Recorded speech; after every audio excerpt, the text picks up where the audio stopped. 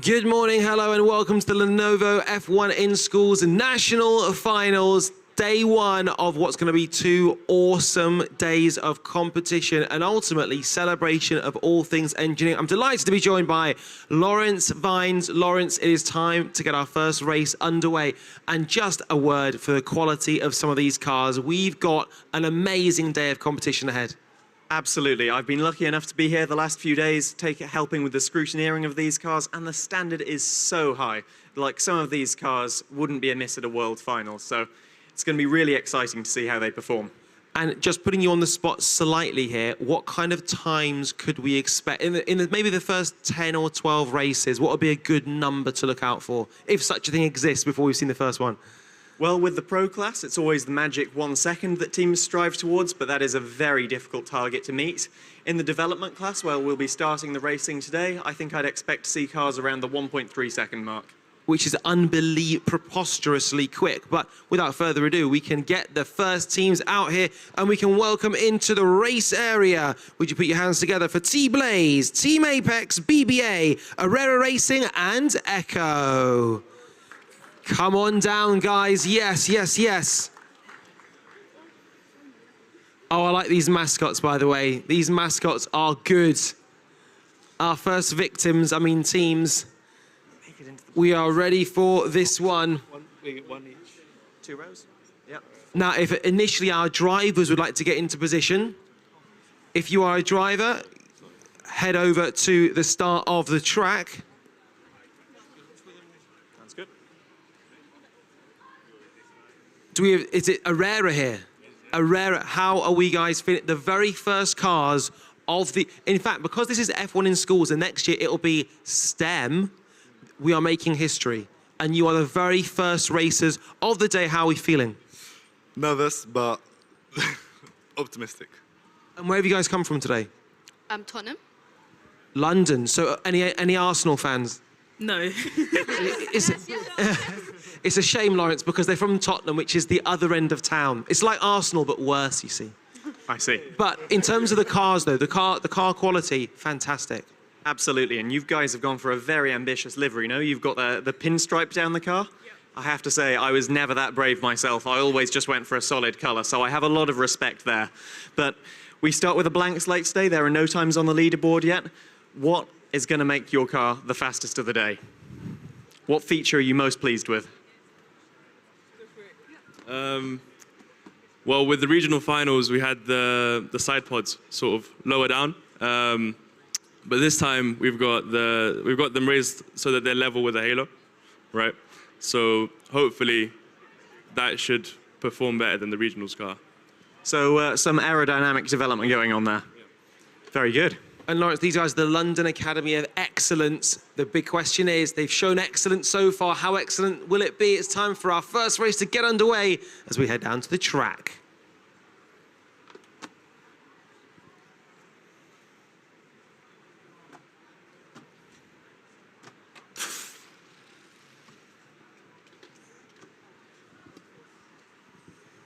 So, Lawrence, I'm going to come to you straight away here with your eagle eye, with your hawk eye. What do we think may have happened? We saw 2 cars successfully cross the line. In so doing, the fastest 1.423. That was Team Echo from Robert May School. Absolutely, and Robert May's school, it's not their first time in an F1 in schools competition. We'd expect them to lay down a really good benchmark for the rest of the competitors. So 1.4, that'll be an early lead, I'm sure.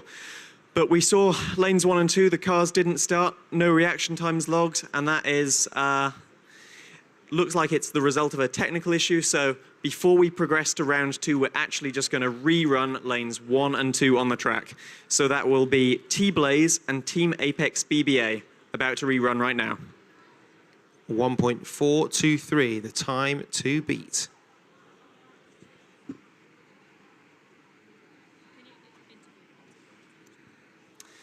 Well, in the meantime, we've got the gas canisters here. The gas canisters in the primary category yesterday. This is now more powerful. Exactly. So in the primary class, the cars are made of paper. They're very light as a result, even lighter than these cars today. But also they are a bit fragile too. So they only like myself. Indeed. Oh, we all are in these early mornings. Those canisters only have 4 grams of gas in them. But for today, we've doubled that, 8 grams. So double the power, and we can see they're all kept in this fridge under the track. That keeps them all at a constant temperature, meaning that those 8 grams of gas, it's all the same pressure, so it's fair for all of our teams today. Absolutely right. How are we feeling to be here in the national finals? Very excited. And how much hard work's gone into all this, by the way? A lot. And where are we from? Turriff. So north of the border. Yeah. And how was the journey down? It was okay, yeah. Quite long. It's a long old journey from Scotland, but Lawrence, worth it, and especially with the quality of these cars. Absolutely. I'm loving the rear wing on your car.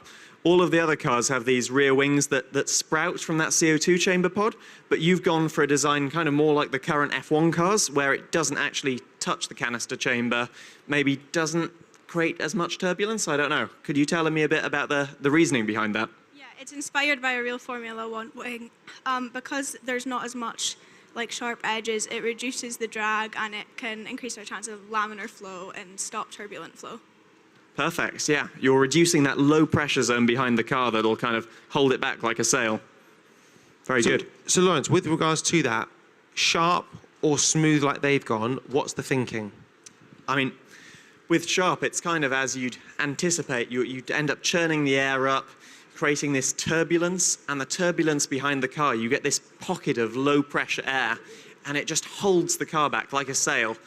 So they're really wanting to, as they said themselves, disrupt the air the least, have a nice laminar flow. That means keep the flow in nice lines, don't disrupt it. So that's the nice smooth design that we can see here.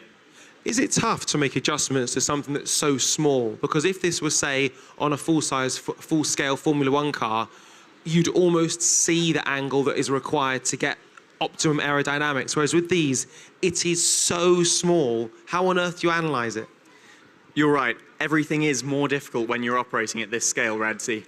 And it's mainly because, you're actually using the same manufacturing methods as you do on the full-size car.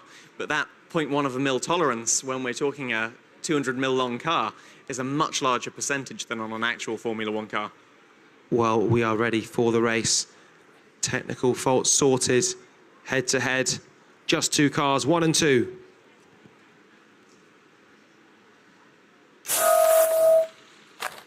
Wow, that lane 1 car looked rapid. 1.616. The car time, both teams either very close to the 2-second barrier or slightly just under it in terms of the total time. So we're currently seeing the fastest team came from the first race, but I tell you what, 2 solid performances in both of those races. Absolutely. And it's only the first race of the day. Sometimes with more races, these wheel systems on the cars loosen up. So, we could be seeing, as these races go on, I'd expect the times to drop. Can we just come over here? Because as soon as that result happened, you nodded and went like this. So you look like a happy bunny. Yeah, very happy with all the effort I put into the car, with Milo as well. And Milo, how nerve-wracking is it finally seeing your car compete here today? Very nerve-wracking, but it's nice to see when your hard work goes into good results. And what does hard work look like for you guys? How much work has gone into this? So much work. We've worked incredibly hard over the last, how many months? Quite a few months, since August. We've had weekly meetings at each other's houses, and we've just worked super hard all together to create this awesome team. And that's what it is. It's a team effort, Lawrence. Absolutely.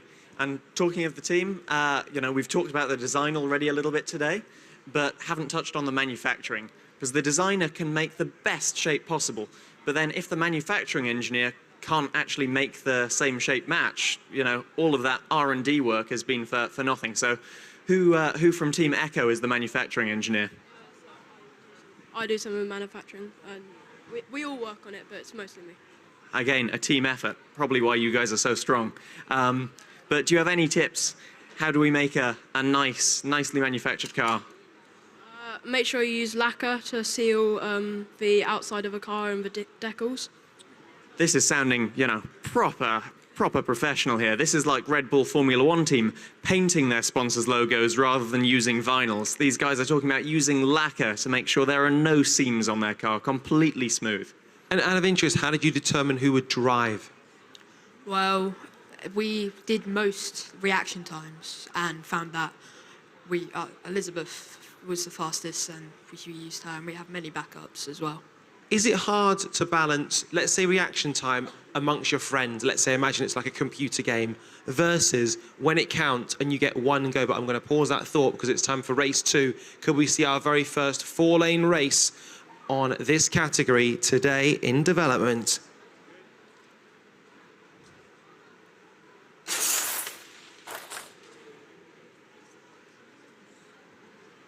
Really brilliant reaction initially from Apex BBA.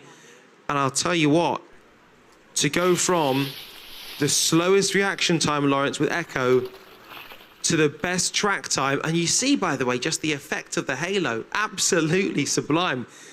1.441. That has put the cat amongst the pigeons. Exactly. Super consistent. I mean, in that second race, we're seeing the team's B car. So they've made 2 cars that are almost identically performing, which is a real testament to that manufacturing that we were just talking about. And as you say, with the slowest reaction, out there on the track, it did overtake all of the other cars to get the best total time still. Also, very, very high top-end speed. I think that was 13 mid, showing a lot of promise. Absolutely, yes. Very low drag car. But now we walk down, talk to Team Apex BBA, who got the fastest reaction time in that last race.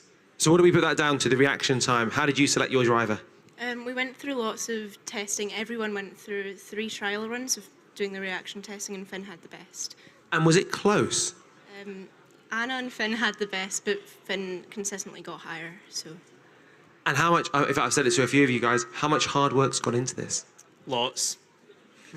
We're going to have single-syllable, one-word answers. We're going to say, what country are you from? Scotland. Got 2 syllables out of you that time. How long was the journey down? 7 hours, yeah. 7 hours. And what does it actually mean to you to be in these finals? It means a lot to be able to come down here as well as represent Glasgow, which we're very proud to come from, as well as the full of Scotland.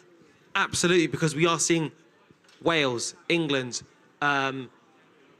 Scotland, and not Northern Ireland. That's what I was thinking. Not Northern Ireland, no. No, but we do have Jersey, and we do have the Far East as well. Absolutely, a real international flavour, let's call it. Absolutely right. So we're going to be awaiting for the scores, the overall time to beat. We think it's 1 point, was it 441? That was the last race result from Echo, and their first was another 1.4, so they'll definitely be leading the charts at the moment, yes. And what does success look like for you guys? Is it about ending on the podium? Is it about having fun? Is being here success for you guys? I think definitely being here and getting the experience, the hands-on experience, is such an incredible thing to gain, especially as some schools don't offer this, and we're really grateful that our school's given us this opportunity to come down here and compete, as some of us want to do this as a job when we're older, and it's given us a great insight to how it is. And do you? Yeah, I want to do marketing for Formula 1. Very, very cool. And actually, there's somebody in the back who's kind of done, not necessarily marketing, but another side to perhaps engineering. Absolutely. I mean, walking around, we've seen Jamie, who was only competing last year, part of Leaf 1, last year's national champions, and now this year doing an excellent job with all the marketing and social media for F1 in schools. So you can see that already a bit of progression from competitor to, working in that kind of field. And isn't there someone who works for Mercedes here as well? Someone who works in finance? Indeed, that would be Amy Martin. Took part in F1 in schools a few years ago at a similar time to me, and has been standing where we are right now. So yes, lots of people make that progression, not just to engineering, but roles all across the business in Formula 1. And just at yourself at the back there, mate, the racing is one part of this. How important has been preparing for the others, things like the presentation, things like the design and engineering? We had a great experience in the regionals, and even though we didn't have the fastest car because other aspects of the competition we did it really well, we still got the first place for the Scottish regionals. So we know the importance that the car is not the only aspect of the competition, and we need to take care of every single aspect, like pit display, verbal, enterprise, engineering, like all the work that goes behind the car. Well said, sir. Now, because my mum's from Dundee, and my dad was from Zimbabwe, and I was born in Oxford and raised in Wolverhampton, I always detect a bit of a mush of an accent. Have you got a bit of a combination? So my mother is Turkish, and my father is Middle Eastern, and I've only been in Scotland for 3 years. Wow, that is a combo. So is it Mahraba? Is that what you'd say in Turkey? Yeah, Merhaba. We're going to take that one. We're going to take that one. A bit of culture kicking about the gaff. And whereabouts in the Middle East? My father's originally from Palestine, but was born in Saudi Arabia. And then moved from, so they're very hot, to Scotland. Yes. The opposites. It is all about the opposites. But Scotland can be, some beaches in Scotland can look like Barbados if you wear a lot of layers and you're not too cold. I'm just looking to check to see if it is time for this race. And just to wait for the halo system, because that's the first time I'd ever seen it catch the cars. It works so well. It's fantastic, and so I'm sure someone will correct me if I'm wrong, but I believe this is the first year with the Halo in development class. I'm getting lots of nods. That's reassuring. You know, before the Halo, we had these brushes which collected the cars, and you know, you really had to focus on making those designs robust. Maybe it limited creativity a little bit. You'd choose a design because it was strong. But now they have the freedom to make these really cool wings, and we're just about to see them in action. We've got the thumbs up from the track team. Let's go racing.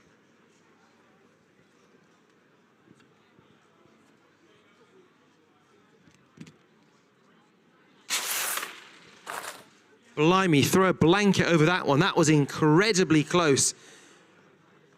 Very close in terms of, there were two sections from a reaction perspective. 1/1000th separating lanes 2 and 3 reaction-wise, and then 3/1000ths separating lanes 1 and 4.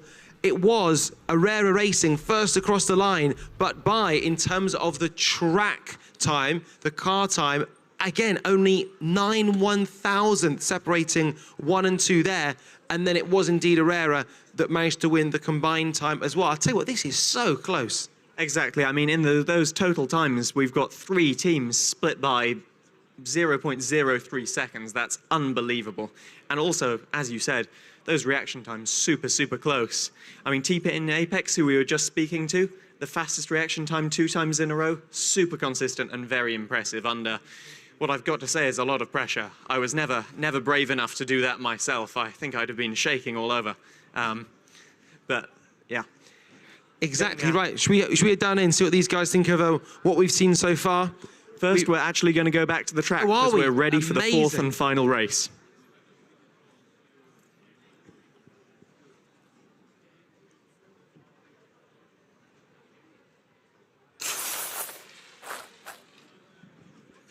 It was Echo again. What were you going to point? Again, a brilliant reaction time, actually, from Team Apex. And I think actually exactly the same as the previous one, to the 1,000th of a second. That is consistency. This guy has the reactions of a robot here. It's exactly the same every time. Dion, spill the beans. How do you do it? A lot of F1 in schools over lockdown and, yeah, using the clutch and my steering wheel. That's it, yeah. And a lot of training. A lot of training. 1,000th. Nothing beats hard work. Absolutely. Well, a fantastic job there. So now we officially know our 4 fastest times.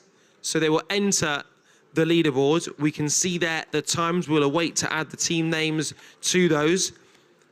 But just looking at the times there, I mean, especially those first 2 times, so close. This what I mean, we can actually see the difference there. 74,000 and then only 7/1000 separating second and third. This is going to be so tight at the top.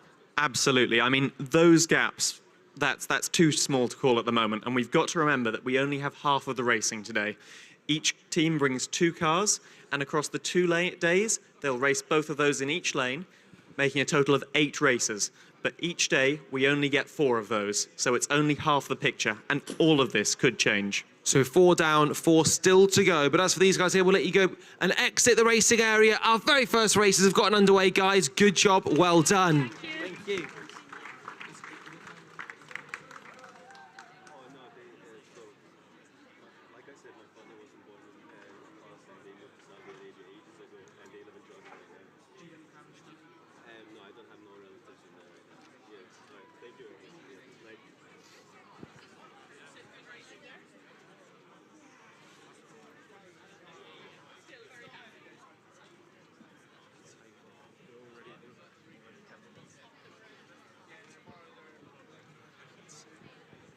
So in terms of quality, it has started and the bar has been set early doors. Absolutely. I was a bit off when I suggested we might be seeing times of 1.3 seconds. It would be suggested that 1.4 is that initial benchmark that all of the teams will be aiming for. So how much of a variation do we think, how much faster do we think we could potentially go? Because what really surprised me yesterday was there was almost, you could group the category. So I think we had, let's say, 50 cars, and those top two were just a level above. If we see a level above, could we encroach on that 1 second barrier?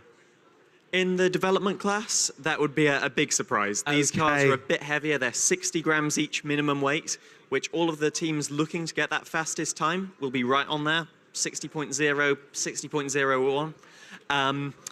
But then it'll be with the pro cars later. They're 10 grams lighter each. They'll be pushing that 1 second.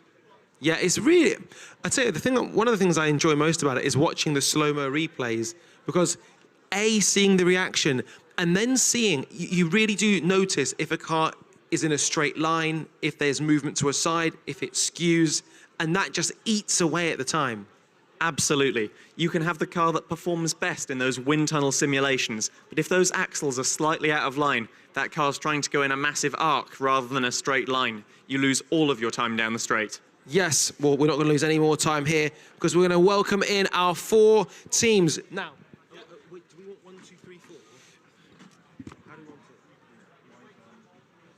it? Oh, there. Yeah. No. Cool. So there. Lane 1 there.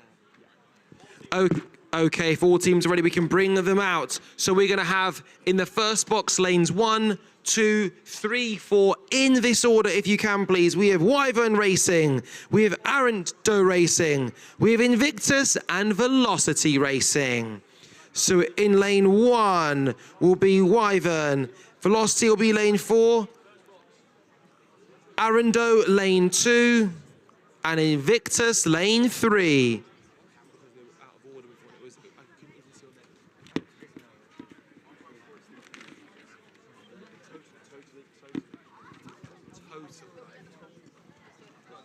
You're going, are you a bloke? Yeah, exactly. Oh yes, we're coming straight to this guy here. This guy is not a shy and retiring guy. We've got the shades on, we're looking good. We're representing St Andrews here. Isn't St Andrews flag? Yeah, Bit of culture, come on guys. What's your name, dude? Toby. Toby, and what school are we representing? Bishop Briggs Academy. And what's your team name? Wyvern Racing. And first of all, how was the regionals? Wonderful. Brilliant experience. And obviously we got here, so. You've done the business. Talk to us about, in fact, can all our drivers get themselves in position, please? If you are a driver, if you'd like to head out, and so we can be spoken to by our track team, how awesome are your team? If they are awesome, can you explain why? This guy, I don't understand any of the stuff that happens with the car. And it's still somehow so fast. This guy. He keeps everybody in track. He keeps us in order. He makes sure everything gets done on time. And her design concepts for the car, they're just wonderful. Like, I just love looking at the sketches. They're just beautiful. And to your right-hand side? Oh, and the social media work's been crazy. If you go on our socials, you'll see the different reels and our use of short-form content, and it all works out to make our project really, really good. Well said, sir. And Lawrence, this is the guy, I think you guys are two kindred spirits if it comes to detail and making sure we get good performance. Indeed, indeed. Well, I hear down this end we've got the designers of the car. So could you give me something to look out for on the car? What is going to make the difference? We decided to increase the lift on the car. Normally, you would put downforce on the car, keep it stuck to the track, but the 60 gram minimum weight. Now, can I pause you just 1 second? We're going to carry on talking to you afterwards, but the first race is about to get underway. We don't want to distract the drivers. How are we going to fare?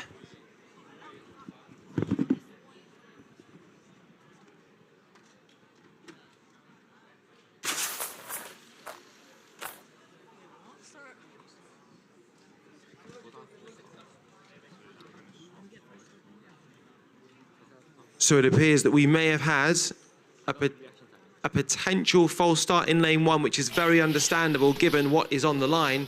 And as for lanes 2, 3, and 4, 1.454, incredibly close to the fastest time that we've seen in the previous race. In fact, that is 3/100ths down, I think, if my eyes haven't betrayed me. I think that makes them, yes, exactly. You're correct there. 3/100ths down on the fastest time after only race one. One race, yes. Now, if we should go back before we rudely got interrupted, Lawrence, we were hearing an amazing explanation about downforce. Absolutely. So if you could pick up where you left on there about those wings. So as I was saying, normally you put downforce on the car, keep it stuck to the track so it doesn't fly off. That means there's going to be weight acting on the wheels, causing rolling resistance. We decided to put lift on the car, decrease the rolling resistance, and hopefully go faster. Absolutely. Something really interesting that you've identified there, and we were actually talking about this earlier, you know. Wings on Formula One cars, they're because the tracks have corners. But, you know, in F1 in schools, it's just a straight. So those wings, you don't want downforce. Maybe you want it to be neutral. Maybe you've decided that you'd like lift to actually reduce the force on those wheels. A really cool observation, and I hope we see it pay off for you. Yes, will it pay off? It's time to find out. It's race 2.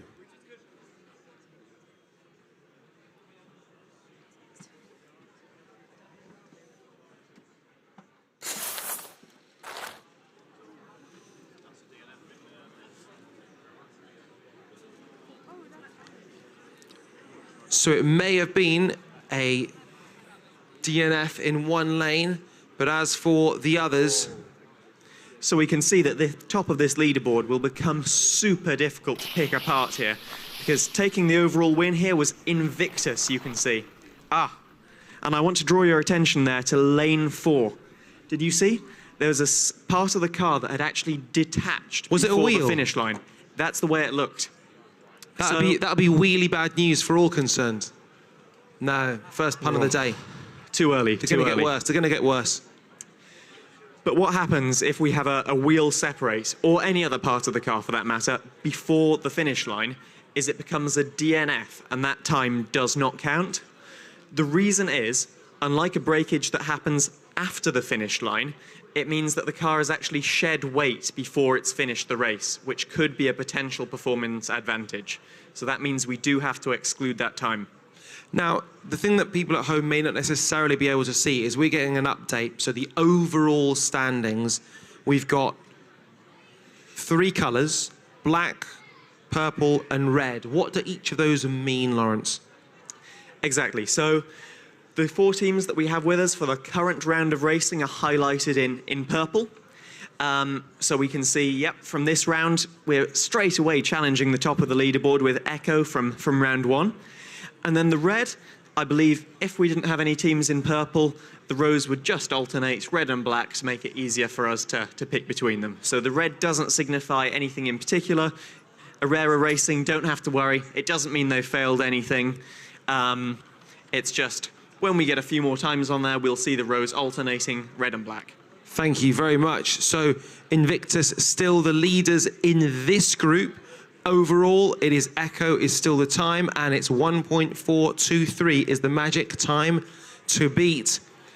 Now, I must emphasize, on that leaderboard, we see every team's fastest car time. Now, there are also points for the car time plus reaction time, but when we're talking about car time, the actual fastest car award isn't awarded based on the team's single best time. It's actually based on an average to kind of, you know, it rewards consistency. You know, if the team has one run that's a lot faster than the others, that won't win them the award. So we get an idea here of the teams that might be competing for this fastest car award, but it doesn't necessarily mean that the car that's number 1 will win that. So because the guys here, intelligence is not an issue, let's get a little bit nerdy. So when we say the average, it's not median, it's not mean. What is the average? Exactly. So as we said, we've got 8 races for each of the teams across the 2 days. So we're going to take their 2nd to 5th fastest times. We're going to add them all together, and then we're going to divide those 4 times by 4. And what's the thinking behind that? Because that's quite a unique system. Exactly. So we're taking multiple races, but not just multiple races, but multiple lanes and multiple cars. The cars A and B. So this is really, it rewards the manufacturing of the cars. Have they made two cars that are equally fast? If they've only got one car that's fast, say, across their 8 races, the top 4 times are set all by the A car. That 5th time with the B car, that is potentially a bit slower, will be included in the average. So if you're not building 2 cars that are equally fast, that'll penalise you. And also, it's worth saying as well, so there is a time impediment after there is damage to a car, which you were explaining to me earlier on. Absolutely. So, we always hate to see damage to cars, especially with the Halo. That's been reduced a lot. But if a car does break during or in the finish area after the race, teams have 30 seconds, penalty-free, to try and fix the car. Then an additional 2 minutes with a fixed penalty. But unfortunately, if they're unable to fix the car within that time, for the sake of keeping this racing schedule, we've got 60 teams, which is such a great number to have here. But that does mean we have to keep tight on this race schedule. So if you can't fix your car in 2 minutes 30, it won't race for the rest of the session. So you can't just use your second car? No. Wow, it is tough. It is tough, but it's tough for a reason, because this matters. The stakes are high, a place on the podium in the offing and a potential place in the world finals. Absolutely, yes. So unlike the primary class yesterday, teams from the development and the professional class have the opportunity to progress to the world finals, where they'll compete with probably teams from over 50 countries later this year. Could we talk about the front end of the car in lane 2? Because that looks unbelievable. Absolutely. We must try and find the aerodynamicists later and talk to them, because, you can see the other cars, they've got, let's say, simpler front wings. You've kind of got a flat plane, some aerofoil profiles to reduce drag, really good. But lane 2, wow, that car has a very formed shape. They've clearly got, that's velocity racing, I'm hearing. Very cool front wing. But we're ready to go. Let's see how that car performs.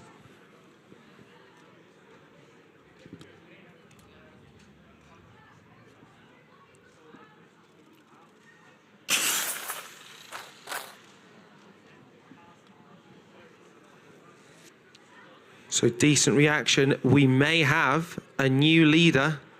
I say it tentatively, from Aramco Racing, Lawrence. Just 11 thousandths of a second off, I'm afraid. Tickling that fastest time. It was flirting with us, mate. It was flirting with us. Exactly, but we can see all of these 4 teams that we've got with us now, now occupying positions 2 through 5 on the leaderboard. And the top 5 separated by less than half a tenth of a second. This is going to be intense today. Should we speak to Velocity about their front end? Absolutely. Who was responsible for that? Because, first of all, this outfit, by the way, this is like, you guys wouldn't remember, Run DMC. Do we know Run DMC? Okay, Run DMC, 80s hip-hop group. I'm really, really showing my age now here. But we've got the chain, we've got the bucket hat, we've got the vibe, we like it. So let's talk about the outfit, first of all. And I think maybe that's going to skew this way. Who decided the outfits? It was me and Emma, and then kind of as a group. And how did you come up with it? We basically was seeing at regionals what everyone had as their accessories, and then we just thought, oh, we'll have a bucket hat for nationals. You thought you'd one-up them? Well, hopefully we're going to go back to the track. Hopefully you can one-up them on track too. And then we'll find out about the front end, because it looks awesome.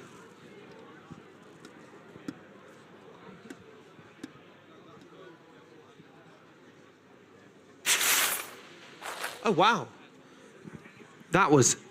This is, throw a blanket over this, by the way. I'm going to come round and try and read this upside down backwards. Look at the reaction times, equal reaction times to the 1,000th. Velocity, who we just spoke to, winning that race there. Both combined time and track time, 1.444, putting them currently in 4th overall. That is provisional, but it would just be worth asking about that front end, Lawrence, because it looks class. Absolutely. On those times, it was, while a good reaction time, it was the slowest of that group, and the car made up all of the difference there. So who was responsible for that really cool front wing? Yes, do talk us through it. Sure. So basically, I'm the design engineer of the team. We worked collectively, talked about the design of the car. and front wing is the main point because it's the first area that the air goes through the car. So it's so important to get that right. And Lawrence, do you feel like he's got it right? Because from my ignorant eyes, it looks incredible. It does look excellent, and the understanding we can hear is on point. You know, you're not looking at those different elements of the car as independent. It's the first thing the air hits, and it affects everything behind it. So I think your philosophy is really bang on there, and we can see why it's a fast car.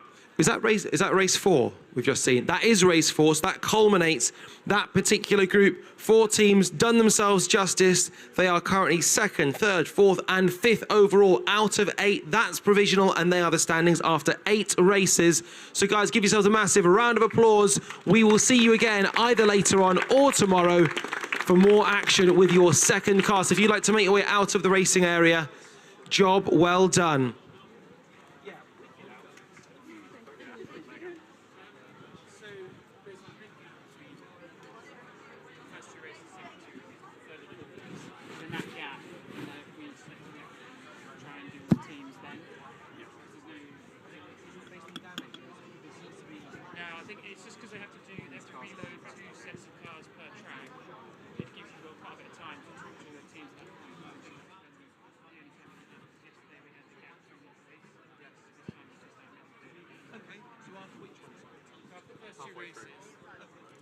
Yeah, fine.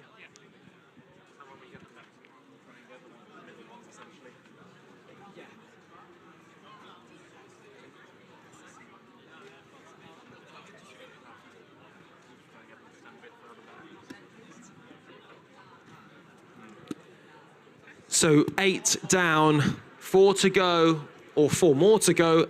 And just a reminder, if you could stand in your lanes, I'm sure Tom has articulated lanes 1, 2, 3, and 4. So let's bring it into the racing area.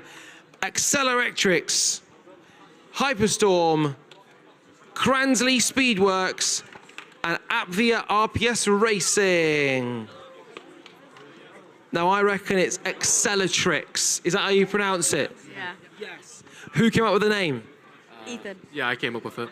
Now, you guys look like you're a seamless team. You guys look like you're united. How proud are we of the team? Very proud. Very proud. And who's driving here? Me. Go on, dude, get yourself in position. If you are a driver, please get yourselves into positione. Look at this here. All the lads, they're walking there, pretending they're indifferent, but they know. They've got eyes only on the prize. So lads, we have got Hyperstorm in the house from St Olave's Grammar School. Where are you guys based? In Orpington. Oh, so in London, nice part of London, South London. Yeah.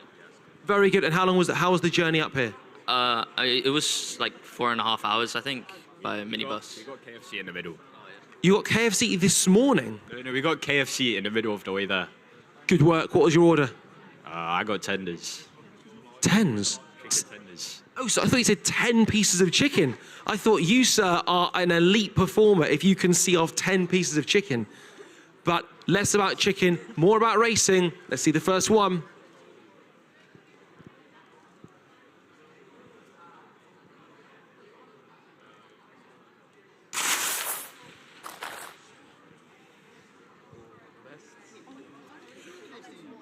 And winning race 1 was Cransley Speedworks. They didn't have the fastest reaction, but they did have the fastest track time, and that won it for them overall.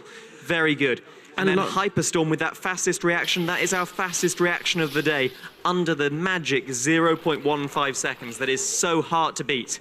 And those top 3 reactions, all very, very good work. And just before we see this race get underway, anything capture your eye there, Lawrence? Well, I thought while we were still speaking to Accelertrix. No, this orange team behind us, who I've just lost them. Hyperstorm indeed. I thought we'd continue the theme of front wing talk, because we can see on the edge of their wing, they've got these vertical end plates, whereas the other ones, you see the wing plane just ends, nothing to hold the air in. Now, I was hoping we could have a quick word with their designer, find out the reasoning behind that. And we will do that after this next race has happened, as we can see, the triggers of destiny, as you coined them yesterday, Radzi, are in the hands of the drivers, and we will be ready to go in a few moments.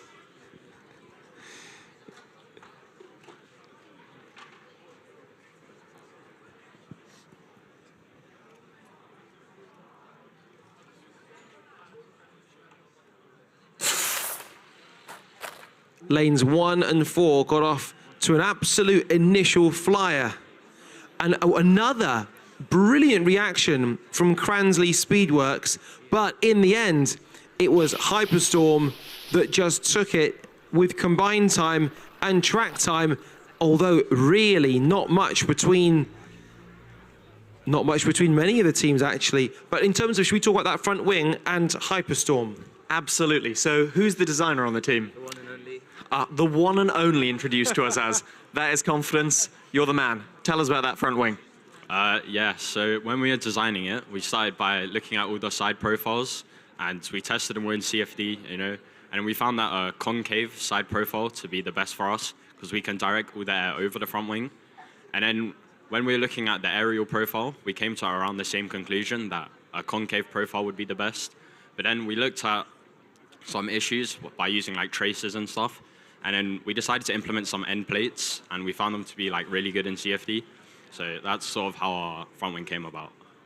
Nice. So you heard mention of CFD there. If you don't know what CFD is, it stands for Computational Fluid Dynamics. I was going to say exactly that, by the way. Computational fluid dynamics? Yeah, big time. I knew you were.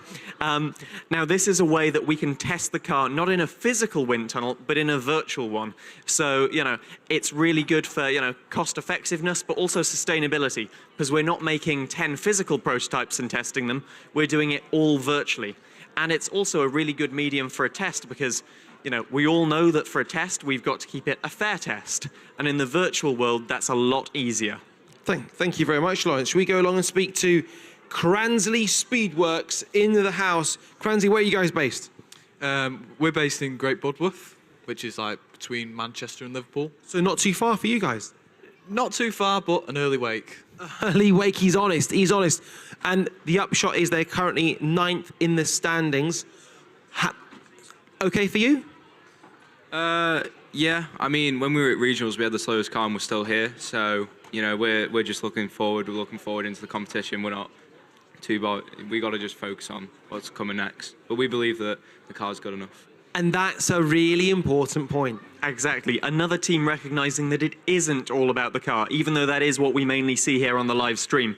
So you're obviously nailing the other competition elements, but which is your biggest strength? Which is the one where you think you're head and shoulders above the field then? A few points I've got to say pitboard. Definitely, I think pitboard's really up there. And then I've also got to say, I think presentation-wise, I think we present ourselves really well as a team. Absolutely. And just very quickly, who's doing the presentation? It'll be all of us, all four of us. Nice one. And have you memorized it? How do you prepare for that element? Not fully memorised it, but we're confident enough to, not improvise, but use without looking at the cards the whole time. Absolutely right, lads. Well, let's complete the set, Lawrence, by speaking to Apvia RPS Racing. We look like a very happy bunch here. How's your day been so far? Yeah, it's been great. Wonderful experience. We're so happy to be here. And the racing so far, how do we assess our performance? Well, obviously, it's not quite what we wanted. We were looking at least 1.5, but we're very happy with how it was. We had a very quick turnaround from regionals to nationals, and we're happy with where we got to. And we've got proper symmetry here. It's like you guys designed this one. What's your role in the team? So I've been doing graphic design and social media, as well as dipping my toes into the manufacture throughout the process, and it has allowed me to learn so much. It's been brilliant. And actually, again, that's a huge point, because again, it's not just, for example, about the mechanics side or the engineering side. It can be the other elements of this as well.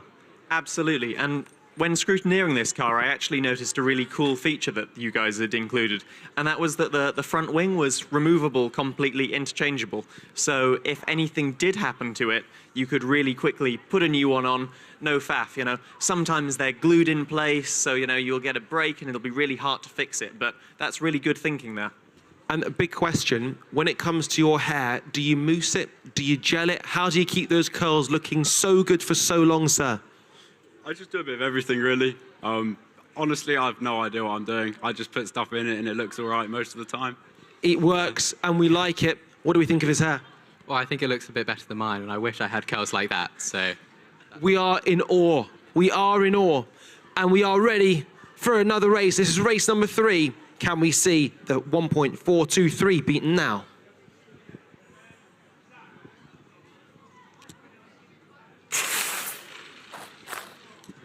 It was right out on lane 4. It looked like was the fastest. All of these reaction times, I mean, 1.150, as I found out yesterday, is a very good reaction time. And they're all heading in that direction. Actually, lane 1 managed to dip under that, but it was Hyperstorm that managed to do the business once again. So when we said the one and only, your design is working, sir. I mean, yeah. I mean, the car's 14 meters a second, so, you know, like, it's almost as fast as me, but, you know, I mean, yeah, but the design is going really well. You've made, I was going to say exactly the same thing. What is giving you such a high top-end speed? Because that means that you don't need a brilliant reaction to be able to potentially be across the line first. So, yeah, it branched off. So our final car is called Cyclone, and it came from another design called Typhoon, and that one was mainly focused on optimizing the launch efficiency of the car, so reducing the offset of the center of mass from the thrust vector and trying to increase the wheelbase to make it as stable as possible. So we're not losing as much of the canister energy as some of the other teams, so that's why we're getting such a high top speed. How do you know this, by the way? Just done a bit of research. He's just like well clever, yeah? You can't knock the research. Research counts. Yes, dude. Now, these guys, they're within 1/100th of the leaders. We've got one more chance, maybe 2. I haven't been keeping track. One more. One more chance to see if they can depose Echo from the top of the throne.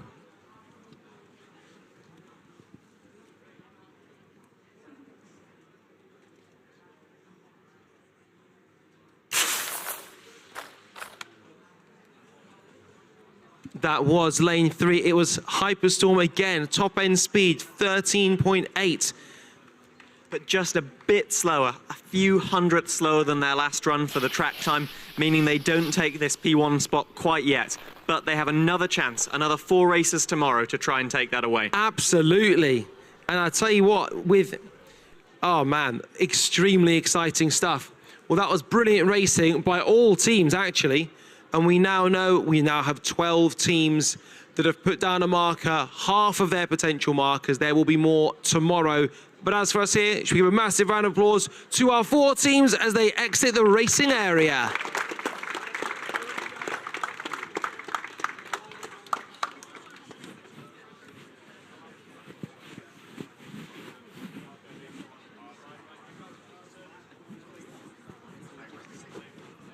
And now we can welcome out our 4th group of teams.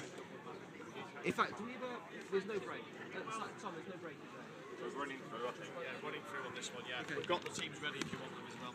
We've got our teams ready, raring to go. So in lane 1, would you please welcome Blitz? In lane 2, it's Echo NC. In lane 3, it's GG Racing. And in lane 4, it is Riptide Racing. Here we go. Right, box 3 is the third one along, just in case you can't count. Well done. So let's wait for perhaps that point there. Right, do you want me to do that, Reece? No, I just said I've added you to the group so you can see whose cars have broke. Okay, right, cool, thank you. Straight away, Tom, just looking at the cars here, I mean, I'm going to cast my inexperienced eye across this one, and straight away, this one, in lane 1, the second car of Blitz, superb. That's Echo. Echo NC. That's Echo NC.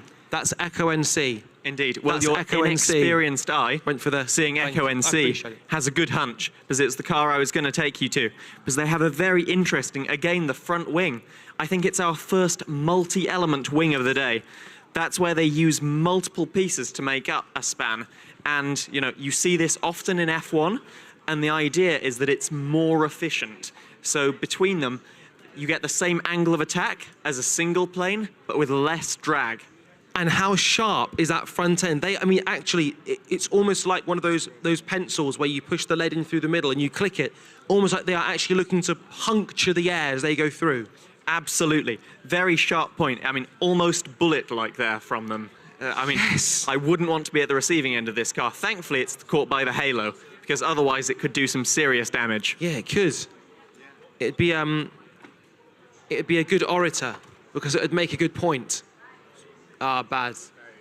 Thank you. I appreciate it. They will get worse. They will get worse. Any other particular cars that have caught your eye here, Lawrence? Absolutely. Well, initially, I'd just like to shout out again, I'm always in awe when teams attempt a really, really ambitious paint job, because it's never anything I was brave enough to do myself. And the car that we've got in lane 3, I believe this is GG Racing. Just a really, really cool hand-painted livery there. And no, they've definitely got a very good artist on that team. Also, good name, GG. So haven't gone for the sort of the nomenclature, not a speed-related name, just GG. It's nice. We're going to get to the heart of as to why very shortly. Let's possibly see if we can speak to Blitz, Team Blitz. A number of you guys here. Where have you come in from? Orpington. Orpington as well. And what would success look like for you in the racing department of this? I guess to get the fastest time possible from our car. I like that, aiming for the top. And can you talk us through the design a little bit? So we've basically designed it on top of our regionals car. We've changed some of the side pods, the shape of it, and the angle of attack, so that we possibly get faster times than we did at regionals. And we also test tracked. We used test tracks at our school to, see different designs that each of our team members made and see which one's the best, and combine elements from each of those to create the best car with all these different pieces. And we need our drivers, if you wouldn't mind stepping forward. Blitz are saving their best till last. And so what's your role in the team? I'm the graphics designer. And so have you done any graphic design on the actual car or just from a marketing perspective? Both. So we determined the color scheme using specific hex codes, and we also put yellow and orange on the black, blending with greater significance as yellow and orange are vibrant colors compared to black. Well, orange and black, two of the most contrasting colors on the color wheel. How will they fare in the race? Let's head down to the track.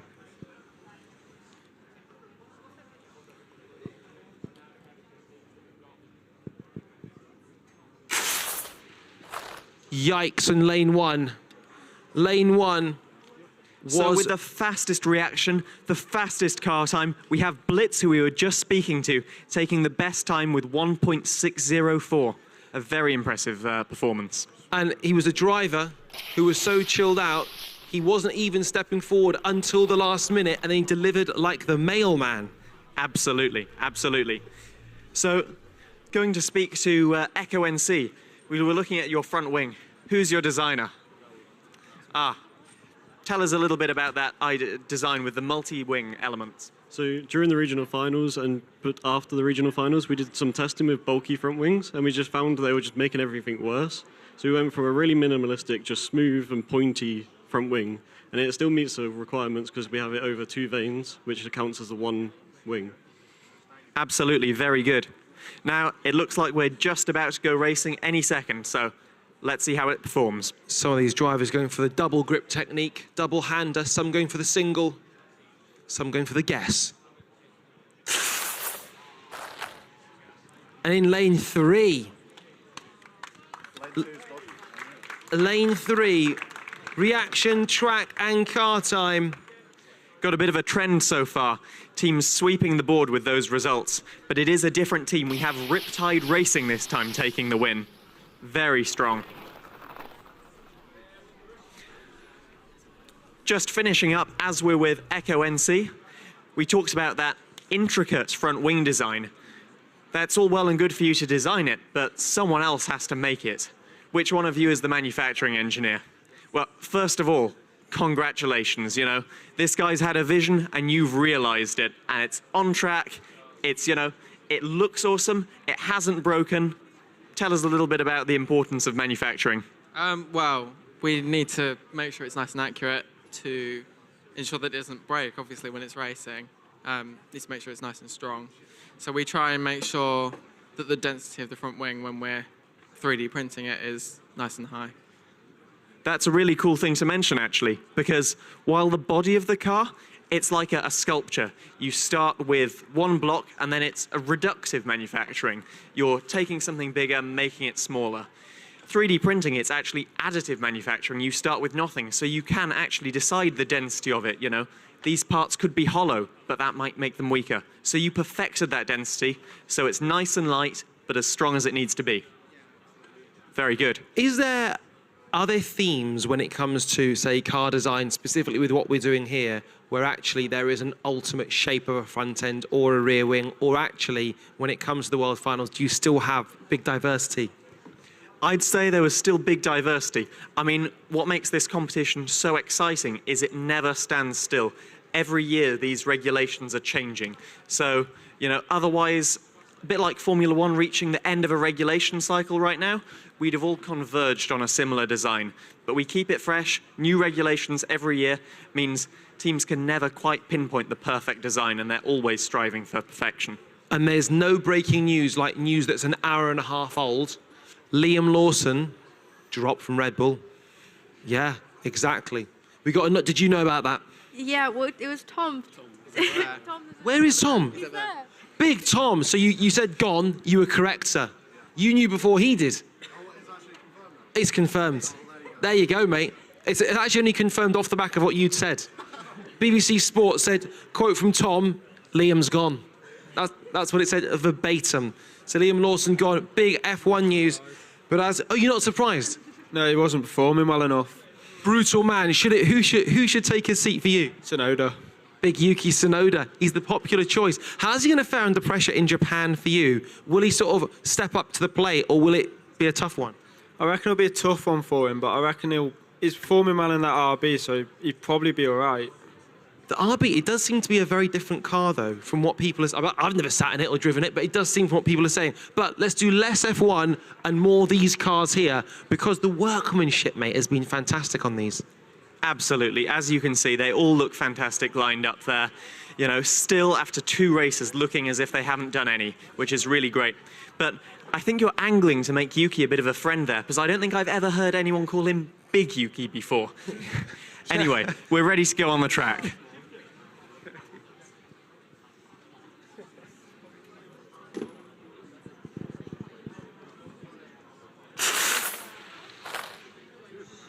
Late again, swept across the board. Blitz managing to dip below, encroaching into the superhuman category in athletics. That would be regarded as a false start. There is a belief that you cannot react to a gun, granted this isn't a gun, that you cannot predict less than 1/10 of a second. So 0.09 is about as good as it gets. Preposterously, yesterday we had a 0.035, which is, I mean, just whatever, nuts. But that is the second fastest reaction time we have seen, and rewarded with high top speed, good track time, good combo. That will be a very, very competitive overall time, going for those results with the combined car time and reaction time. Can I just ask about the GG title, by the way? What does it mean? Where did it come from? Guys, it means girls and guys. Nice. We're all two, because we are 2 and 2 here. And were we happy with the name? Yeah, it was actually a suggestion from my teacher, but we believe it fits the team very well. So when you say a suggestion, one of those volunforced, I think this would be a good idea. This is what we are doing, guys and girls. But it works. Does. And we're ready to go back to the track for the final race for this group.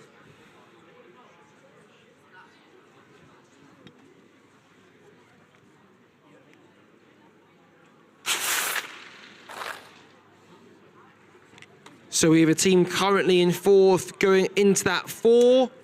My goodness, 6/1000th outside the top team, the top time. Blitz, once again delivering the goods, have moved themselves into 2nd place overall. 1/1000th ahead of 3rd place, Hyperstorm. I mean, this really is ridiculously quick. We're just, very quickly, guys, can we talk about the accoutrement of the hat? We are liking the outfit. Who thought of the hat? My dad. He thought it would be a great idea. he's never worn a sparkly hat in his life, but he thought that I should. And you are rocking it well. What's your dad's name? Ross. Dad Ross has delivered like the mailman. And we've got the... We have sparkly sunglasses. I mean, Lawrence, does it get much better than that? Damn, I mean, we're under the bright lights here. They look great. What a great idea. I'm winning race number 2. You are stars. You've got the star glasses. We won't see you again until tomorrow, I'm afraid, but thank you very much. I hope you bring all the sparkles back with you, and best of luck with all of the rest of the competition elements. Yes, guys, give yourselves a round of applause. Our 4 teams make their way out of the racing area. 16 teams in the mix. And that puts us at the halfway point for the leaderboard for the development teams. Halfway. We are in the hump group here. So we can now welcome into the race area. A reminder, I'll do it in lane order. In lane 1, Strive. In lane 2, Shifter. 3 being an E. In lane 3, Swift Flow. And lane 4, Dark Pace.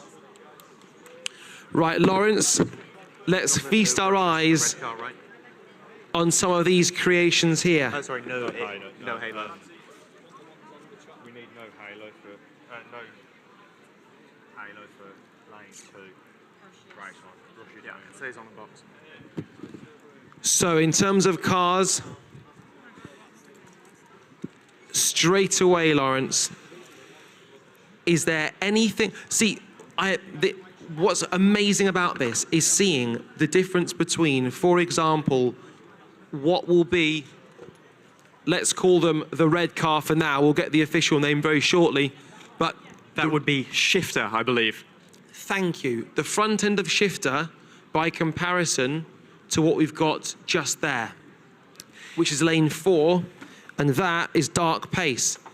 Absolutely, and you can see, perhaps it's a development, all of the teams use different design software, and also, everyone's learning. F1 in schools was the first time that I'd touched any CAD software. That's standing for computer-aided design. So, you can see as these teams return year on year, sometimes the designs become more and more complex. But also, starting with maybe a slightly simpler design is a really good way to understand your car. And we see this sometimes in Formula One, actually.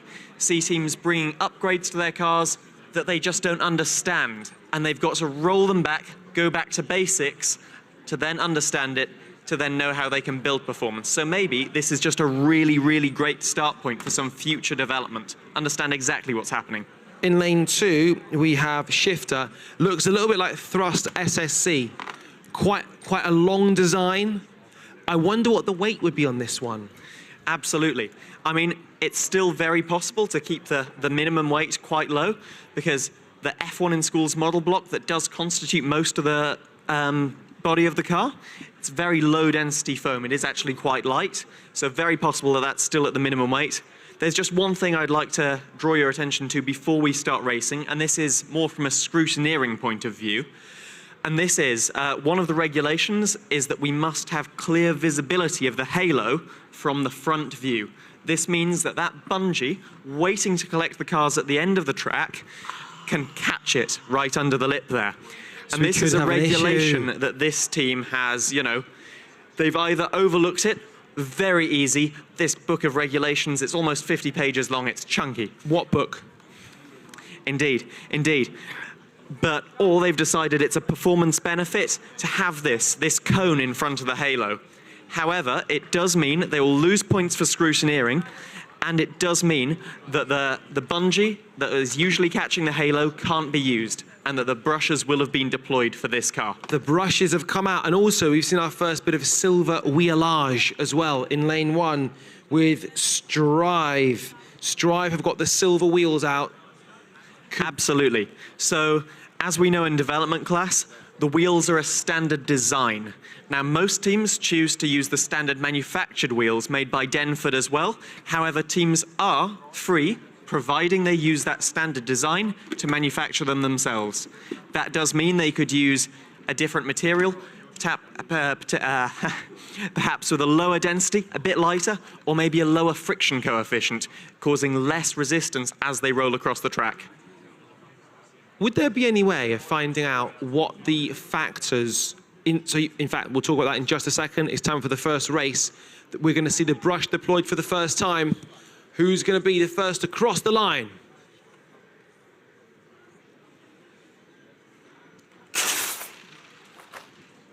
That was good racing. And a 1.418 for Strive puts them to P1 so far in the day. Very, very good track time to depose Echo from that top spot.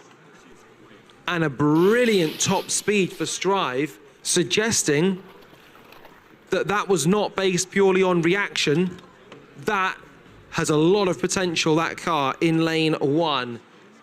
Strive doing the business. Absolutely. Now, we're going to have a talk to the track team because we did see that one car there didn't set off, and we need to see if that was a false start. Okay, so that race will not be rerun. That meant that the driver pressed that button to start the car before the 5 red lights had gone out. To be fair, I mean, there's a lot of pressure. There's a balance to be struck between do you react or do you try and slightly anticipate. It's a very tough balance, very tough tightrope to walk. Exactly, that high risk, high reward potentially approach you mentioned, but maybe that doesn't pay off so much today when we're not going for that one fastest time, we're going for the average. Yes, now do we know based on this which one was Strive? Which car we're looking at, which lane? Because it would be good to talk, thank you, lane 2, thank you very much. So it is the silver wheels work is the conclusion here. Absolutely, so let's go and talk to Strive. Now occupying P1 on our leaderboard. How are you feeling, guys? It's very, very good, very promising. We hope to keep it up, obviously, but we just got to see how we go, you know? Are we from the West Midlands? East Midlands. Whereabouts? We're about Grantham way. Grantham, and what sweets have you been consuming before you arrived today? So it was actually here, one of the stands giving out sweets. I had lollipop, turned my lips blue. It's giving glucose to the car, it's working. Race 2, can they encroach on an even bigger top-end speed?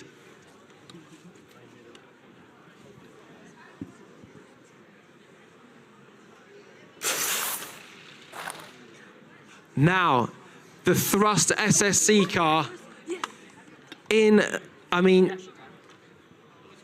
look how close that was between all teams. 6-1, a tenth of a second separating all the teams. 6/100 separating 3 of them. Incredible. Almost a formation finish as they crossed the line there. Very good performance. One thing just to mention, so you were talking about that the brush has been deployed. Their car does look very robust, so it doesn't look as though going into the brush could risk any potential damage based on my ignorant eyes. Absolutely, and as you could see there, no, it's come back in one piece, which is fantastic to see. Perhaps they knew the risks they were taking there with blocking the halo system and have consequently designed a very robust car, as you say. So we have, and in fact, something that slightly slipped my gaze is that we now have, with Strive, brand new leaders. Absolutely. This is superb news, and separating the top 5, 16/1000ths of a second. This is unbelievable, essentially 1/100th separating the top 5. The margins on this are frightening, Lawrence. Absolutely, and this is why every little detail matters. Well, when these teams are building these cars, you know, they're so tiny, and every millimeter could make a massive difference. And can we talk about this flag you've got here? Yeah, so we decided we wanted a team flag because we'd seen lots of the teams at Worlds had flags, and we thought they looked really nice and professional, so we got ourselves one. It's a good quality print on that flag, by the way. And it represents our energy levels later on when I'll be flagging. I'll keep you going. We'll maintain that energy, Radzi. We can do it. And are we enjoying ourselves, by the way? Because we just get a sense here, there's great vibes, great camaraderie, you're having a good time. Yeah, 100%. We're all really happy to be here. We were all really shocked when we actually got second in regionals, so we were quite happy. And what would success look like for you guys? Is just being here enough for you, or have you got eyes for a different prize? Let's see. How well? We want to do as well as we can, obviously. And obviously we want to win, but we also, it's not just about winning, it's about doing the best we can, so fulfilling our self-potential. Well said. And just finally, where would you say your strengths lie from the project perspective? Is it the presentation? Is it the design and manufacturer? Is it the enterprise? What is it for you? Probably our enterprising scored best in regionals. We got the best portfolio awards. So you're hoping to do that again here? Yeah, obviously, it'd be great to do well. Thank you very much, guys. Lauren, should we head over to the very end team there? Dark Pace. The making of Formula One is your motto, perhaps. Are you taking inspiration from Formula One with your car design? Well, yeah, we've gone for a more simplistic design. So we've taken inspiration from Formula One cars, like the rear wing and one of the front wings, to, yeah, make it more Formula One. Very good. We know lots of factors affect the speed of these cars, you know. There's the aerodynamic drag, there's the friction with the wheels and the track, there's also the weight of the car. Which of those things do you think is most important? Well, the weight, because there's the minimum weight of 60 grams. So I think just getting maybe 2 grams above that is a solid place to be, because then you've got that wiggle room in case you've got really specific scales. So then you can have a light car and then also have as light a car to race. That's a very, very important point we were brought to there, tolerances. But we've got no tolerance in this schedule, we're going to go racing again. Great point, mate. Wow. Lane 3 was frighteningly fast. Strive, 1.484. They've got some time to beat already because they are the leaders in this. Although, as you touched on, having consistency of time could prove really vital if you are taking 4 times over the 8 races. Absolutely, and I do just have to say, you know, that was race 3. So we've now seen one of their 2 cars twice, and that second race was a bit slower for them. So maybe there is a bit of discrepancy between their A and their B cars. We're also learning that silver wheels for the win, it appears. Absolutely. Trackside, we're just holding on a minute here because we did just watch the 4 cars complete the 20-meter F1 in schools track. However, on our screens, we only received times for 2 of them. So we're just working out what exactly happened there, and we'll get back to you on that later. We've got Amy on the case. Just bringing it back to the tolerances, this was a really, really important thing that you've mentioned here. You know, you're working on the cars at your school, and the scales there might read a different value, and you don't want the car to arrive here and be under that. But the tolerances really apply over the whole design, because we've also talked about how do you know that you're manufacturing the same car you designed? And there are tolerances everywhere, aren't there? Like in the machining. So you've got to build a little buffer on that to ensure that your car's still fully legal. That's a great attention to detail by these guys. I think you'll go far. But then, on other elements of the competition, what do you 2 guys do on the team? So I'm the graphic designer, so I'm responsible for enterprise, and Gus is... I'm head of marketing. Very good. And your driver, what do they do on the team? Other than take control of that trigger of destiny. So generally, he helps around the team. We thought he was really suited for the job because he plays so many different sports. He's super sporty, and he has a very good base reaction time to build on, and that allowed us to get a good reaction time in the final day. There used to be a game, it was the Daley Thompson game on a very, very old console. I'm looking around here, I think a few of the lads here would remember. This is a basic game here. You literally had to press 2 buttons as fast as you could. The perfect training for this. So any Daley Thompson connoisseurs would do very well in this. Perhaps the perfect warm-up for this, Radzi. Quick game of, did you say Daley Thompson? So Daley Thompson, arguably Britain's greatest ever Olympian, in my opinion, used to partake in the decathlon, was basically unbeaten against a guy called Jürgen Hintzen. Anyway, that's niche. Let's get back to the racing.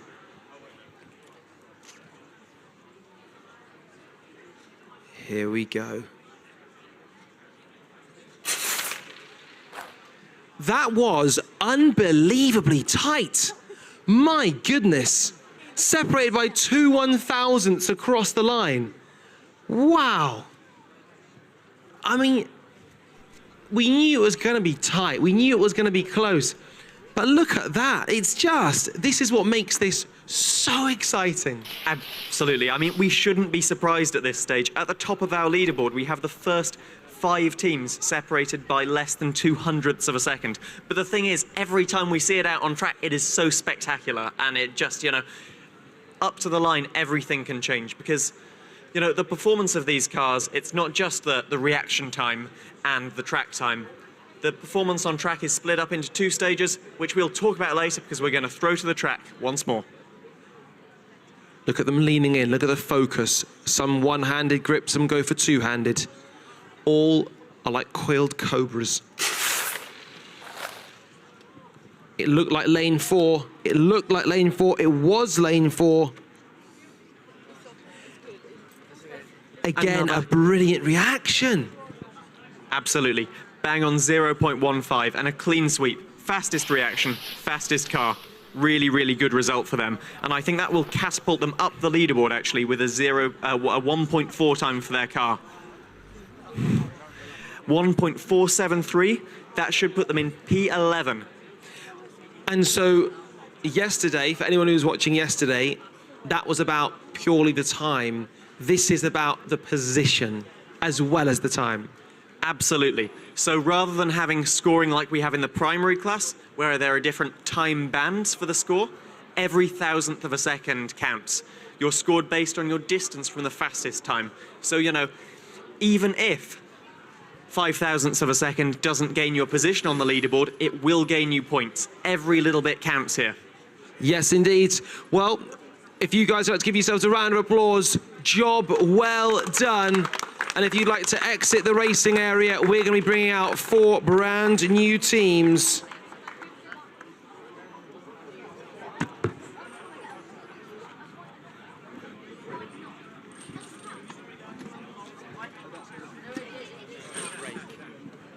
That's probably why.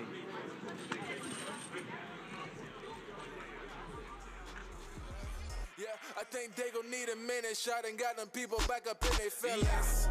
When they told me I was finished, bottom of the end and nothing out the building.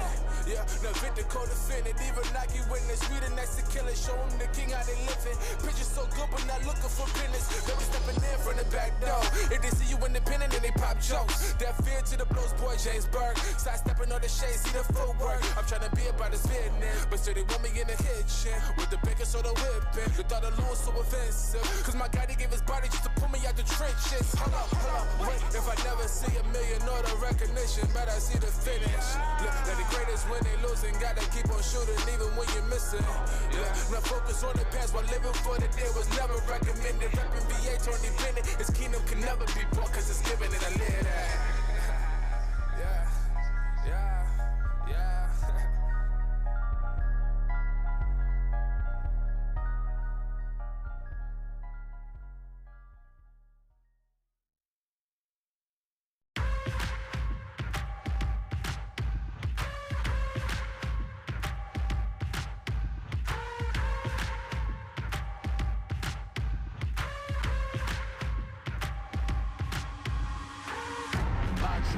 Boxes, I cannot fit in the boxes. Stop it, quitting was never an option. Exhausted, this passion is never exhausted. And you cannot stop it, nah, you cannot stop it. I had to switch up the flow, show you the way that it go. God is good, but his life is hard. But it gets better when you grind smart. I'm just really trying to leave a mark. We tired of being who they say we are. That's the baton, we gon' take it far. Always been real, we don't fake it all. Tired of 9 to 5, just make enough to survive. Only living on the weekends. You really thinking that's why I'm alive? Listen, not the scenes, time to live my dreams, do the things deep inside of me. This life, it continues with fighting me, but I don't have quitting inside of me. I will not jump in these vices they throwing me. Talking to God and there's so much he's showing me. Shaping me, growing me, taking me sowing seeds. A growing tree, y'all get a load of me. Yeah, don't let them slow on me. I get the bag like a grocery. I'm on my grind like I'm supposed to be. And I do not care if you notice me.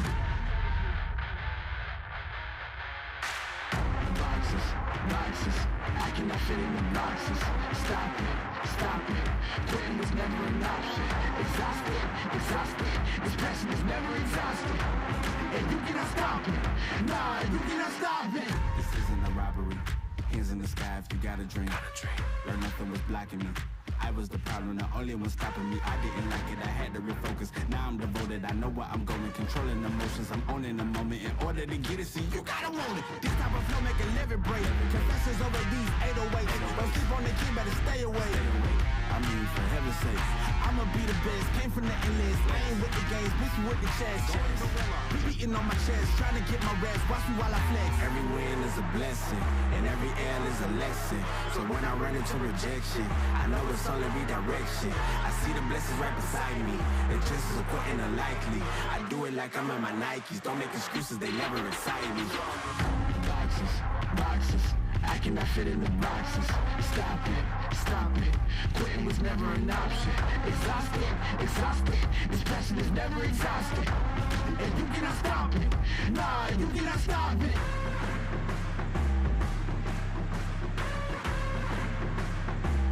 Quitting was never an option.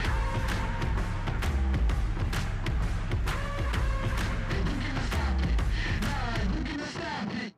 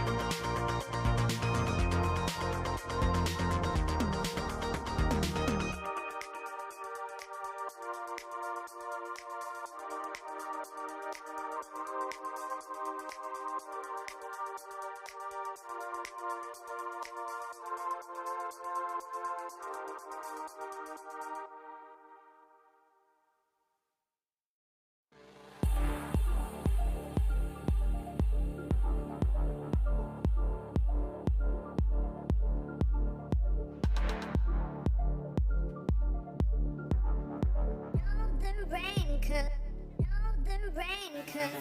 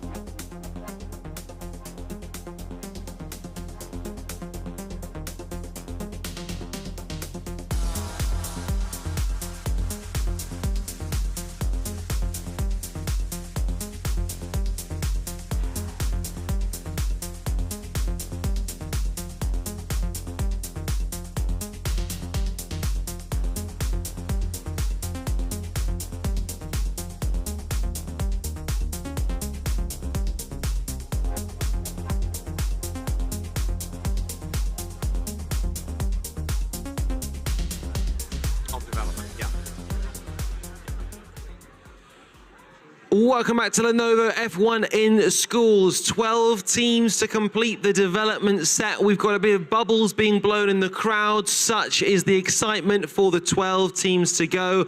Would you please welcome to the racing area? We have lanes 1, 2, 3, and 4. So without further ado, let's bring in Dynasty, Nova, Mach 3 no less, and Tan Gillett. Now, how do we think Gillett's pronounced? Guich. Guicht. I sound like I'm hawking up phlegm when I say it. I'm going to find out how to say it correctly by the team that know. And straight away, we're going to talk about design. Can I get are you guys from Guicht? No, we're Mach 3. We'll speak to you afterwards. We're going to speak to you afterwards. We need to speak to Team Wales. How's it pronounced? Guicht. Tan Guicht. Yes. Big Tan. Can we go Tan? The Tan Meisters. Done. Thank you very much. Awesome name. And you've come from Wales. Love that. And just before we kick things off, Lawrence, designs, first thing that caught your eye, we have a proper F1 floor on one of the cars. Absolutely. That's actually something that we're going to look forward to in the next round of racing. But so we can get this round of racing underway, we're going to ask our drivers to go and take their positions at the side of the racetrack. Now, one thing that we had in the primary class is there were a lot of key rings. No key rings as of yet. Absolutely. Do you have a key ring? I will add to the collection because I'm like a caretaker at the moment in a school. Thank you. Thank you. And it'll remind me of how I can't pronounce your team name. But loving that logo. It means firework. That's awesome. And what made you come up with that name? So me and Kerry were sitting in the back of a physics class and we were really bored. And then What? Our teacher went, firework, and we went, Tan Guicht. And that's how we came up with our name. Do you guys speak Welsh as well as English? Yes, we do. Do you dream in Welsh or English? English. Okay, because it's such a beautiful language. And what part of Wales are you guys from? North Wales. How far from Llandudno? An hour? Yeah, about an hour. We're from Mold in North Wales. We're the only Welsh language school in our county, so we're very proud to be here. That deserves a round of applause. Yes, guys. Love that. Love the bilingual nature of this team. And it's time to go racing. We can head down to the track.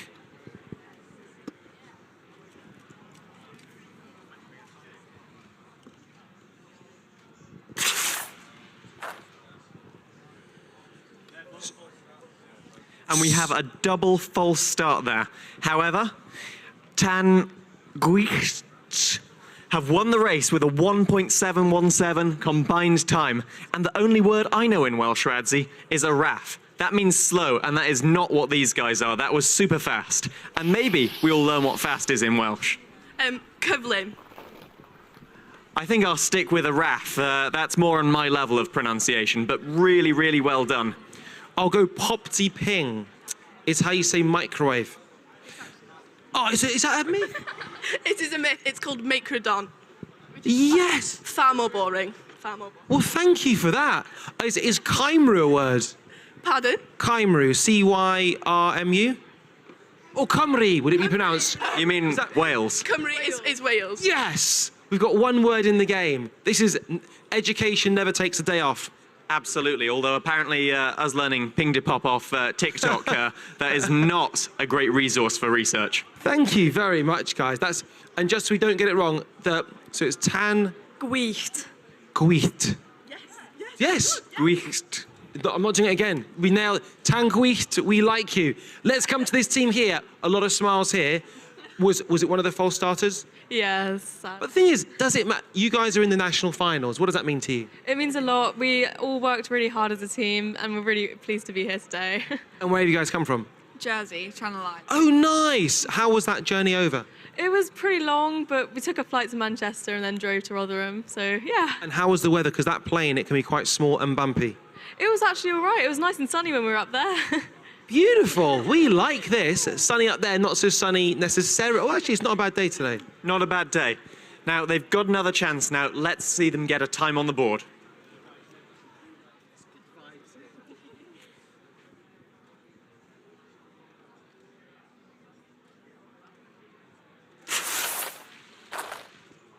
Very close between 1 and 2, crossing the line. Actually, between all of them, actually, it was fairly close, but 1.499, Nova, the fastest team to do so. And that puts them inside the top 13, I think, when the adjustment takes place. Absolutely, that should put them in P13 exactly, but still within 1/10 of first place. So very much still in the game. And crucially, everyone has got a score on the door. Yeah, we love to see that, you know. It can be a bit tense while you're waiting for your car to get a time.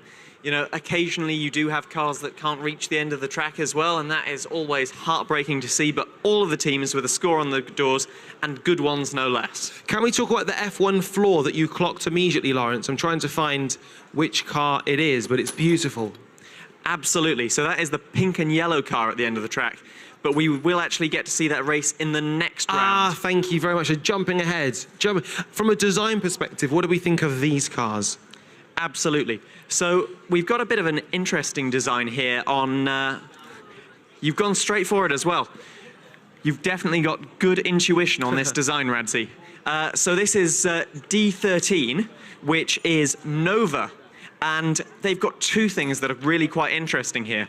In the center of their car, they've got a bit of a channel. We can see an open space for air to go through. Maybe that reducing the material at the front of the car, bit less frontal area, less total aerodynamic drag on the car. Also, we can see at the leading edge of this CO2 chamber can holder, they've got this area that separates the air out to either side of the car. They're not getting the air going over the top, splitting it side to side. It's worked for them so far. We'll see if it continues. Also, an interesting design with this one just here, Lawrence. I can't see what D number it is. Absolutely, yes. Looking at the Wind 2 sponsorship, I think it is from our friends in Wales. Indeed. They're nodding to us in a frenzied manner, which indicates that we are correct, thankfully. And no, that car, the thing I would look at on that is the surface finish looks excellent. We see they've got a 3D printed nose joined onto their F1 in School's body block, which makes up most of the car, but we can't see the seam between them. There is no visual difference. Completely smooth and seamless. That'll really help. No additional vortexes being generated. No unnecessary aerodynamic drag. Yeah, it's unbelievably useful to have you here because I'm genuinely learning with every single race that goes by. And actually, what does come across with all the cars is passion. these were not built in a day. So much thought and development and iterative design has been applied to this. Absolutely, absolutely. You know, some of these teams, they'll have been working for months since their regionals. Some of their teams, they'll be coming back for their second or third years. This is years worth of accumulated knowledge and research. While we're on the tech talk, what's better than 2 wing elements, Radzi? Would it be 3 wing elements? I don't know how. You finish my sentences, it's wonderful. We can see yellow and blue car looks a little bit like a Minion, I think. And they've got that triple wing element at the front, and even almost a double element at the rear. You can see just as it trails off, we get this small angle of attack where it flicks up. Very, very interesting there. Just obviously wanting to get that air up and away from the back of the car. We'll have a little talk to them a bit later and ask them about that. Also, the rear wing has just a slight flick at the end, just the tiniest of elevation. Exactly, that slightly resembles a gurney flap, which is a lip just at the trailing edge of a wing. A little bit of downforce without very much drag trade-off. But we're ready to go on the racetrack. Let's see how these cars perform for their third race. How will the gurney flip perform?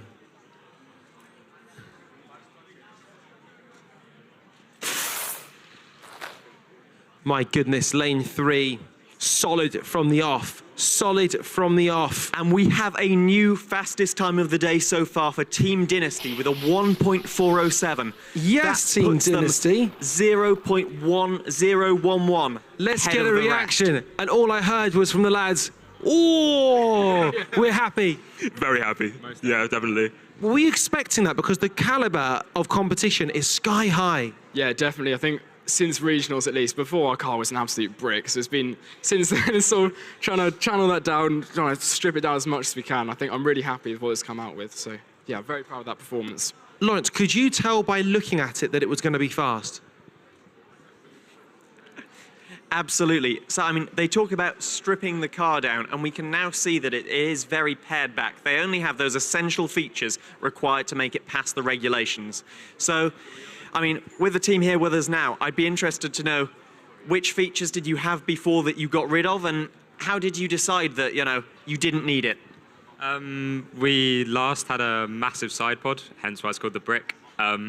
We've reduced that down massively, shaved off over 15 grams, so now it's bang on the minimum weight requirement. So.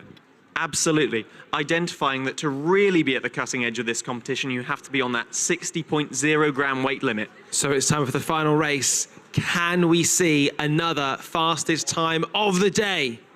It's time to find out.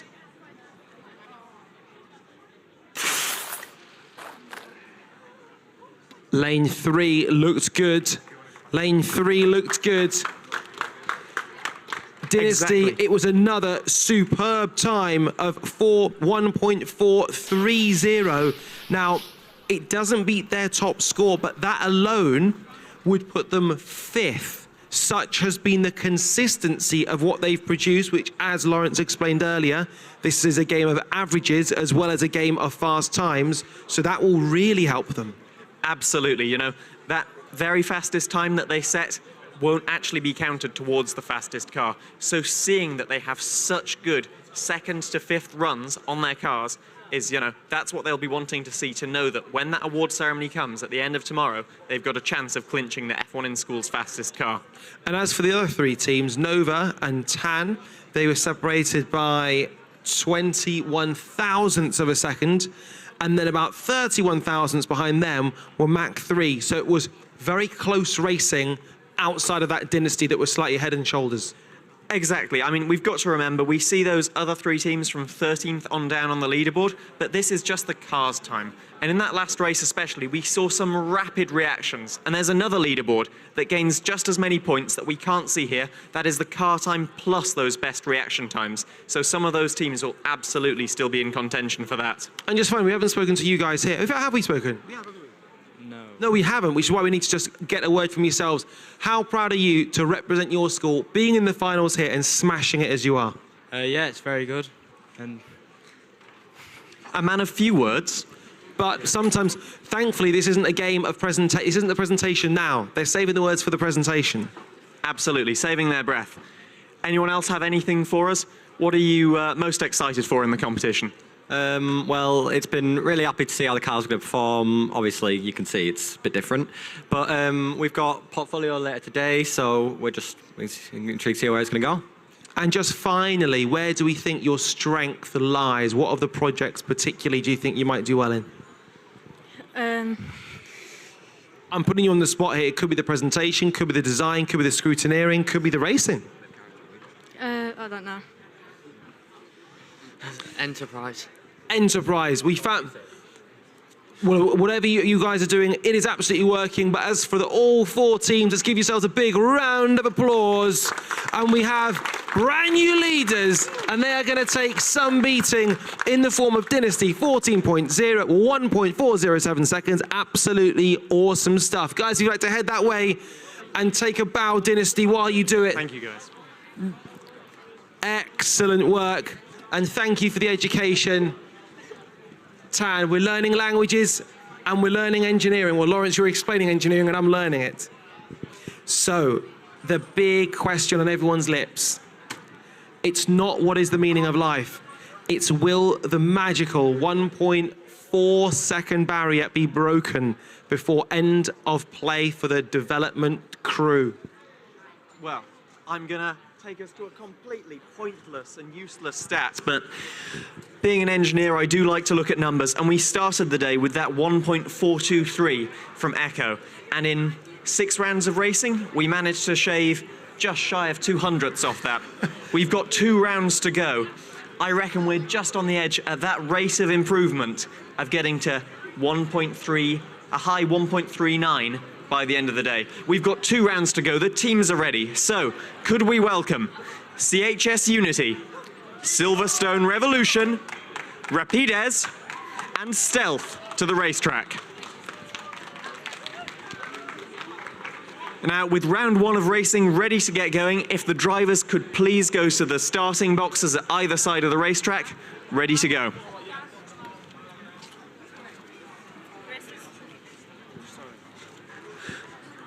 Immediately, Lawrence, looking at the front end of CHS Unity, Cheadle Hume School, bringing the angles.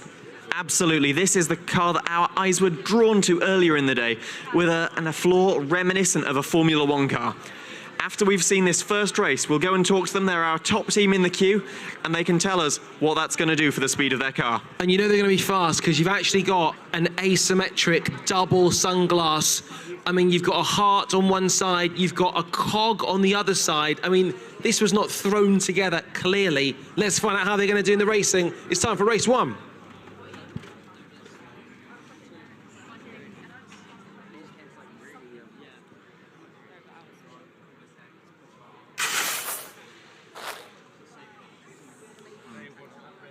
There's a reason they're called Cheadle Hume, because they deliver like the mailman.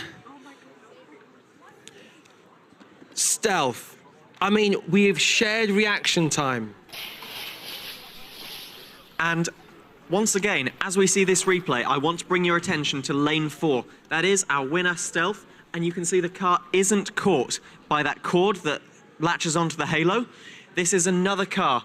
I understand that on this car, rather than having the halo obstructed, it's at the slightly wrong height. Now, that is stipulated in the regulations, so there will be a penalty associated with that, unfortunately for them.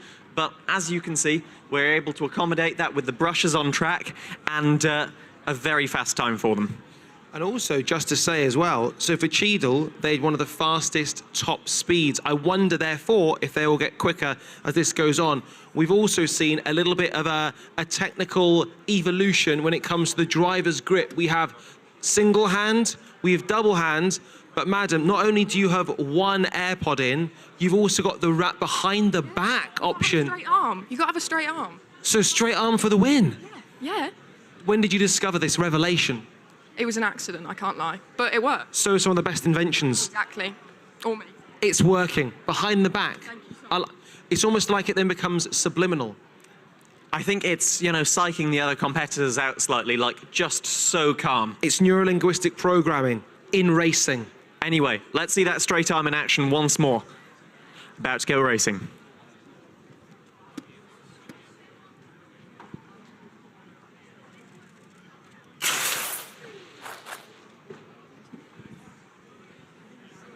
And at the fastest time from our last race, beaten again by Stealth, they'll be climbing their way up the leaderboard. I understand that'll put them up in... It doesn't, in fact, beat their previous time, but another very consistent time, something we've talked about a lot, with a very rapid reaction from Rapides. But we're just going to wander up and have a word with CH Unity. Talk about that F1-inspired floor on their car. So, guys, who's your designer? You, with the glasses, fantastic. So, our eyes were immediately drawn to the floor. You've got that kind of flat section at the bottom of your car. Could you tell us a little bit more about what you're trying to achieve with that? Yeah, sorry. Graphic designer. Sorry, well, with those graphic designs, you've absolutely nailed it. Clearly I'm a loving graphic the kit. designer with the glasses and the outfit, Imi. We like it. Absolutely. And the nails, too. Everything. Very nice. So, onto the car. So, essentially, we wanted to have a touch flow around the side pods, and we figured that we couldn't do that if it was mixing with the high-speed air under the car due to the low ride height. So essentially, we incorporated the floor to reduce turbulence and encourage laminar flow. That's very interesting. We haven't heard that from anyone so far. So that floor, it's to separate the different bits of the air on the car. They don't want air coming up from underneath the car and mixing with the air coming around the side pods, separating that. So avoiding the flow separation with the floor, very cool. Are you pleased with how the car's performed so far? Yeah, hopefully it'll be a bit faster later on, but yeah, pretty happy with it. Pretty happy with it. That's what I like to hear. Now, you're going to like this one, Lawrence, because you're a man who likes numbers. Look at two of the teams in this group exactly the same time, down to the 1000th. Sharing 15th place, CHS Unity and Silverstone Revolution Racing on exactly the same time. Should we go and talk to them? Exactly, we've just spoken to CHS, and this is Silverstone Revolution. How are we expecting to do coming into this today? I mean, it's not all about the racing, but our second race was significantly better than our first, so we're hoping to continue seeing that improvement, and yeah, hopefully it goes well. And you've touched on the fact that it isn't all about racing. What is it all about for you guys? When you woke up this morning, what did you think we need to nail in order to do well? Our enterprise is our main thing. With our pit display and our verbal presentations, we want to put our best vision forward and show who we are and our professionalism. So, no, that's it.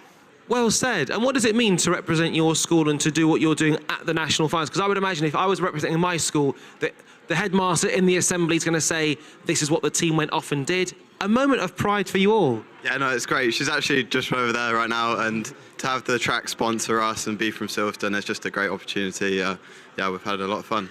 And so you guys are actually from Silverstone as well? Yeah, so our school is actually based on the track. It's brilliant. That's unbelievable. Hang on, where on the track are you? I don't know. Cops Corner, yeah. That is super. Do you get free tickets every year? No, not unfortunately, but... If you were to win, miss, if they win, come on, we've got to be able to swindle something. You're on, I'm so pleased I asked that question. And so there's real proper legacy of just where you guys are based. Yeah, it's a real honour to be representing the area, and it's such a staple in British motorsport, and we're so happy to be here. And Lawrence, if we speak to the back as well to complete the set, everyone here speaks like they are properly media trained. They are basically Silverstone staff waiting to go. Absolutely, this is a super smart team. I mean, look at these uniforms, it's all so sharp. All the colours, we can see them on the hat, the shirt, the car, they're all exactly colour matched. But as you said, going to this back row, what's your role on the team? So I'm the finance manager. I manage all of the sponsors, all the communications within our team. Fantastic. That's a very, very important role. I can see on your shirt you do have lots of sponsors that have helped you get here. And it's not all about the money, is it? I mean, you need a certain amount of money to, make the car, get yourself transported here. But are you taking some experience, some knowledge from your partners? Yeah, so our partner Newport CNC, they actually manufactured our car for us. So that was at no cost to us. We had a very good quality car. And one of our sponsors are actually in Poland. And through their collections, we had our front wings for regionals made from carbon fiber, which was something not seen before. That's really cool to hear. And I love to hear of in-kind sponsorships where, there's a service the team needs, they find someone that can provide it, it works for both parties. Anyway, we're ready to go for our third race. Hopefully these cars will work as intended.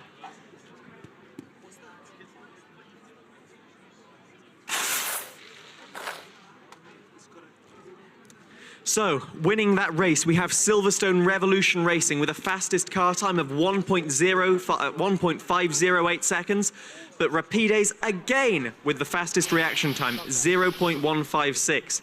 Very, very good and very, very consistently fast. Shall we wander down and talk to Rapides? Absolutely. Now, first of all, the name, Rapides. We could have gone Rapid. How do we pronounce your name? Is in the team name? Rapides. Rapides. Is it Spanish? Yeah. And what made you go for a Spanish name? Our previous F1 in schools team from our school chose the name, and we thought the branding was really good, so we kept it. I like it. Absolutely. I mean, when you see that return for another year, there's a kind of sense of familiarity. You know, maybe they have a reputation, hopefully a good one. You've certainly built one with a fantastic reaction time right now. How did you decide who was going to be the driver for your team? Do you mind if we hold fire? Because it could be time just to get another race underway. I remember a very fast, old school BBC commentator. He was called Rapid Des. Very similar. That's all I got. Bit niche, that. Des Lynam. Here we go.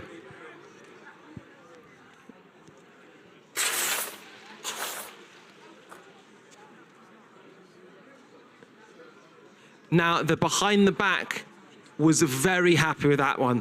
Absolutely couldn't take the smile off her face.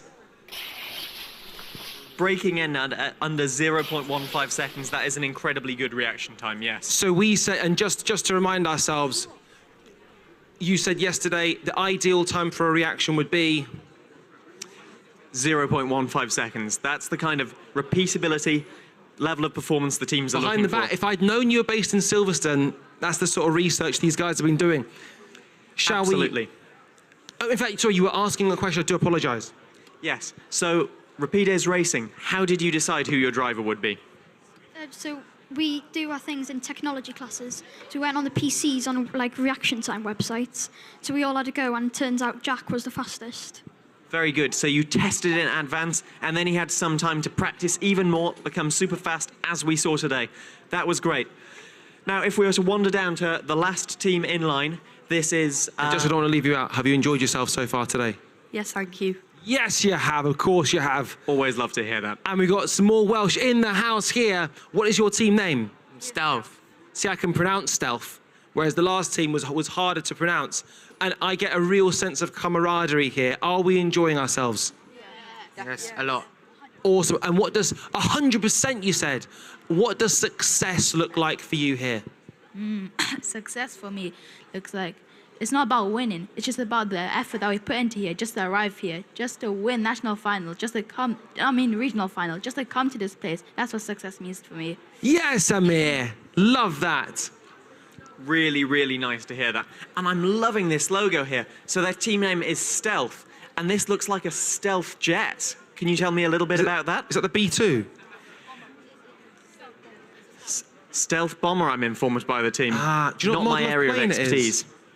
I'm not sure, but however, we got inspiration from the movie Top Gun, and we chose the stealth bomber for that. So. Excellent choice of film. Do you prefer the older one or the new one? Oh, they're both really good films, but I'm gonna have to say the new one. Understandable, understandable. But for all the guys over 40 years old, they go, nothing's gonna beat the original. Nothing's gonna beat it. Guys, that's what your dad says. Yes, I can understand why. 4 teams, 4 fantastic pieces of racing. Guys, give yourselves a round of applause. And Silverstone, you've done yourselves a service. From the track you're based, coming here, smashing it out the park. We'll let you guys get off and leave the racing area, and we'll find out how you will fare overall, and also they're gonna be back. Every team is gonna be back, like Arnold Schwarzenegger. Absolutely. Like Arnold, get down. But Right. this is a slightly sad one for us because we love the development class, and it will be our last round of development class racing for the day. We're going to welcome up Apex Racing, Phoenix Motorsports, Asteroid, and Team Inferno for our last opportunity to get below 1.4 seconds today in the development class. And straight away, Lawrence, in fact, should we take a look at the cars? And obviously, currently it's Team Asteroid for the win for me. I mean, look at these outfits. Look at these outfits. Wow, the sparkles again. They worked well earlier in the day, so hopefully we'll see them The Lane 3, I quality of believe. modelling. Is that lane 3 we're talking about? The quality in that is wonderful. Oh, there we go, mate. There we go. He didn't quite know how to put it on. It's the effort. It is the effort, absolutely. So he could once chuck it on and just catch it. It was a hat trick. There we go, guys. There we go. There we go. Asteroid, straight away, we're going to come to yourselves. It was just a play on words. Hat trick means scoring 3 goals, but it was a hat trick. It's fine. Let's talk about your team outfits. Who designed these bad boys? So that would be Bethan. Bethan, talk us through it. I designed the t-shirts, and then these glittery hats and braces were a new addition to this round. So we got them from the drama department in our school. We were looking for LED lights, and they said, unfortunately, we don't have those, but we do have something else. And then we walked out with braces and very sparkly hats. And is it bringing the vibes? Yes, definitely. Ooh, forever our brand. And if you speak to Lewis Hamilton, he says, vibes equal prizes. That's a famous Lewis Hamilton expression. It's time for race 1. How will lane 3 fare? How will lanes 1, 2, and 4 fare? For race 1 of the development team here. Blimey O'Reilly. That was like the Usain Bolt of first races. Absolutely. 2 DNSs there, that will be because of jump starts. But the 2 teams that did start were separated by just 1,000th of a second. That was super, super close. An Asteroid, in their first race, you're now joint third overall. You see, Lewis Hamilton was right. The vibes bring the times. Absolutely. What I want to know, so from regionals, you added the braces. If we see you again, if you make it to Worlds, what are you going to add to the outfit? Maybe glasses next, maybe. I don't know, maybe sparkly belts. I Belts or reckon glasses? plus the LEDs. Yeah. They need to add the LED. You wanted the LEDs. It feels like if you go to Worlds, they've got to bring you the LEDs. We have to have the LEDs if we're in Worlds. We need them. Just... Absolutely. And Lawrence, just for information, LED stands for light emitting diode, just so you know. Thank you. So I think it's 2-1 on the acronyms now. It really isn't. It's about 22-1 to you. But can we talk about the cars a little bit here? Because absolutely. What I'm actually noticing with this lineup is that we have a massive difference in the length of these cars. The white car we've got in lane 3, that's actually Inferno at the end of the line. It's a lot shorter than the other cars. So, less material, less weight. It'll help them be at that 60 gram, in fact, minimum weight limit. But I wonder if there are any other reasonings behind that. We look like we're ready to go for the next round of racing. Afterwards, we'll catch up with Inferno.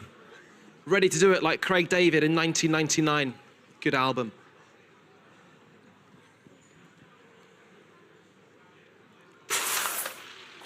Again, that inside lane was where the action was. Wow.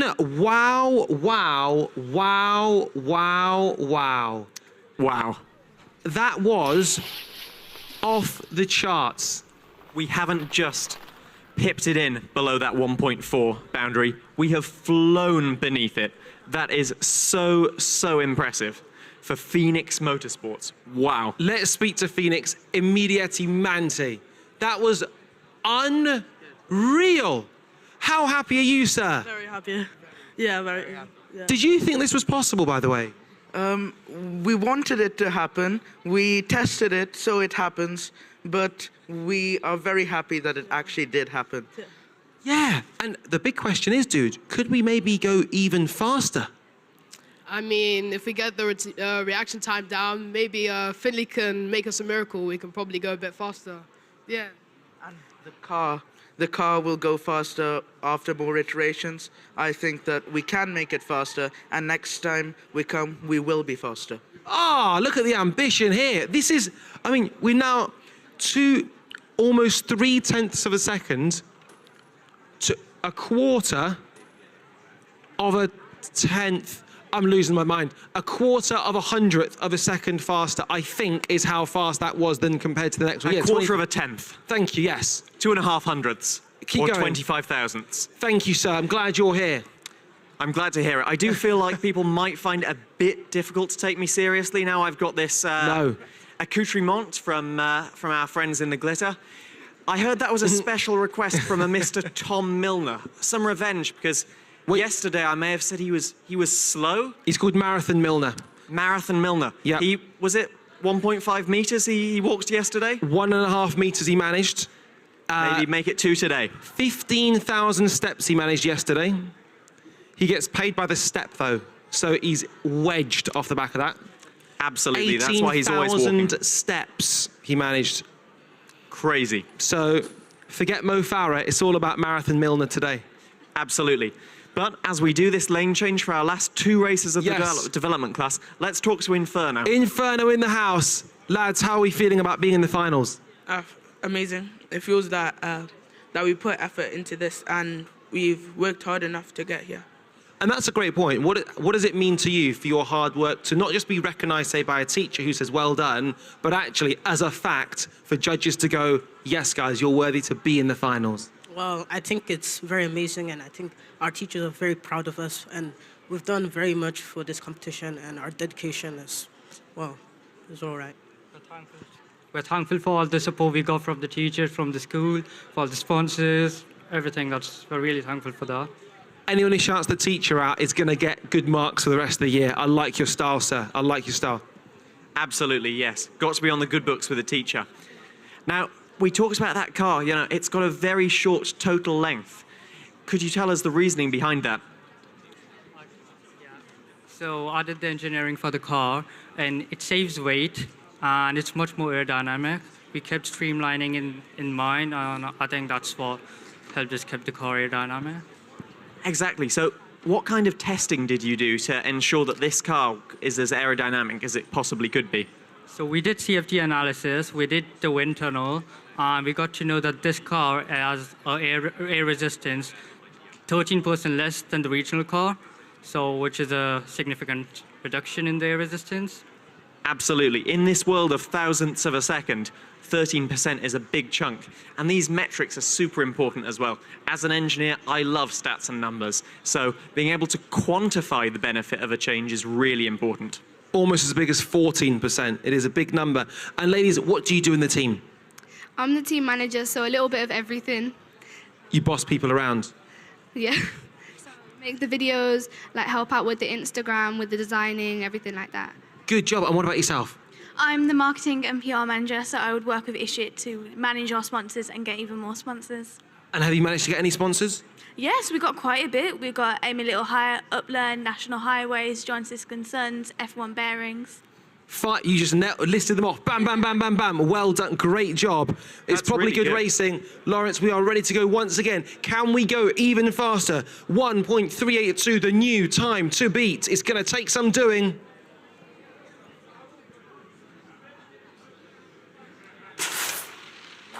That was very fast on the outside. The question is, how fast was it?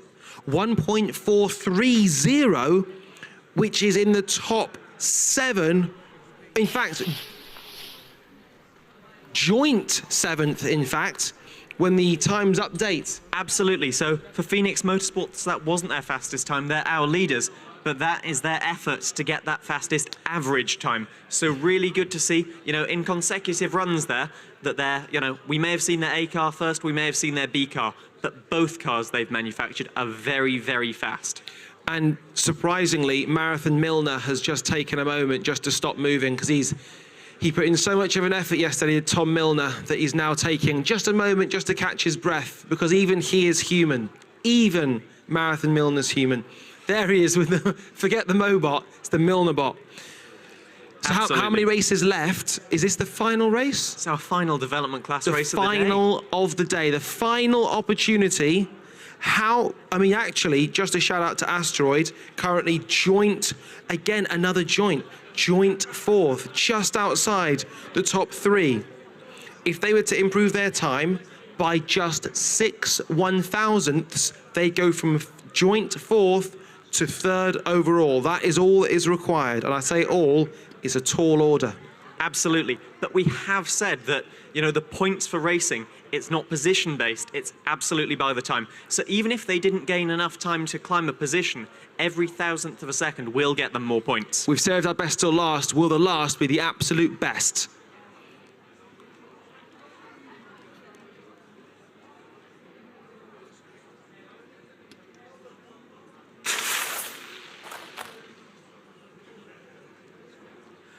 Unfortunately, I did not start again. This time for Phoenix Motorsports. We can't see if they can beat that fastest time, extend the lead at the top. But a ridiculous time from Apex Racing, 1.448. They fly up the leaderboard to 11th place. You know you've had a great day at the office when you're the driver and you look disappointed after having destroyed the competition. I was wanting to just grab a very quick word with him.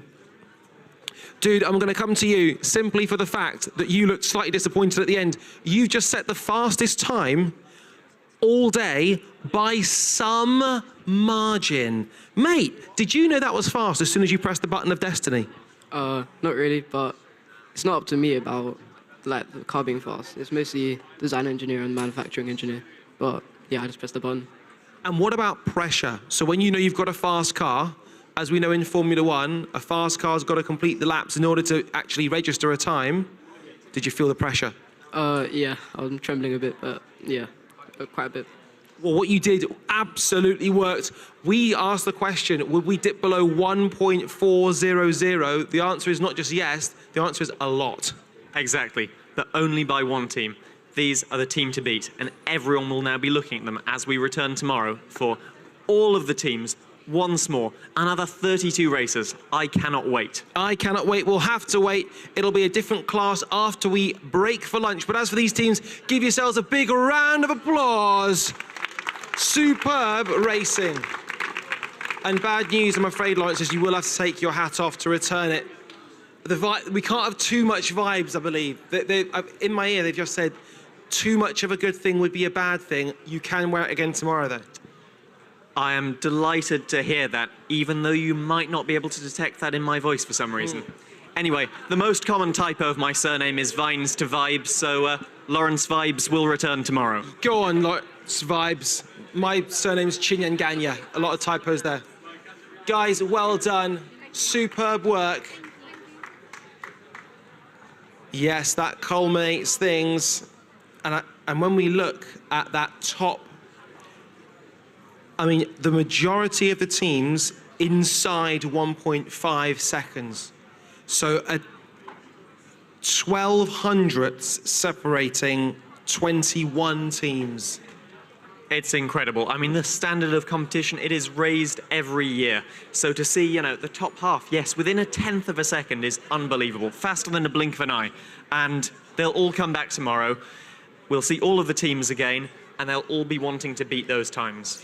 As for us, we know how important fuel is to these cars. They use a little bit of, is it nitrous in the, what's the gas they use? It's CO2. It's CO2. Well, we need a little bit of jacket potato, cheese and beans in our lives to fuel us for the pro section. So we're going to head off and we'll be back very shortly for more racing.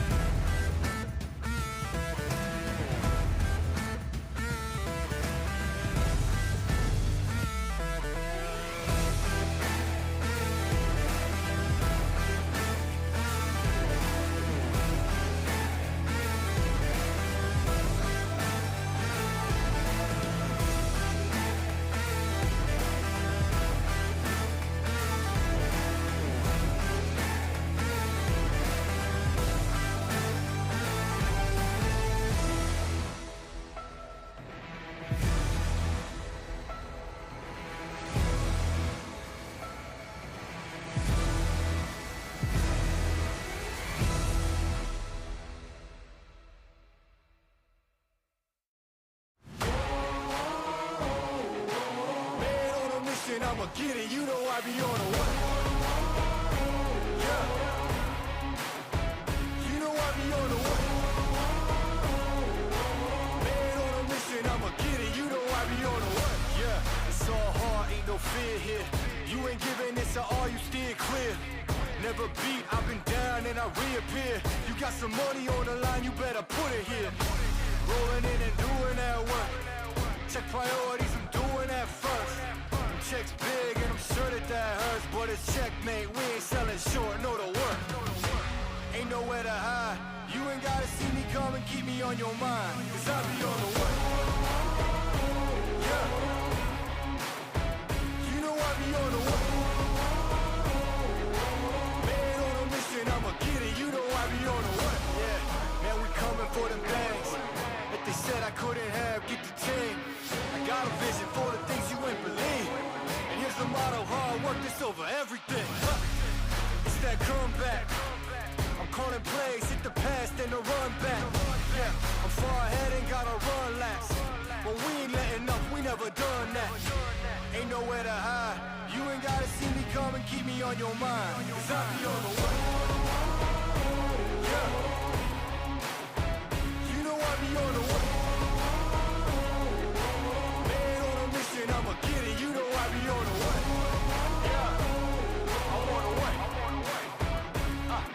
On the way. Yeah. On the way. I'm on the way. I'm on the way.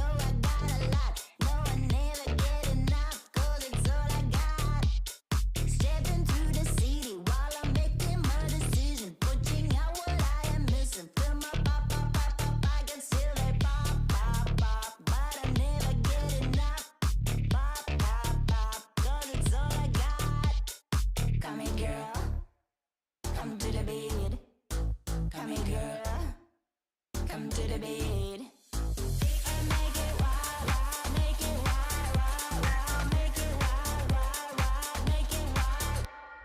Make it wild, wild, wild, make it wild. Break it wild, wild, wild, make it wild. Break it wild, make it wild, wild, wild, make it wild. Make it wild, wild, wild, make it wild. Make it wild, wild, wild, make it wild. Make it to the top right now, make it wild. Make it to the top right now, make it wild. Make it to the top right now, make it wild. Bring it to the top right now, make it wild. Make it wild, make it wild. Make it wild, break it wild, make it wild. Make it wild, make it wild, make it wild. Make it wild, make it wild, make it wild. I'm gonna make it wild. I'm gonna break it wild. I'm gonna make it wild. I'm gonna break it wild. This is a night of love.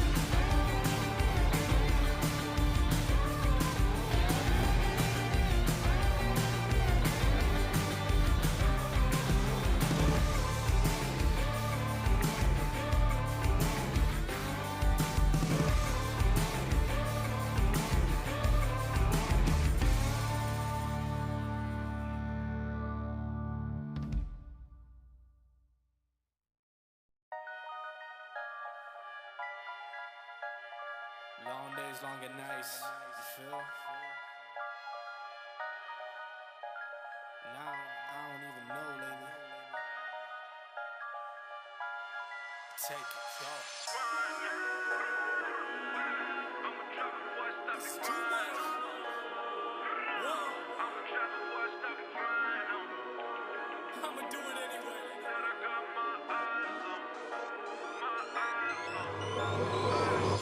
Put 'em in the dirt, say it again, man, and that's a reverse. Never rehearse, jumping in first. Call up the nurse, put the beat in the hearse. This is absurd, change to berserk. Don't get on the tracks, man, and they better swerve. Don't got a nerve, man, I never curse. Just casting these spells when I'm spelling these words. That's real, that's too real. I've been Roosevelt, I need a new deal. Trying to figure out what I should do still. Really never waiting here too still.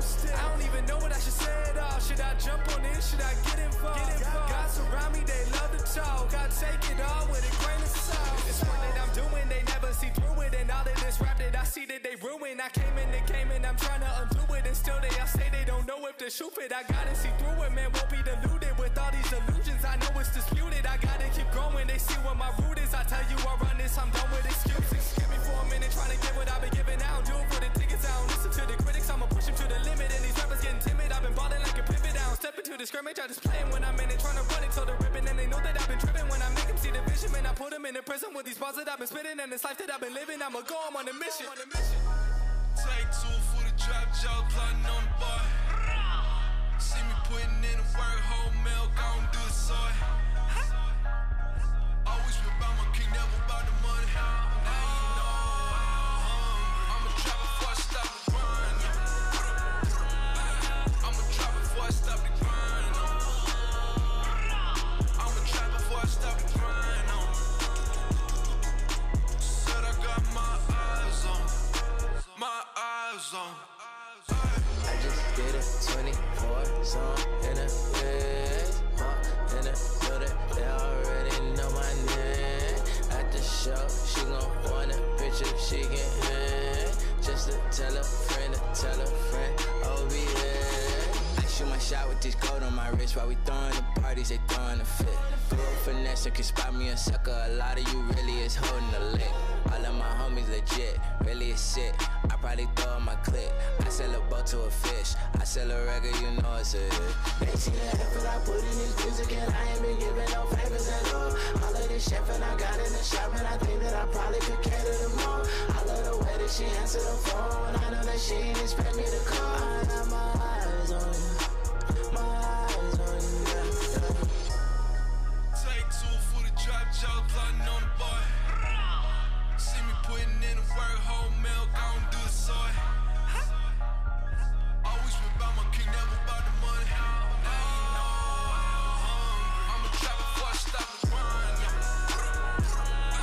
I'm a trap before I stop the grind. I'm a trap before I stop the grind.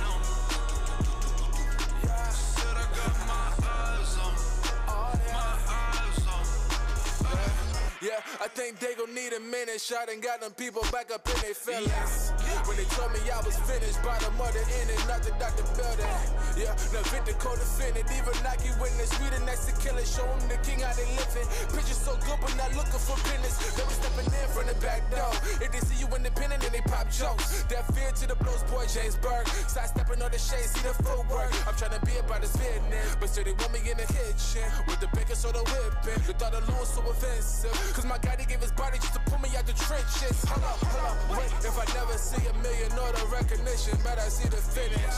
Look, that the greatest when they losing, gotta keep on shooting even when you're missing. Yeah, now focus on the past while living for the day was never recommended. Reppin' VA, Tony Bennett, his kingdom can never be bought, cause it's given and I live that. Yeah, yeah, yeah.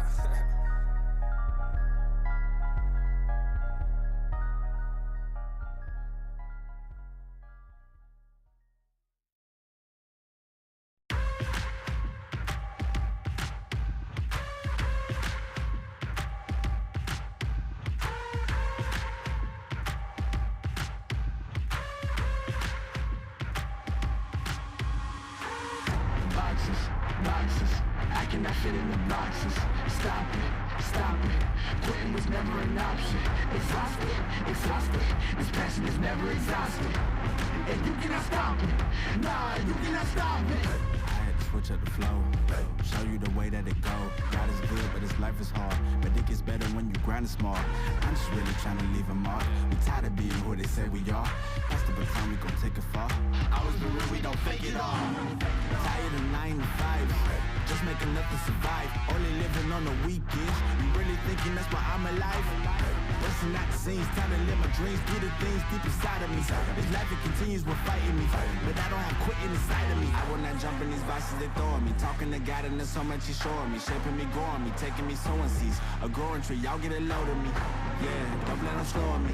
I get the bag like a grocery. I'm on my grind like I'm supposed to be. And I do not care if you notice me. Boxes, boxes, I cannot fit in the boxes. Stop it, stop it. Quitting was never an option. Exhausted, exhausted. This passion is never exhausted. And you cannot stop it. Nah, you cannot stop it. This isn't a robbery. Hands in the sky if you got a dream. Learn nothing was blocking me. I was the problem, the only one stopping me. I didn't like it, I had to refocus. Now I'm devoted, I know where I'm going. Controlling emotions, I'm owning the moment. In order to get it, see, you gotta want it. This type of flow make a living break. Confessions over these 808s. Don't sleep on the key, better stay away.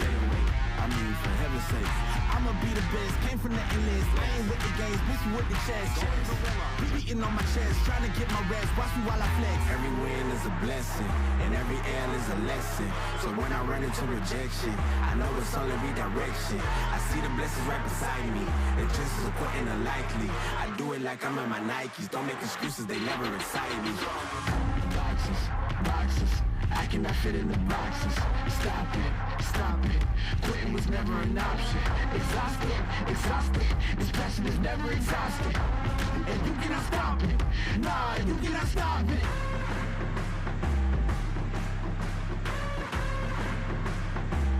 Quitting was never an option. And you cannot stop it. Nah, you cannot stop it.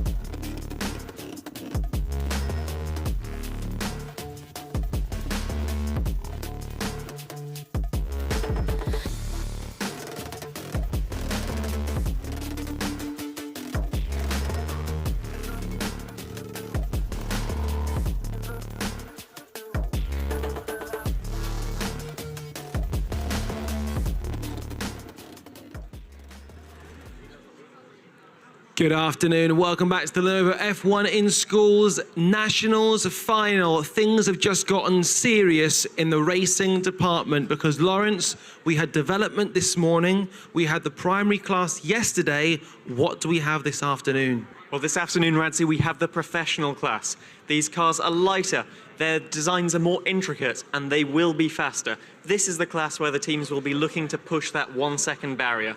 Oh, we cannot wait to see it, and thankfully we won't have to wait very long to see it, so we can bring out our first teams if they could stand in lane order. In lane 1, it is Formula Aberdeen Racing. In lane 2, it's TRF.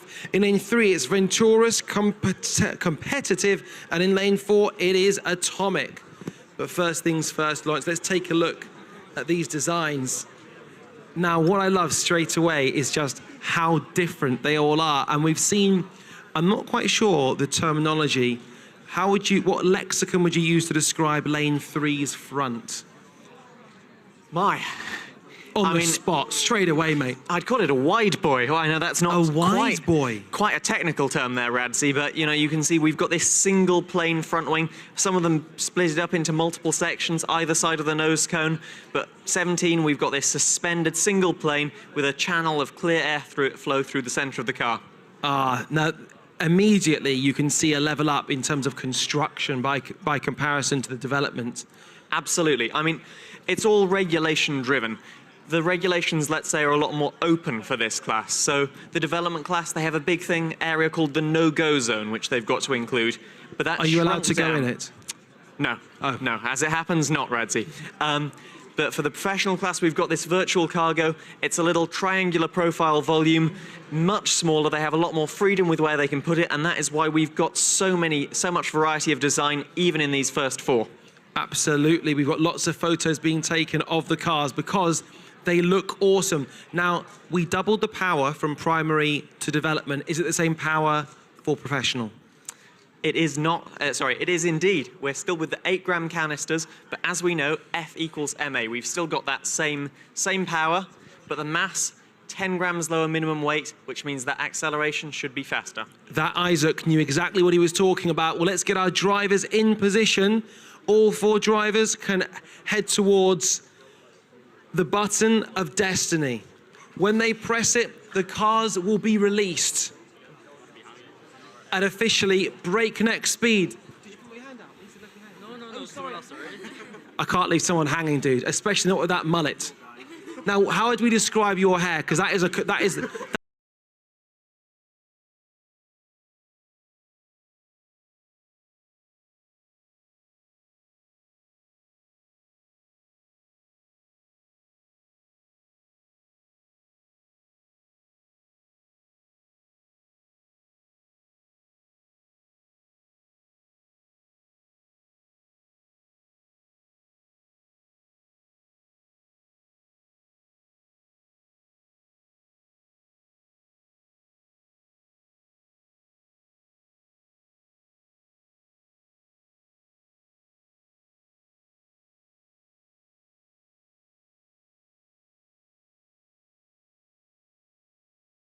close to the 1 second barrier. Will we get? It is time for race 2.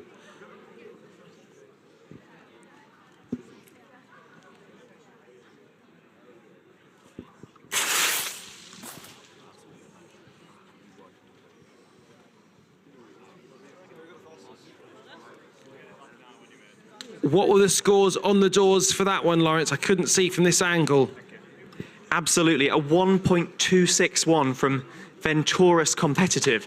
Now, we've got an updated leaderboard. That isn't quite our fastest time. Our fastest time so far from the professional class is Atomic with 1.259, just 0.02 of a second faster. So, there is an initial precedent that this is going to be super close. So we're already in a new dimension here because we've now got 3 cars all in that 1.2 sector, 2 in the 1.3, including 1 development team as well. Absolutely. We've leveled up in every sense of the word. Should we talk to Atomic, our early leaders in the professional class? So you're from the same school, actually, as Echo, the early leaders in the development class. So there's real excellence going on there. So what's the secret to success? What is this work ethic that just delivers on track? I think we have a very big shoes to fill, so we have a lot of thought that goes into our designs, and our CAD people and aerodynamicists work really, really hard to get where they are. So the secret is there is no secret. It is just hard work. There aren't any shortcuts to doing well. It's kind of, doing your research, being really attentive to detail, all of that. Yeah, you can't shortcut to success. So you have to try, and if you don't, you just try again. Absolutely. Great attitude to life, by the way. And in terms of the two teams, so your school has experience, but are you sharing ideas, or is it very much two very individual entities? Two very individual, yeah. But whatever you're doing, we had a slight divide in the camp there. That was a not sure. What would you say, madam? Well, it's not like sharing ideas. We could also say we have more experience, so we sometimes mentor them in ways.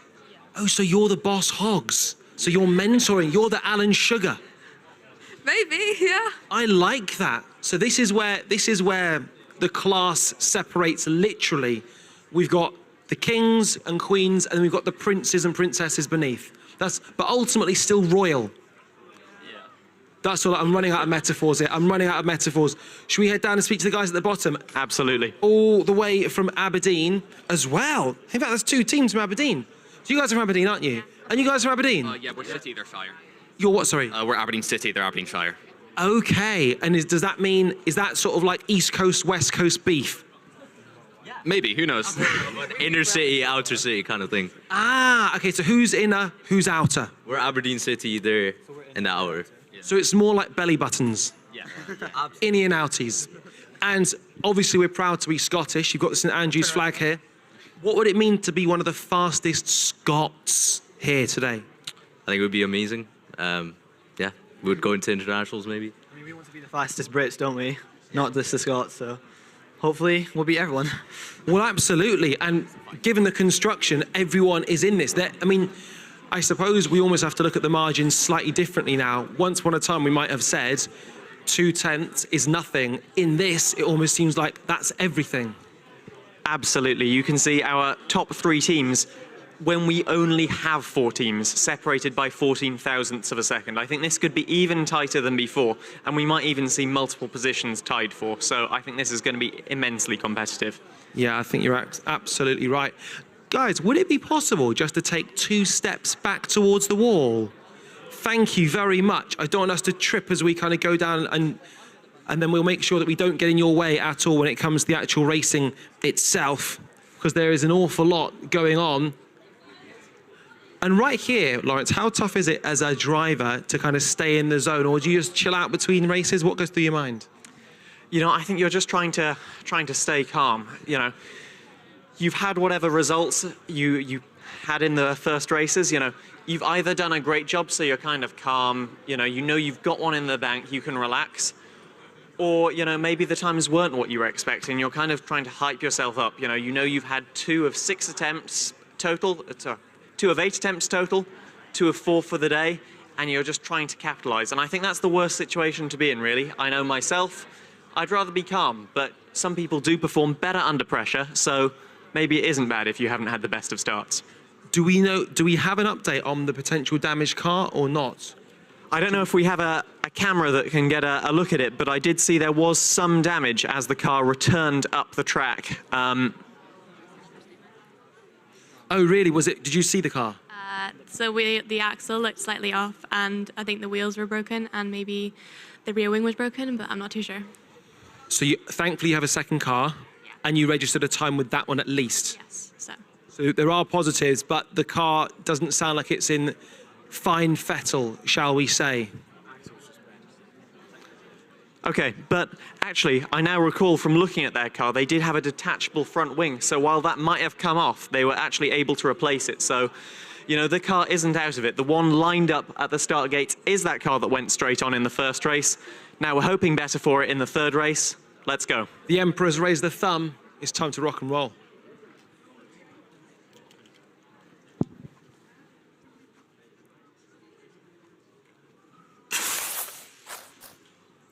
Oh, it's what looked like there could have potentially, I'm not sure if Lawrence would have clocked that.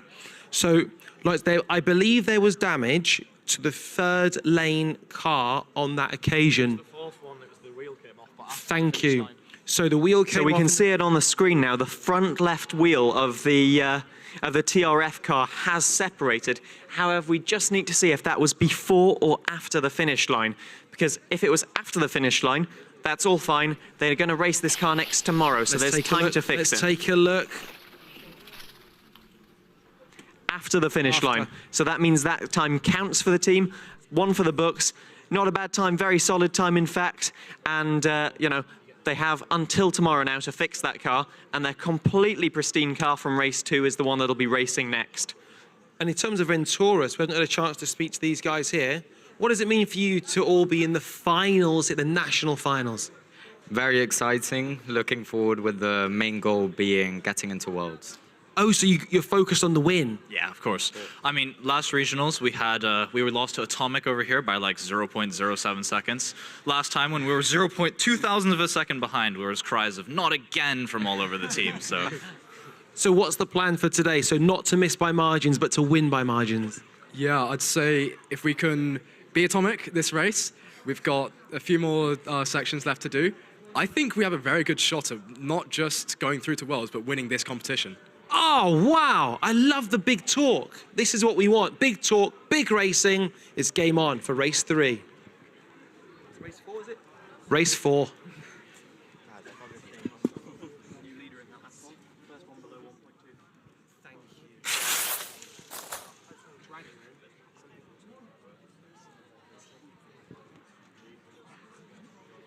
Absolutely. So it was Atomic that won our final race of the first round of professional class racing with a track time of 1.244 seconds. Very good. That'll be a good contributor to their average time. Only one time in that round. The last time for Formula Aberdeen was faster than 1.2 seconds. Good to know. Now we're taking a look at the replay here, although that's just us. I think that's a freeze frame of me holding a clipboard. In fine style. A great stance you've got there, Radzi. It's opting for the hip, the pelvis support. But let's ask Formula Aberdeen just finally what they think of their performance representing Aberdeen Grammar School, by the way. I went to a grammar school as well. Lads, how happy are you with that one? We're really happy with it. It's a lot faster than our regionals car, so it's good to see improvement. I can tell by genuine smiles on your faces, you're properly pumped with that. Yeah, really happy. They're really happy. We're really happy to get the professional class racing underway. Give yourselves a round of applause. Formula E, Formula Aberdeen, TRF, Venturas Competitive and Atomic, and make your way out of the racing sector, please. And we've got 4 other teams ready and raring to go. Guys, car service, go all the way around, back to the end down there. Now we're going to welcome 4 more teams. If you are one of these 4 teams, if you wouldn't mind standing a little bit close to the wall, that'd be amazing. So, entering the race section, the sect, we have Vega Racing by Assam, Daredevil Racing, DSMC, Speed Silver, and Mogul.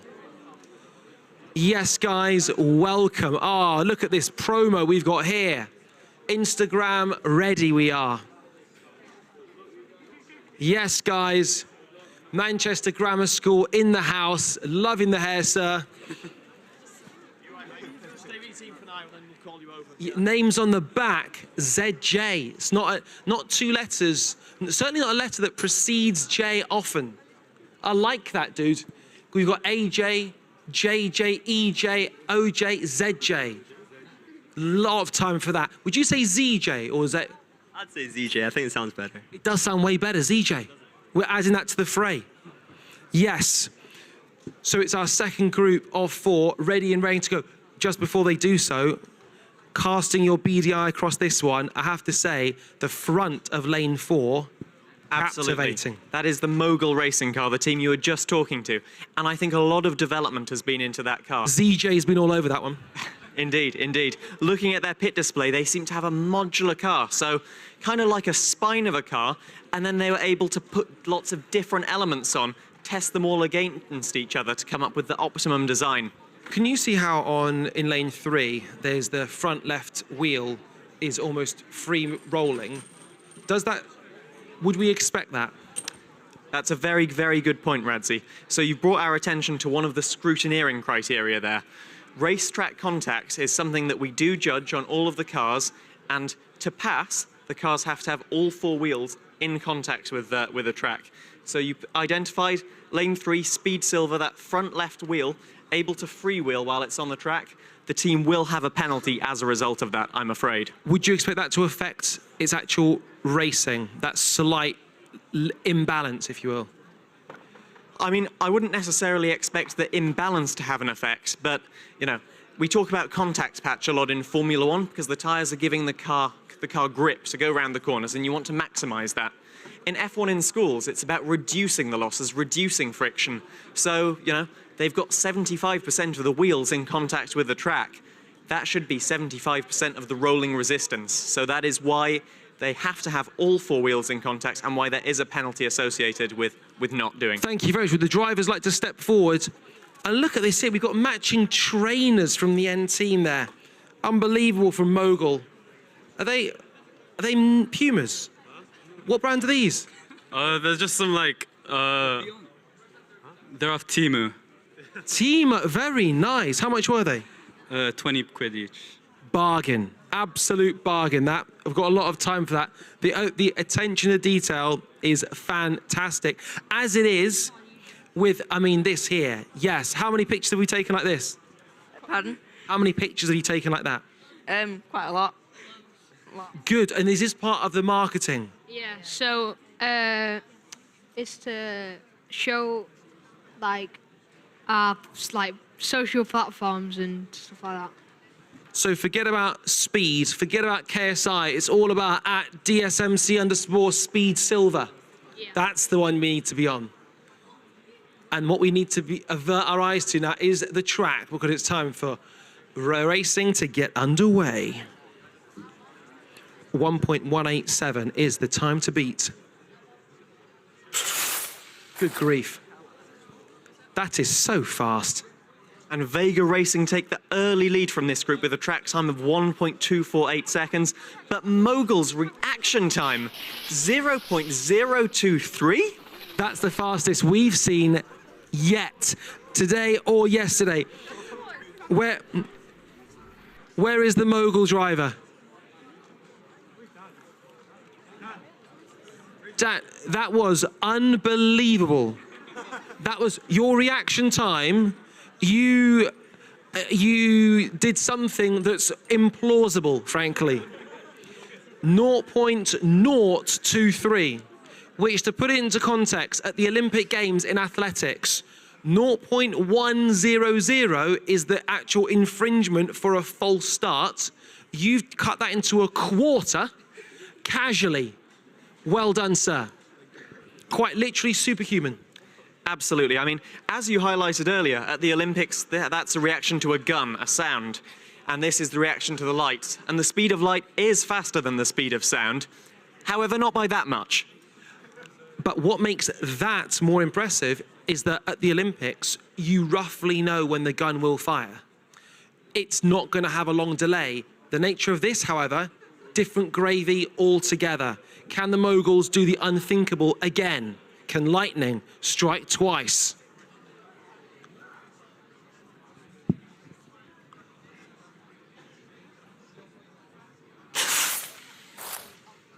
The margins in this are just frankly preposterous.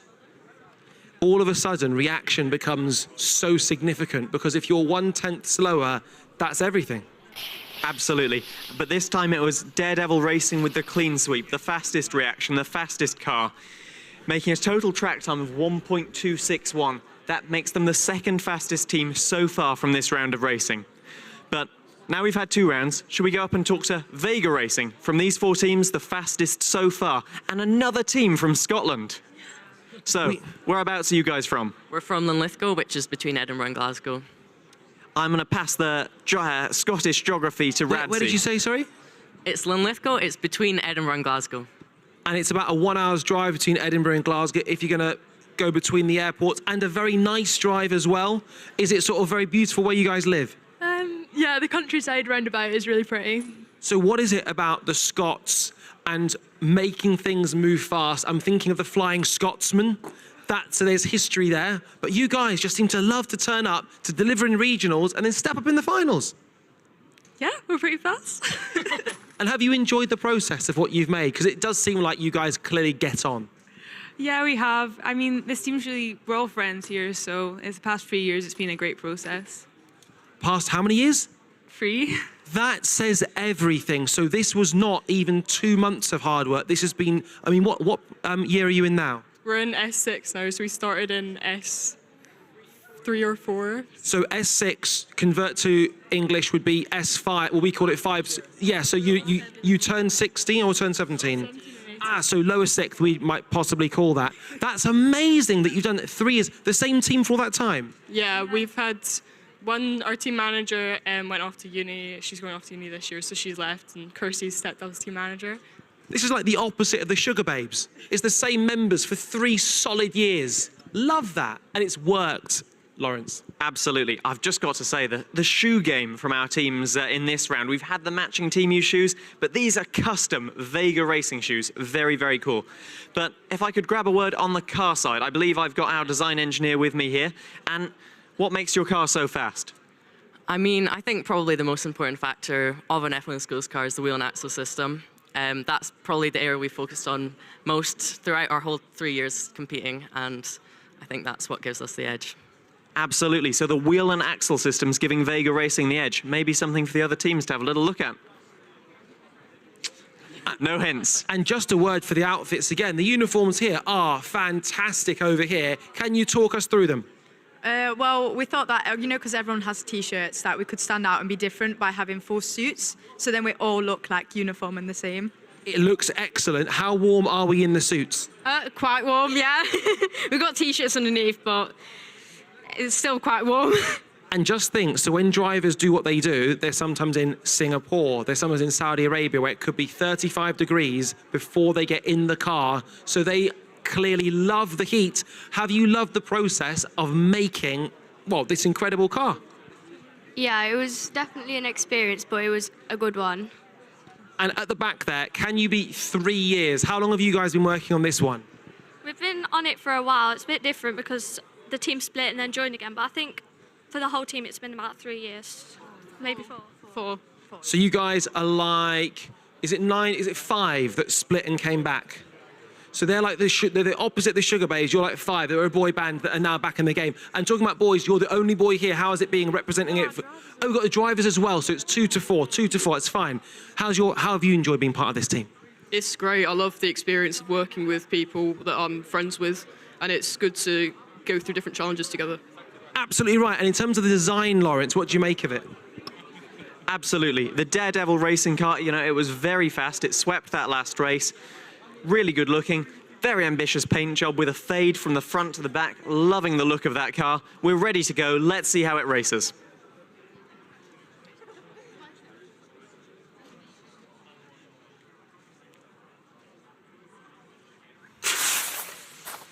Ooh, that one looked fast. The first across the line, 1.219, third fastest we've seen so far. And the very impressive part of that is the top end speed was extremely high. And dare I say, the reaction, there could be margins to be gained there. So that is looking extremely positive.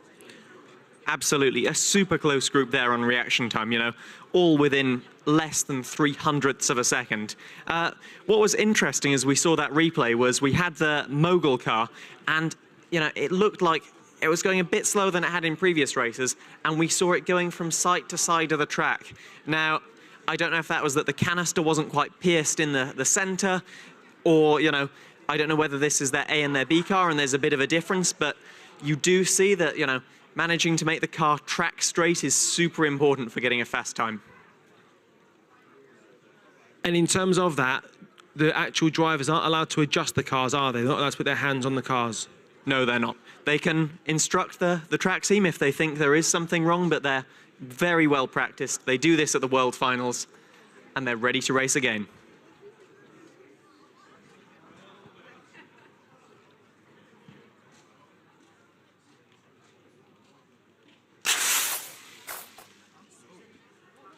I'll tell you what, there's been a real change, a real crossover. It's very difficult to be able to predict the team that does the best in that one. And it was 1.233. That puts them 4th overall. Daredevil Racing stepping up to the plate, meaning that that has been an incredibly successful group of 4 people. Absolutely. 4 teams. Really interesting there that on our odd numbered races we had Vega showing the pace, whereas on the even numbers we had Daredevil. So we can clearly see each of those teams has one super strong car and maybe one that's not quite on the same level. Huge observation. Well, guys, give yourselves a round of applause. The bar has been set. A round of applause for ZJ, having the best 2 letters name I've heard in a long time. And if you'd like to make your way out of the racing area, we will see you again. They do it twice. So it is 4 down as far as every completed team is concerned, and then it will be 4 to go. Now, there are outfits, and then there are outfits. And what we're about to see is an outfit. This is epic.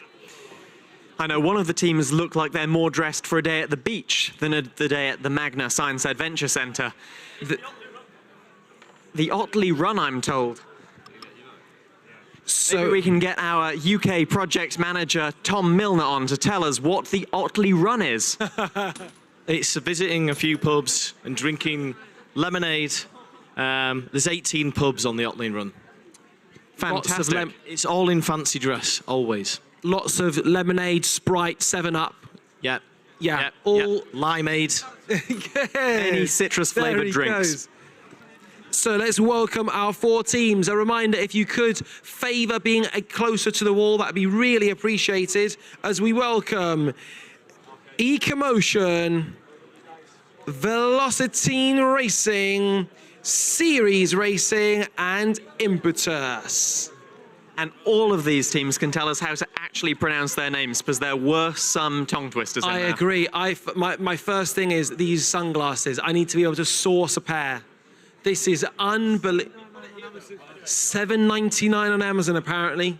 That's a bargain. That's daylight robbery as far as I'm concerned. How do I search? What search do I enter into that search engine? Green glasses.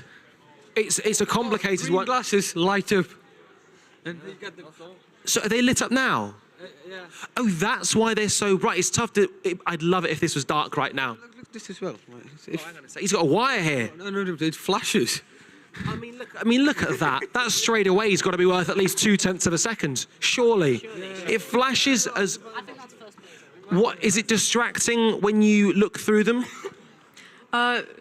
No. Good. If it was, it'd be worth it. Either way. It's distracting to look at, though, isn't it? You are like a siren to the sailors, just constantly looking at you, lured in. It's working, guys. It's mind games as well. And in terms of these cars here, absolutely. I mean, what is catching my eye? It is the car from Ecomotion, I understand, and that is, it does look like an extremely pared down design. It's a physically small car. You know, a feature that we do see on most cars are these pods behind the rear wheels. The rear wheels, or all of the wheels in fact, they spin around, they churn up the air, they create a lot of turbulence. So the pods are a popular choice for tidying up that air as it comes off the back of the car. But for whatever reason, I mean, I know a few world champions with cars like this, so it's not necessarily a bad thing. Not just one world champion, a few. Absolutely, you know, their design may be inspired by very good pedigree, or they may have come to it completely independently through a rigorous testing process. We'll have to talk to them about it. At the very end there in lane 4, the front end, the workmanship, superb. It almost looks handmade. Absolutely. I mean, all of these cars do have to be machined on a CNC router. Ah, okay. For our collection of acronyms, that is Computer Numerical Control. 22 to 21. Absolutely. 22 to 1, I think. But yes, After that, you do have to do a bit of fan finishing from time to time, and I think that's what's gone on at the front of that car to make it nice and smooth. And this is the kind of design that we wouldn't have been able to have before the halo was introduced in F1 in schools last year in the professional class. Because when the car was going into the brushes, that extremely long and thin nose cone would have been at risk of breaking off. But now the deceleration, the decelerative forces should all be taken by the halo. That nose should be fine. Now, looking for technique on the Trigger of Destiny, we've got two double-handers, a single-hander, and then a supporting cup based in lane 1. One hand supporting the other. Which will work best? It's time to find out. Yikes. Lanes 3 and lanes 4. I mean, lane 2, we had, what was your technique with holding, sir? One hand, yeah. It was the one hand, and you've just entered the fray of superhuman, one of only 3 people to go sub 0.1 seconds on the reaction. Is that just a normal day at the office for you? Yeah, well, for practicing, it's been every other one I've been going, but yeah, that was good. Absolutely nailed the start. And our fastest time, 1.289. And a 15.5 meters per second top end speed. Absolutely, that was very good. And that was taken by Magna Racing, the team that'll now be racing in lane 4, I think. So that, we can see it at the far end, it is the blue and white car. And, you know, I think that looks like a very kind of, I don't mean to say it in a negative way, but it's a simplistic design, but it looks like they've nailed those basics. It's nice and long, all of those features stretched out, so no sharp angles, no aggressive angles of attack. Looks very low drag to me.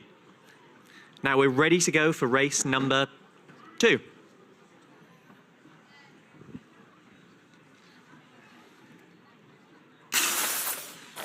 Wow, lane 4, just rapid. Simple as that, rapid. But the fastest track time once again set by Magna Racing. However, I'm afraid there is something. You can see a member of the track team at the end of the track taking a picture there. Wheel has separated itself from that car. Lane 2, back left. Exactly. However, I'm pretty sure from the replay that was after the finish line. We'll see it again now.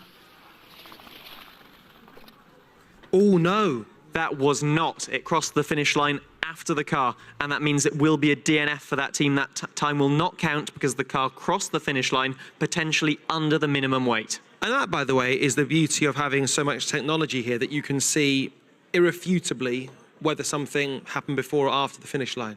Absolutely. We don't need to rely on anyone's word. We have it there in black and white, or rather Technicolor, full color. Full? You don't hear Technicolor said every day. Indeed. Apart from when referencing one of Joseph's coats. And it was a dream coat as well. Well, it's being a dream being here with you, Redsy. Ah, the check is in the post. The check is in the post. If people indeed post checks these days, I don't know. I don't think so. I think they scan them on their phone or something like that. But something like that. Let's have a word with Velocitine right behind us. And I see that Tine is in a different color to Velocity. So whereas the Velo looks foggy. Indeed. Bit foggy. But no fog on that Tine. Absolutely. But does that tell us a bit about where you guys are from? Yeah, I mean, our aim was to really shine a light on innovation in the Northeast, because obviously here in the news, it's all about the South, loads of different innovations and things like that. We wanted to shine a light on the sort of innovation that goes on in the Northeast, and that's really our sort of aim. And do you want to bring our attention to a specific innovation that you've brought to the competition this year? I mean, we hope the design does the talking for us, really. Ah, what an answer. Are you a Smoggy, a Sand Dancer, a Geordie, a Mackham? Which one are you? I don't know. Geordie. You are Geordies, because in the Northeast you can't get them confused. If you're from Sunderland, you're a Mackham, for example. If you're from, where would the other ones be? Middlesbrough or various other parts, different names, different colloquialisms. Yeah. Very good. That's what you call a conversational cul-de-sac. But what do you think of being part of this awesome team? Yeah, it's been amazing. Everyone's been really good to work with, yeah. It's been great. And how was the journey down, by the way? Because Northeast, it's a fair journey. Long. Well, we started quite early and we were all knackered, but it was quite good in the end. Just had a little snooze on the bus. Lawrence, is knackered a technical term that's specific to F1 in schools? I wouldn't say it's specific to F1 in schools, but I'd say any successful day of F1 in schools would end up with you being knackered. So, indeed. Just one last thing with this team. You know, I've seen lots of team principals, lots of design engineers, lots of manufacturing engineers, but you are the first performance engineer I've seen. What does that role entail? It mainly entails doing the different testing on CFD and also in physical wind tunnels to extract the maximum performance from the car. It's all in the title. Absolutely. Makes sense now you say it. I feel a bit silly. And CFD, Lawrence? Computational fluid dynamics. Exactly. Took the words out of my mouth. So we are encroaching on being ready again. The nature of 4 lanes, 2 cars means after the second race, it is a little bit of a turnaround. And I've got to speak to the man. I mean, this outfit, sir, can you talk us through it? Well, it represents our brand identity in many ways. We are thick-skinned, of course. We're green, basically. We're sustainable. We've got a green theme. And green and white, of course, like the shoes. I like it. Mate, listen, sometimes pictures paint 1,000 words, and that is the case with this one. You guys are filled with zest. That's all I've... A lot better than being bitter. Oh, go on, mate. I was going to say, are you taking the... And it's PITH, but I thought I wouldn't, just because we are live on YouTube. But the gag is there, quite literally spelt out. Indeed. People can join the dots themselves on that one. Anyway, as those cars are being lined up, we'll get a very quick word from Science Racing. First of all, have I pronounced your team name wrong? No. Ooh. Fantastic. And second of all, how is your car so fast so far? You have to talk to Jack for that. So really, as you're saying, we stick to the basics. And we've just gone for a streamlined approach. We've got lots of innovation on our front wing, on our axles. So I think that's really where the performance is coming from, but you've got to nail it, so. And how should it be pronounced? Ceres. Ah, Ceres. So like Sergio. Yeah. Sort of. Well, where does the name come from? So it was actually an asteroid that became a dwarf planet, so it was record breaking, so we wanted to reflect that in our brand as well. So it was did you say it was an It was an asteroid originally, and then it broke records and became a dwarf planet. So I wonder, was that part of the asteroid belt that then became part of the dwarf planets? Yeah. So it was the largest asteroid in the asteroid belt, but it became so large that it became a dwarf planet. But it's still like Pluto? You can go there. Slightly. I like this. It is fantastic. But I can see track is ready to go, so let's see if we can break a new record for the day. I don't think any team has won 3 races in a row yet, but Ceres could take that.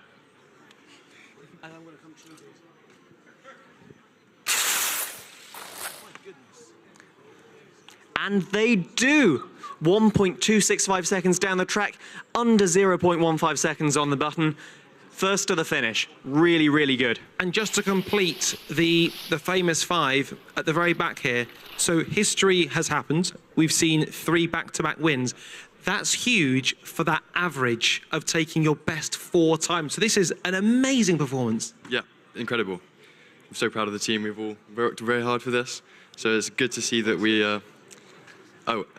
yeah, thank you to all of our sponsors, our teachers, Bennett's, Omega, honestly, all incredible. You're sponsored by Amiga? Yes, here we are. Get in, boys, get in. Awesome job. Sorry, I thought you meant Amiga watches. I thought that would be a level up. But you've got lots of sponsors to thank, and you've done that, and your teachers as well. Thank you very much. You're even turning around if you want to show, because we are on camera. You can see all the sponsors that have helped create this as well. If that is the Bugatti, is that the actual Bugatti? It's a Bugatti Trust, so slightly different. It's more owned by Bugatti, but not the actual Bugatti. You guys have some serious contacts. You have won the sponsor game today. Thank you. We are ready for the 4th race. Can we see 4 in a row? Surely not. Could the impossible, unthinkable happen?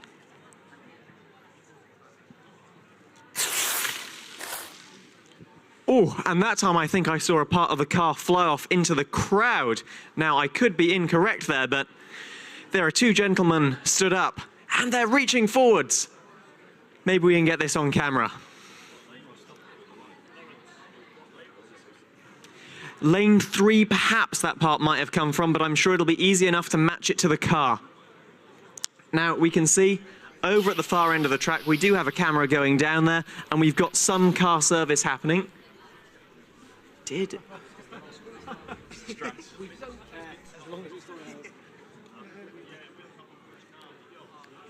Now, what would we describe that part of the wheel as being?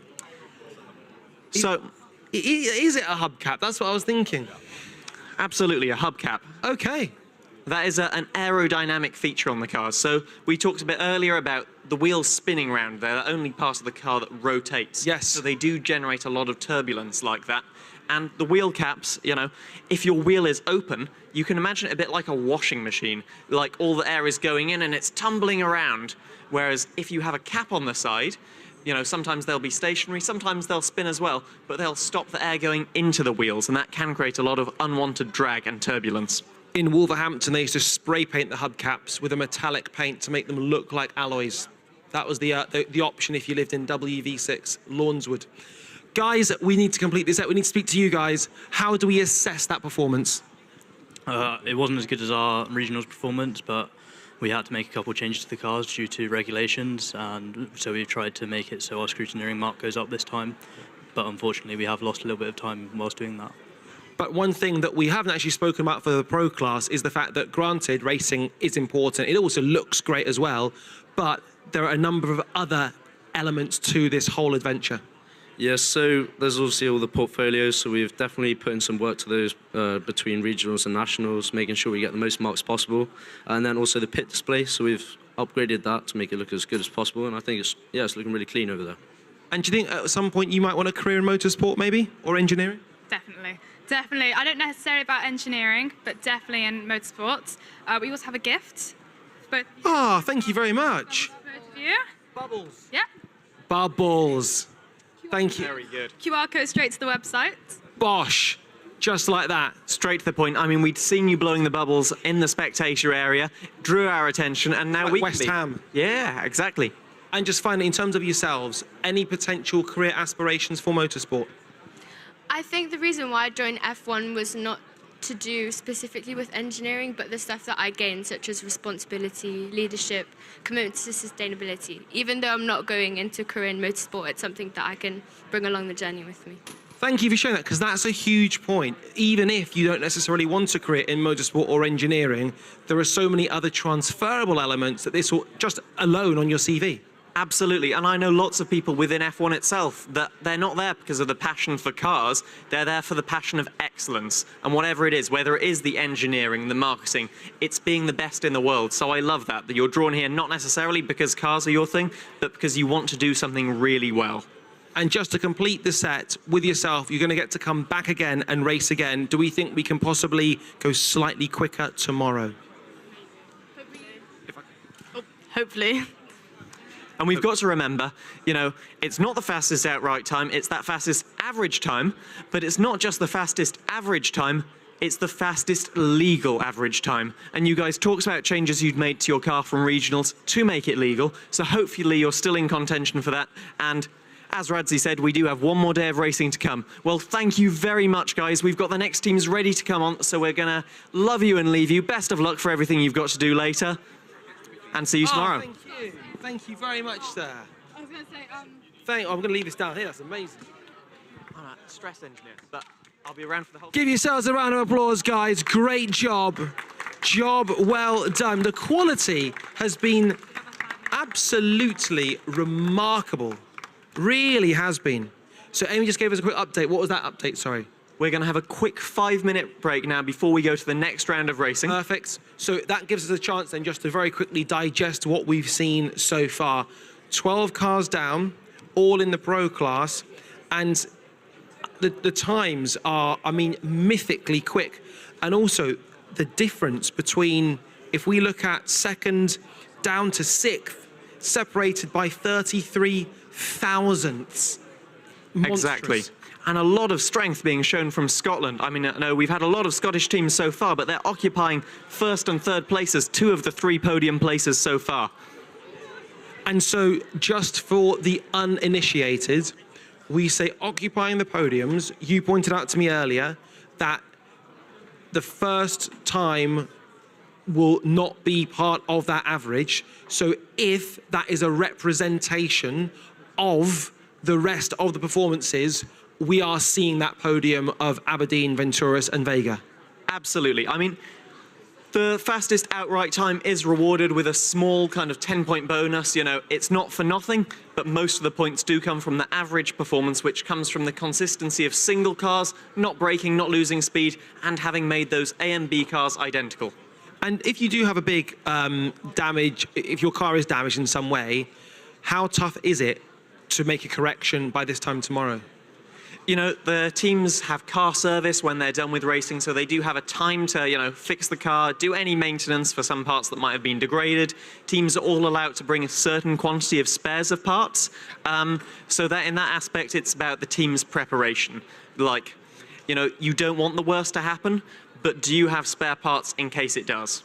And what we're also seeing here is the overall times. I wonder if that would include development as well. Absolutely. So we're not seeing that on the live stream, but yes, we can see that all of the professional class cars we have had so far, I believe, are faster than the development class, just as we'd expect from being a bit lighter. But there was that one, so I think Phoenix, who are still just inside the top 12, 1.382. They're the only development team that really have challenged, but it says so much about their performance that time is just in the mix. Absolutely, super impressive, and we wouldn't expect to see that. But yes, when you're looking at that leaderboard, ignore that it says professional class at the top. That leaderboard is a combined leaderboard. Absolutely right. Well, we'll be back here in about 5 minutes' time. Thank you.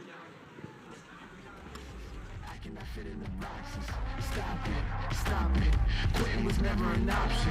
Exhausted. This passion is never exhausted. And you cannot stop it. Nah, you cannot stop it.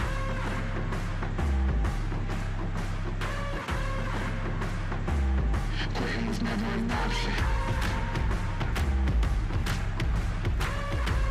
And you cannot stop it. Nah, you cannot stop it.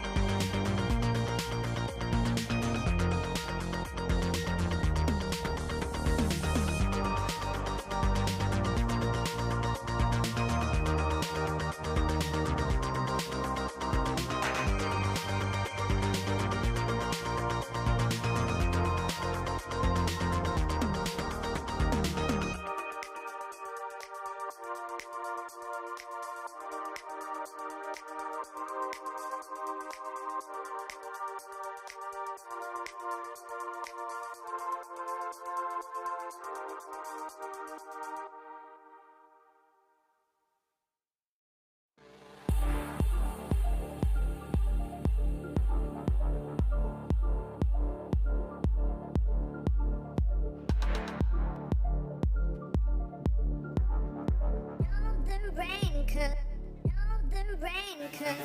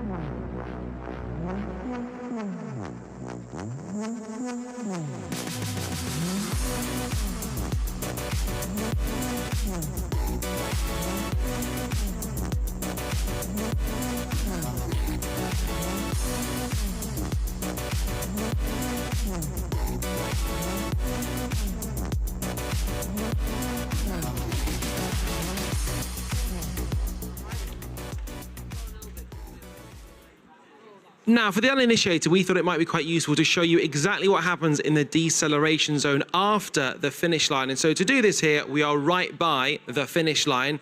And Lawrence, you're going to help explain this one because we've got car here and we have, what do we call this area just here, this string, this piece of vitality? I've been referring to it as the bungee cord, but I suppose it would be simplified as just the deceleration system. So we've got this, we can see it's taut here, waiting for the car to arrive. Yes. We've got here a previous car. Don't worry, guys, this is none of your current competing cars. This is one of the cars that we've been using to test the track throughout the event. And so Radzi will demonstrate how the car coming down at slow motion towards the deceleration system. So if we take a look at the car here, and I'm going to push it along, and as I push it... Absolutely. You see there, it arrives here in the cord. You can see now it's got a little bit looser because then it extends in length to absorb the energy the car carries into it, and then the car is released, ready to be pushed back up the track. Then we've got the fantastic members of track team down at the bottom end of the track here. They simply remove the car from the deceleration system, and then there is just a simple switch under the track, and then the cord is tightened again, ready to go.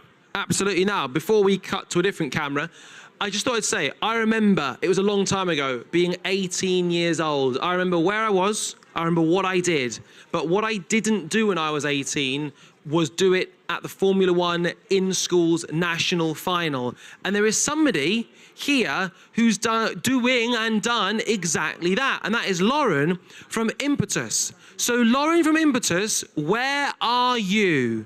Are you somewhere? Lauren, turn to your right. Let's head down this way, please. Let's give Lauren a little bit of a round of applause. Lucy, even better. Forget about Lauren. Who's she? Now, if it was my 18th birthday and I was stood here in the Magna Adventure Centre of Dreams, I would love everyone here to sing me and embarrass me at an age when I really feel socially like this is the worst thing ever. We are going to sing to an amazing human being celebrating turning her adult day today. Happy birthday to you. Happy birthday to you. Happy birthday, dear Lucy, not Lauren. Happy birthday to you. Hip hip! Hooray! Hip hip! Hooray! Hip hip! Hooray! Yes, Lucy. Hope you have an amazing day. Congratulations.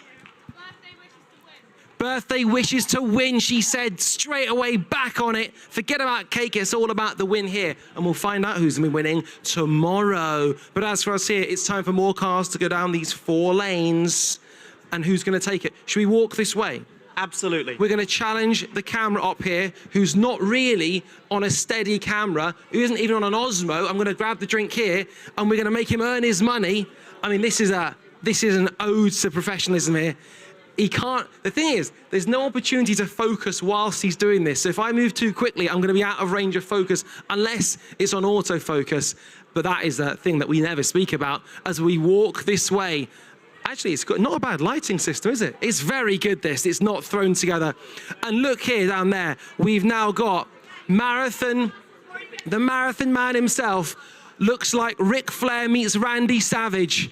And we are here for it. Lawrence, I was just looking after it for him. There we go. There we are. That is, now that, go on, Lawrence. I think I have learned never to insult Tom Milner ever again. All of this will be coming at me for one more day after so this. So good. Where did you get the feathers from? Of a party website. Okay. I do feel like having a party right now. Yeah, and it even says the name Nevis Racing. That is so... Really? And beads around the sunglasses to really just, yes, girls. I like this. Everything is slightly blurred for me right now. I can see some fingerprints on these lenses, so you're going to have to read out the names of our teams coming on, Radzi, because I can't. Absolutely. Now, is that mine or is that yours? I think that's yours. I will find mine very shortly. So, would you please welcome and put your hands together for our 4 teams. We have Nevis Racing, we have Team Velux, we have Vanguard Racing, and we have Saturn 6. Now, if you guys wouldn't mind sort of favouring the wall, that would be much appreciated. Did I leave mine up there? I think I must. I don't. Oh, I think it's there. What I'll do is. Okay, let's. I feel like you need to, you don't want to wear both. You can give one to Russ. Should we? Do you want a feather boa? That's so kind of you to offer. So let's talk through our outfits. And first of all, lads, you've properly got in the mood here, because as the girls are speaking, you're sort of going, oh no. But you've joined in the fun. Yeah, it's great. I love it. It really gets me in the mood. We got the face glitter, we got the team laces. We're all about team identity. It's great. And you've got Rabbies, which for the non-Scots in the room is actually a way of saying Robert, but a more colloquialised way. Is that correct? Yes. Like Bagrabi Burns. Robert Burns. There we go. Where are we from? We're from Central Belt and Lithgow, so we're actually the 5th team from the past 2 days to be up here racing. 3 primary teams who competed yesterday, and two of them came away and placed, and we're so proud of them. And then we've also had Vega, who are competing with us. So yeah, we're very, very proud, and yeah. You guys are loving life, aren't you? Yeah, we're absolutely loving it. It's actually just been a great few days. On the bus down, we were watching our wee primary school teams and all their success. We mentored them for this entire year, and honestly, we are just beyond proud of everything that they and we have achieved as a team. Well, let's just carry on talking about that in just one second, but we'll ask all the drivers, if possible, to make their way into position here. But just to say, we spoke about it earlier, the importance of not just the engineering side, not just even the marketing side, actually on a human level, that's huge what you're doing, mentoring, and you will learn from that, and they'll learn from that as well. Yeah, honestly, it's been so rewarding just for us to see how much they're learning and how much of an impact that we're having. We are sort of leading a lot of movement for F1 in schools in Scotland right now, especially helping out our other teams who are competing from Bishopbriggs. So it's been great to just see everything come together. And what would you like to do when you graduate, go to uni, don't go to uni? What would you like to do? I'm going to study law.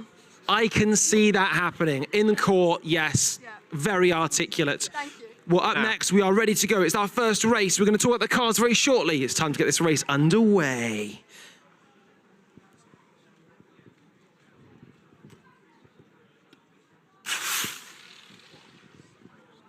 Three out of 4 did start that race. And being a Scottish team has boded well for the team so far, and it continues to be a good luck sign, with Nevis Racing taking the fastest overall time and the fastest track time with 1.319 seconds. However, they did not take the fastest reaction. That was Vanguard Racing.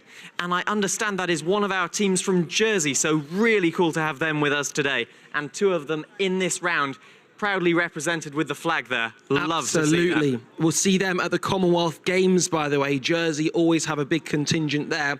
But as for us now, stepping up to the plate, Team Jersey. Interestingly, not wearing jerseys. That would have been very meta. We could have gone that route. Excellent performance from all teams so far. And where did that leave them overall? Can't quite see. We'll update you on that one in a second. The quality of cars on this one, Lawrence, what do we think? Absolutely. I mean, I think it's so impressive. I think this is our first year with teams from Jersey. They're occupying lanes 3 and 4 in this race, and those cars are so smart. I mean, it took my team 3 years to come up with a car that looked so good. So to have multiple teams straight on it, that is super impressive. And I'm loving, actually, in lane 3 right now, we've got these flares for the side pods that'll be team Saturn 6, I believe. That's a really cool feature that we'll catch up with them about later. However, we're ready to go racing again, so all eyes on the lights.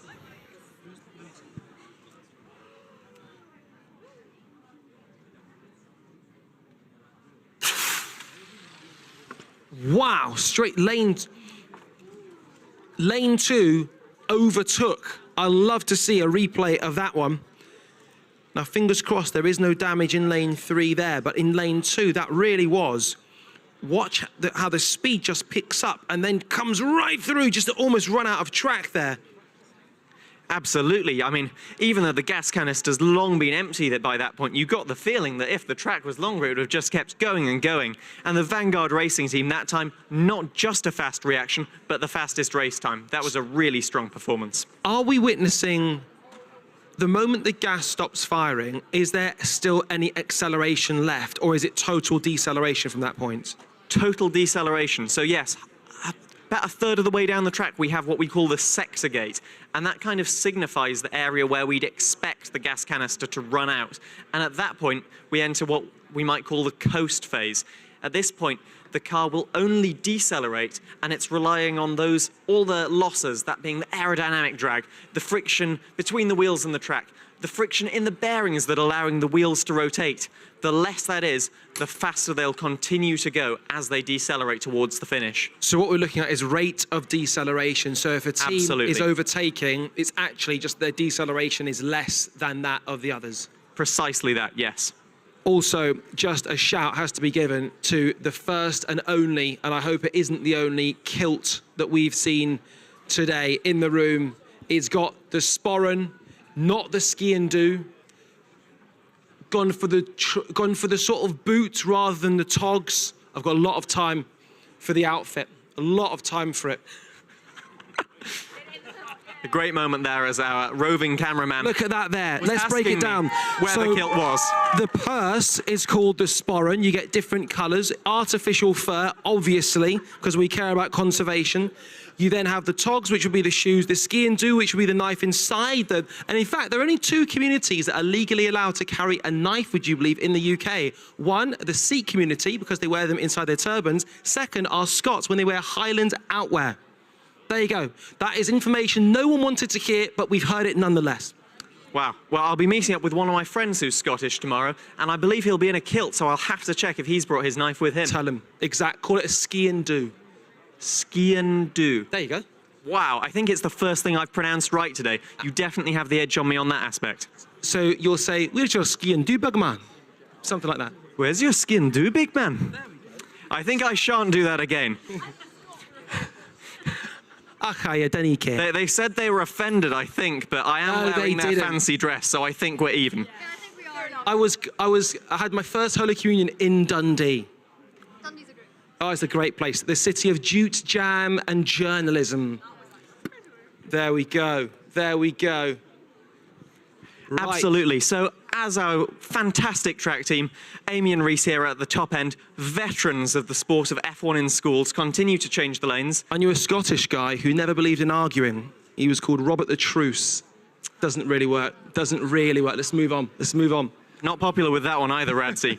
Anyway, we're now down by Team Velox. How are you doing today, guys? I think we're doing all right. Been a good day so far. What defines a good day? What have you done so far? I mean, it's not just about the racing. There are all of the other judges. That's what these lads have done. They've been down the gym. Look at this here. This is certainly a team. I'm going to say nice things to you. I don't want to offend you. Anyway, you said it's been a good day so far, and it isn't just about the racing. Which other judging sessions have you done so far? We've had our engineering and we've had our verbal presentation, and they've gone really well, I think. Definitely good outcomes from them, hopefully. And they've done a bit of security on the door as well. The way you guys crossed your arms, there's no entry today, lads. No entry today. Absolutely. Cracking his knuckles here. I am scared. Anyway, before there is chance for me to offend them, we're ready to go for race 3. Hopefully they do well. I'm praying for it.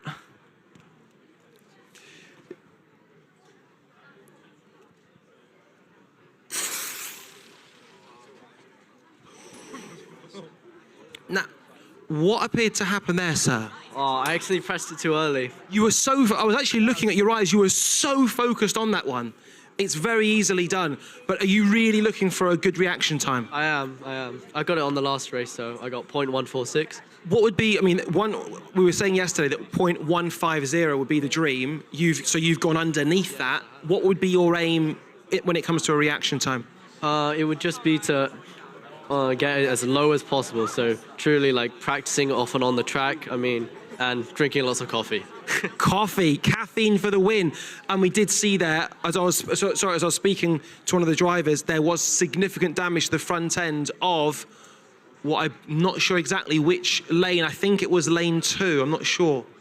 We'll have to wait until the cars get returned after the next race to get a camera. It was lane 2, I believe. Lane 2, that would have been one of our teams from Jersey, I believe, Saturn 6. Well, we'll be down with them to talk in a moment, but I've been told, They did look a bit intimidating, but I heard they bear gifts and they've brought something for us, Redzy. What is it that you've brought with you? I don't have it on me right now. Oh, he's... They lied. Short arms and long Unbelievable. pockets, that one. It was time to pay, and it was, oh, if only I had some change. Perfect. So, as we venture to Jersey. Yes. Jersey corner here, Vanguard Racing. Are you pleased with how it's been going so far? Yeah, absolutely. I mean, look at that. A clean sweep just a second ago. So, been absolutely wonderful, yeah. What's the secret to doing so well in only your first year? Lots of testing? Have you been looking at previous cars? Give us a hint. It's a bit of all of it. I mean, the goal is always reach for nationals and just go right over regionals. The focus is never regionals. Just try and get as far as you can. And I hope we've done that. Aim high. That is brilliant advice. And if I may say so, that was an Antonelli-type debut. You wowed us all. Very, very good. Let's see if they'll give a Kimi performance right here.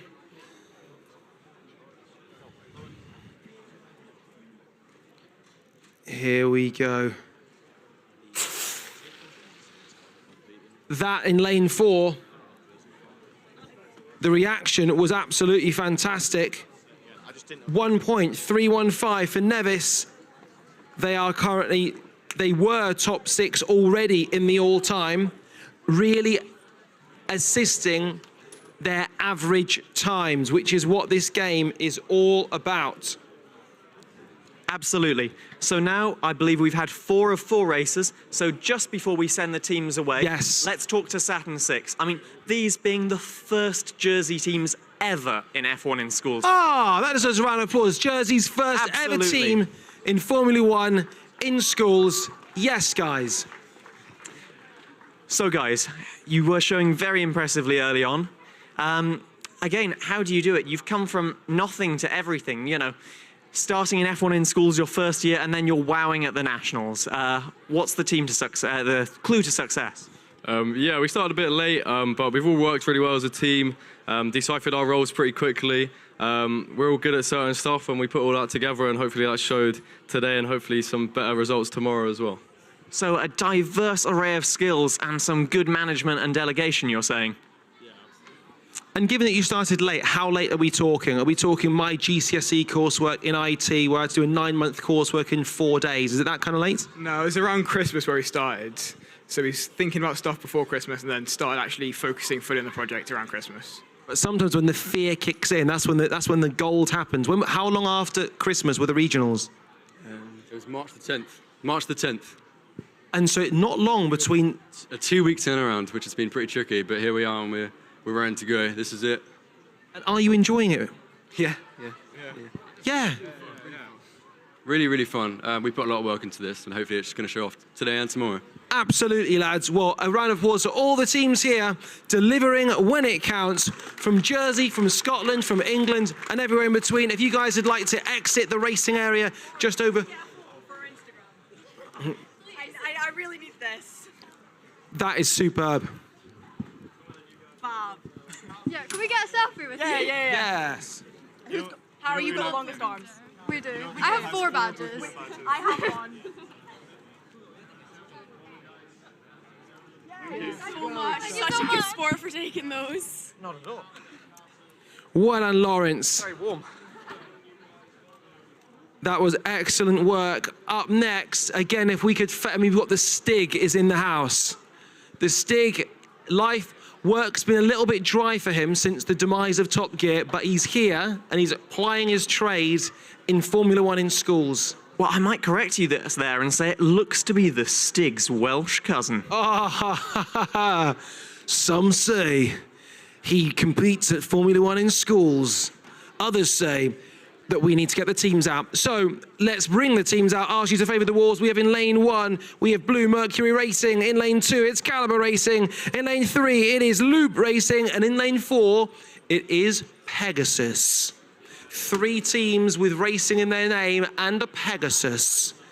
Yes, the lads.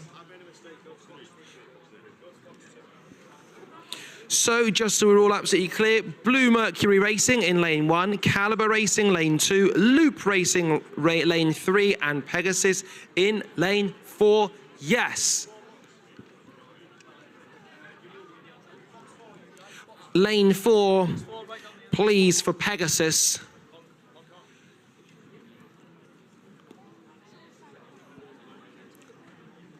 Fantastic, and I think Pegasus Racing there might be our team from Hong Kong. So we've got a real, international taste with the last few rounds. Absolutely.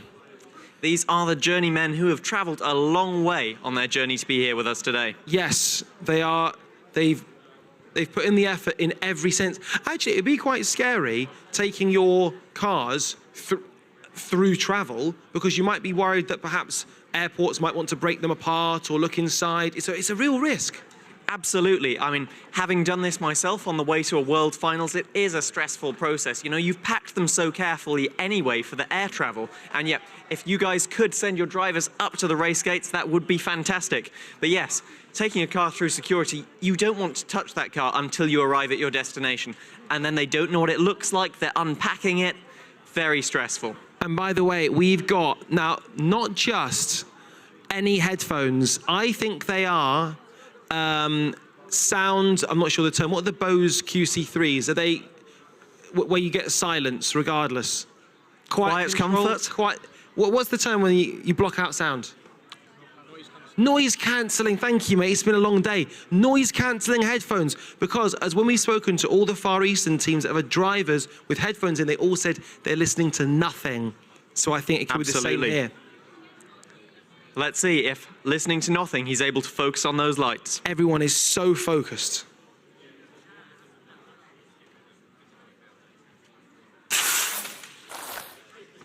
Lane 4 got off to a fly at Pegasus, the team from Hong Kong. Let's see how happy they are. 1.222. That puts them 4th out of every car we've seen over the course of the last 2 days. That was fast. Very impressive, and only 11 thousandths of a second off second place. With more races to go, they could improve further and climb up the leaderboard. 16.4 meters per second. What's the fastest speed you can think of? That's mine, but I'm not sure if I've seen one quicker.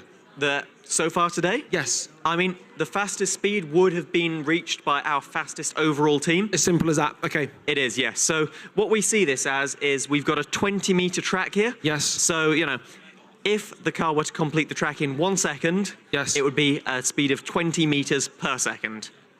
So what? So that is the average speed across the track. Thank you very much for that. Not the top speed. The top speed will actually be a lot faster in the acceleration phase up to the sector gate. Thank you. Thank you very much. We're just having a little bit of conversation. We've also got the first tagged trainer for one of the drivers. Let's say that's worth at least 2 1,000ths.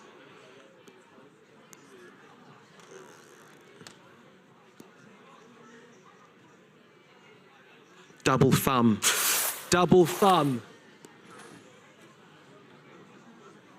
Well, a very fast reaction there from Blue Mercury Racing, shortly followed by Caliber Racing, only 2 thousandths of a second slower. However, Pegasus, the fastest track time again, but not improving on their first. This will have been their B car this time. Maybe the A car has an edge. I'm just going to see if I can grab a word with the driver, because it's very interesting, his technique he's adopted. Dude, what are you listening to in your headphones? Actually, I've just got the noise cancelling on, to be honest. Exactly as we suspected. And you are possibly one of, if not the most focused drivers. Is there anything you're trying to do in particular in this? Sort of zone out of the outside world and just lock in on those lights. And you go for the double thumb, 2 thumbs on that button. Does that help? Yeah, I feel it's like more of a, if I push it, then I get more force pushing into the button. What you're doing is absolutely working. Thank you for your time there. Good to talk to the drivers as well as the rest of the team as well. He had conversation with yourselves, actually. What was he saying afterwards? Our driver or this? Sorry, your driver, when he was speaking to you. Oh, he was saying that we think it's actually quite a good time. We've improved since the regionals, which is really good for us. That's great. Amazing. Positive. Fantastic. You love to see that. I mean, in your head, when you come to one of these competitions, you've got those regionals times, you've got those testing times, and all until you're racing, you're watching that leaderboard thinking, we should be placing there. So, if you are a bit slower, there can be a bit of disappointment. You want to drill into why it wasn't as fast as you'd expected. But then when it performs the same or perhaps better, that's a really good thing to see. So Blue Mercury will be happy with that. Could we look at the Pegasus car just to see what you conclude from it? Absolutely. So as we approach the racetrack, the Pegasus car, I believe, will be the one on... There we go. Reese on the track team pointing us to the Pegasus car, which is the blue one with an even lighter pinstripe there and a fantastic finish. It looks like it's been painted with automotive metallic paint there, looking really, really good. I see a name on the rear wing, the Big Dipper. I wonder if that's the name of the car or a sponsor. Whatever way, what it could be somebody with massive triceps. Absolutely. Some super, super shiny wheels on that car, looking like they have very low friction and quite a narrow car. It looks like a small, tight package. That means it'll have a low frontal area, which is a big contributor to the overall aerodynamic drag of the car. And Lawrence, what's the regulation between the size of the front wheels? Absolutely. So with the front wheels, there's a minimum diameter and a minimum width. So you can see, in fact, that car that has just been wheeled forth to the start line, covered in sponsors, has some quite narrow front wheels. But also, sorry to interrupt you there, there's actually a tread on their tyre. Absolutely. Now, this is one of the slightly difficult things that the scrutineers do have to navigate. So you see in Formula One, for example, when we have a dry track, we have slick tyres. That's a completely smooth surface to get the biggest contact possible. And then in the wet, we have the tread, but the point of that is to evacuate water. It's scooping material away. Now, this, we're not looking for grip as we corner, no lateral grip required. And, in the straight line, I think a tread would actually be a performance benefit for a team because it's a smaller contact area. Again, it's like having one wheel up in the air. It's less friction with the track. So it is actually not allowed to have treaded wheels. They have to have a constant surface. But I think this will be completely legal because it does look like just the small marks you'll have from a 3D printer with all those layer lines. Thank you for that, Lawrence. The insight's been absolutely game-changing.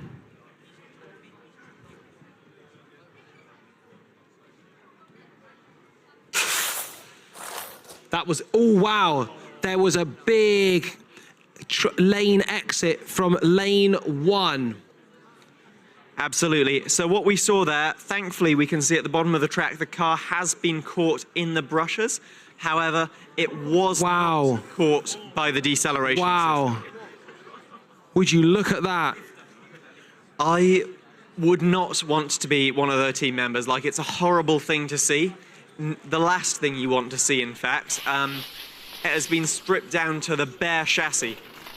I have to say, something I remember happening a few years ago at the national finals. It was a virtual finals as we went through coronavirus, and we had Gary Anderson as our lead judge. The darts player? No, the F1 designer, actually designed the first Jordan Formula One car. Oh, wow. Great guy, journalist with The Race, if you read any of their media. But he was our lead judge, and there was one team's car that we had to fix over and over again.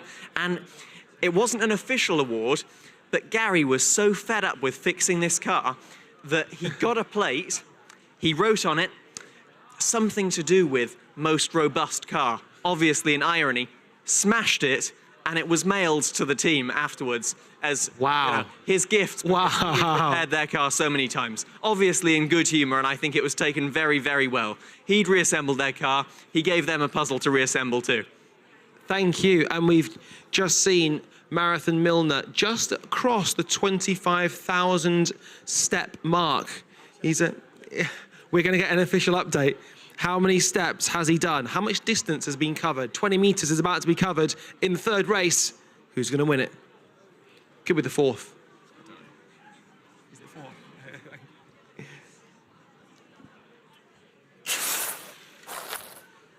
Lanes 1 and 3, very, very close.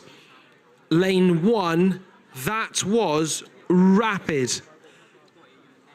Just 4/1000th slower than their best time. Sorry, mate, but just as far as consistency goes, wonderful. A wonderful set of results. And great there to see the halos catching all of the cars that time. No more breakages. So yes, it's just that one team, Loop Racing, I believe, who will have a bit of a repair job on their hands this evening.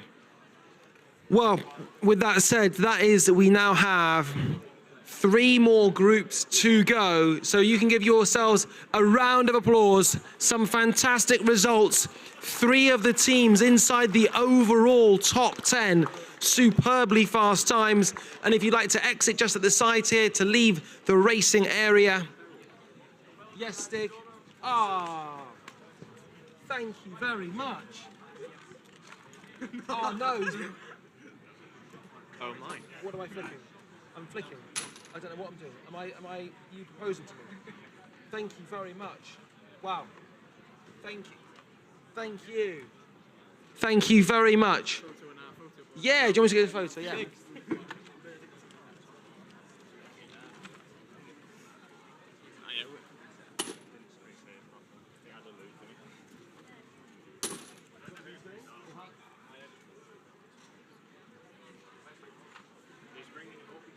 My pleasure. Thank you very much. Good to meet you, lads.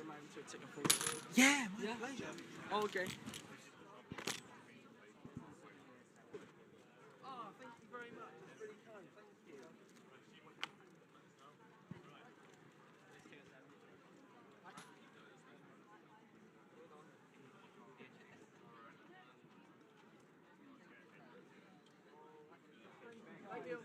Mate, just for an update, I've done 8,600 steps today, so that means I'm on 26,000 across the 2 days at the moment. So not really much.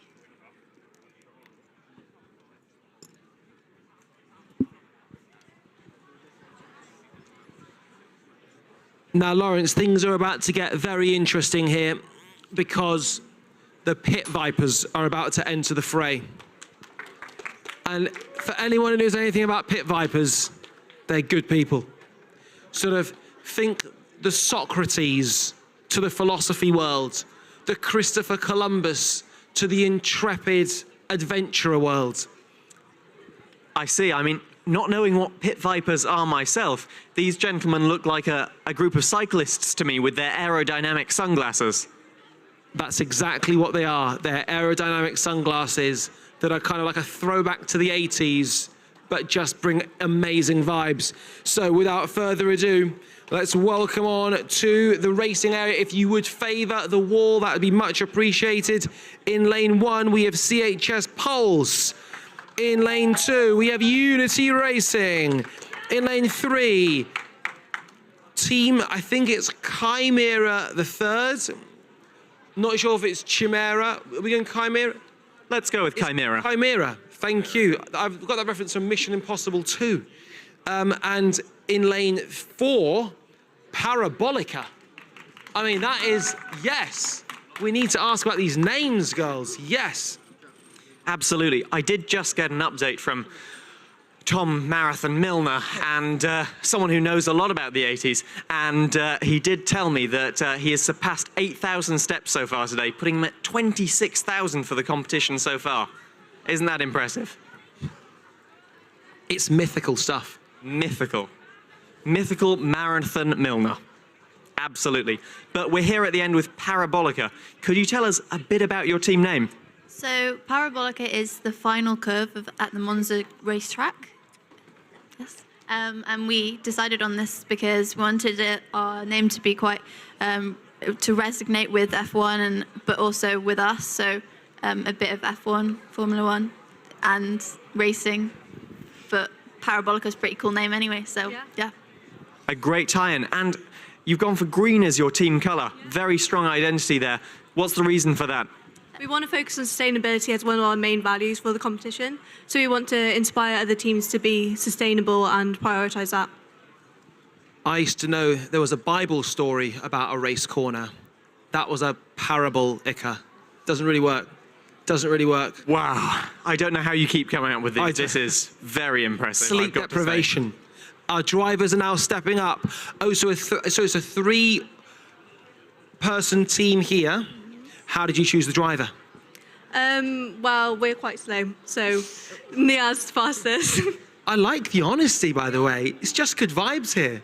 We don't need to worry about pressure, or do we? Because it's time for the first race.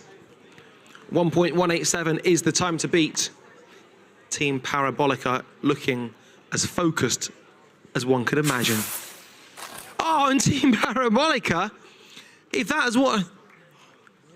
1.329, it appears that taking the pressure off adds an awful lot of speed to the equation. That puts them 14th, 15th in the overalls. My goodness.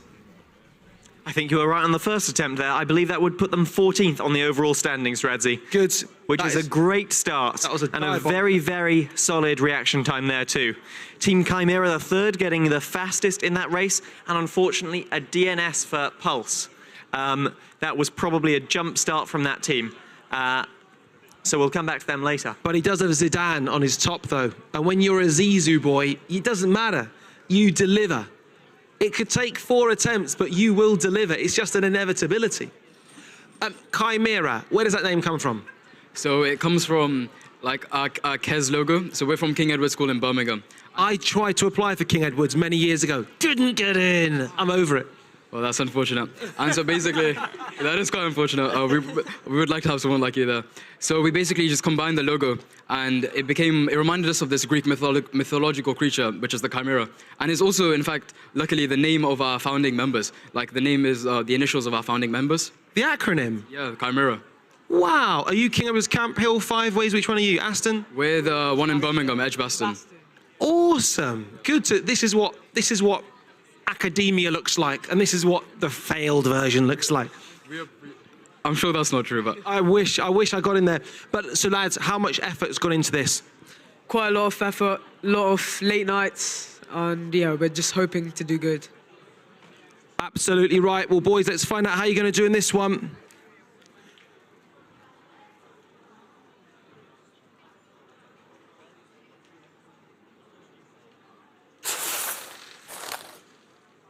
Let's take a look at that one.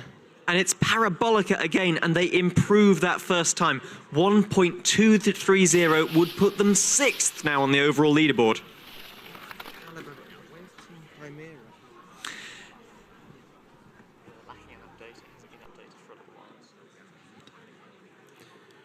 Team Parabolica, can you just explain to us how the vibes are creating the times? I don't know, but it's going great, I think. The vibes. Yeah, the vibes are good. Yes, we just radiate good vibes, I guess. Clearly it's working unbelievably.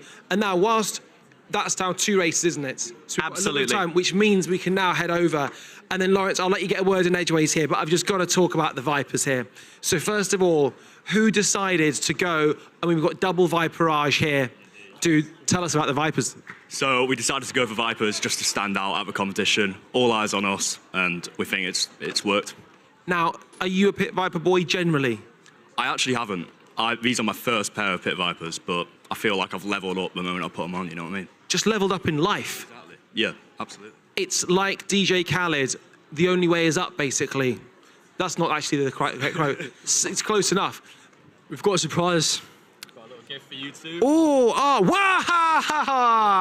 Wow. Wow, that is incredibly kind. Thank you very much. So these, I mean, we have to wear them. We've got to wear them. Live unboxing, come on. These are, so Pit Vipers, adjustable legs, extendable legs as well. And these, I mean, I'm going to show you an email of a receipt of a purchase I made a couple of weeks ago, and you'll be very happy. Yes, these aren't going anywhere. Look at that. We're seeing, I'm seeing into the future. Absolutely, this is the look of the future. Next year, everyone will be in these. Wow. And with yourself, is it your first Pit Viper experience? Personally, yeah. I mean, I didn't know what they were before James kind of showed me pictures. So, yeah, it's my first rodeo with Pit Vipers. And is it your first rodeo at the F1 in Schools competition? It is. It is our first year competing here. So, yeah. And how's it been? Has it been much of a learning experience? I mean, it's been a massive learning experience, as the presentation judges will tell you. We've learned a lot. It's been tough, but it's been amazing. And I think for a team that hasn't had any experience with this before, I think we've done pretty well. So we'll see how these last races go. And so finally, and so that you can get a word in edgeways, Lawrence, just to be here, what does it mean? It's really just special. As we all know, not many people take part in F1 in schools, and just being qualified for the national finals is just incredibly special for the team. We've put a lot of hours into it, late nights, and we hope it all pays off. Very confident. You said it's been special so far. Could you put your finger on one moment so far where you thought, wow, this is it? Ooh. Well, at regionals, really, we didn't think. We got a penalty for scrutineering, and that was a very big penalty. We lost all points for scrutineering, still managed to qualify. And at that point, we were just really downhearted. We didn't think we were going to be able to qualify. And just seeing our name on the podium was just incredible. You've got to love a comeback story. That's really good to hear, and hopefully you can continue the ascent and turn this into a really good result. Absolutely. And is there anyone you'd like to shout out, by the way? Tully, Mr. Tullock, our DT technician. We love you. Shout out, Mr. Tullock. So, all right, so I think a lot of people here will relate to having a DT technician or anyone in DT that's helped you. Mr. Thompson was mine. We also had Mr. Jones as well. We're going to come back to that in a second because it's time for the next race, and then we're going to shout out our DT technicians.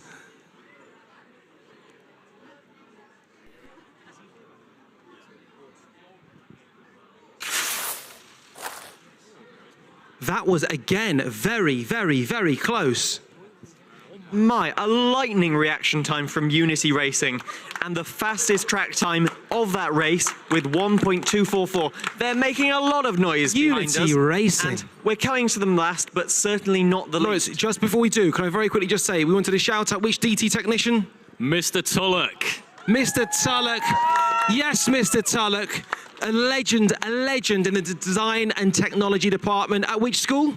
Hume School. There you go. Thank you very much indeed. And Lawrence. So we're coming to Unity now. The last, but certainly not the least. These are our team from Yorkshire, and they are known for making a bit of noise, with World Final. There we go. It's their trademark. But this is a team with World Finals pedigree, and you can see it in their car. On the track, it is so shiny, you could see your reflection in it. Very, good performance so far. Hearing these guys talking in the background, already kind of debriefing, analysing how the car's been performing.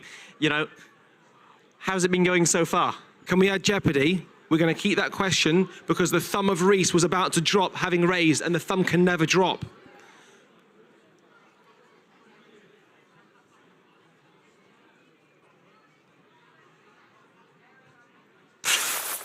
Yikes. Lane 3. And another win for Unity Racing. They're very pleased with that. Absolutely. So I'm here with Unity Racing. Going to ask the team principal, Jack, how's it been going so far? I think it's been going very well. The first race, we were very, very worried. The car was quite slow. Not quite sure what happened there. Maybe it was some turbulence with us running an extra track today than we usually would. But now both cars are coming in at 1.223, so yeah, that's good. We're happy with where we need to be. Just hopefully we'll be able to move up again tomorrow. That is a very good point there, actually. Now running 4 lanes of track, you would always have 2 outside lanes, but now with 4 lanes, we do have 2 lanes that are fully enclosed with a car on either side. So perhaps, getting a worse reaction could actually be a little bit of a penalty with the cars either side of you, putting, that force from the CO2 chamber as a bit of extra weight on your rear wing. Indeed. Well, these team will be hoping to do well. The school has heritage. They're one of only 2 schools from Yorkshire to end up on a World Finals podium. What part of the world are you from? Yeah, well, very good. Yes, guys, well, that is 4 races down, and we now have 2 teams from that group are in the top 6. Parabolica and Unity Racing separated by just 7 1/1000th of a second. Team Chimera in the top 20 and CHS Pulse 14th. So possibly the strongest group as a collective that we've seen so far. Exactly, an extremely competitive group. Unfortunately, now is the time where we have to say goodbye to them and welcome our next group of teams. This will be the penultimate round of racing. I take it you're not giving us these sunglasses, are you? You can keep them up. Are you actually sure? I will genuinely wear them. Well, thank you very much. That's really kind of you. 100%. I'll actually get a photo. I'm going to put this on my Instagram because I wear pit vipers, and so. Yes. Would you mind doing one on my phone as well, please? Thank you. By the way, would it be okay if I put it on my Instagram stories as well? Thank you. Let's let these guys go past. We get a clean background. It was just to let those guys go. That was all. Parabolica pretending not to care. We know the game. We know the game.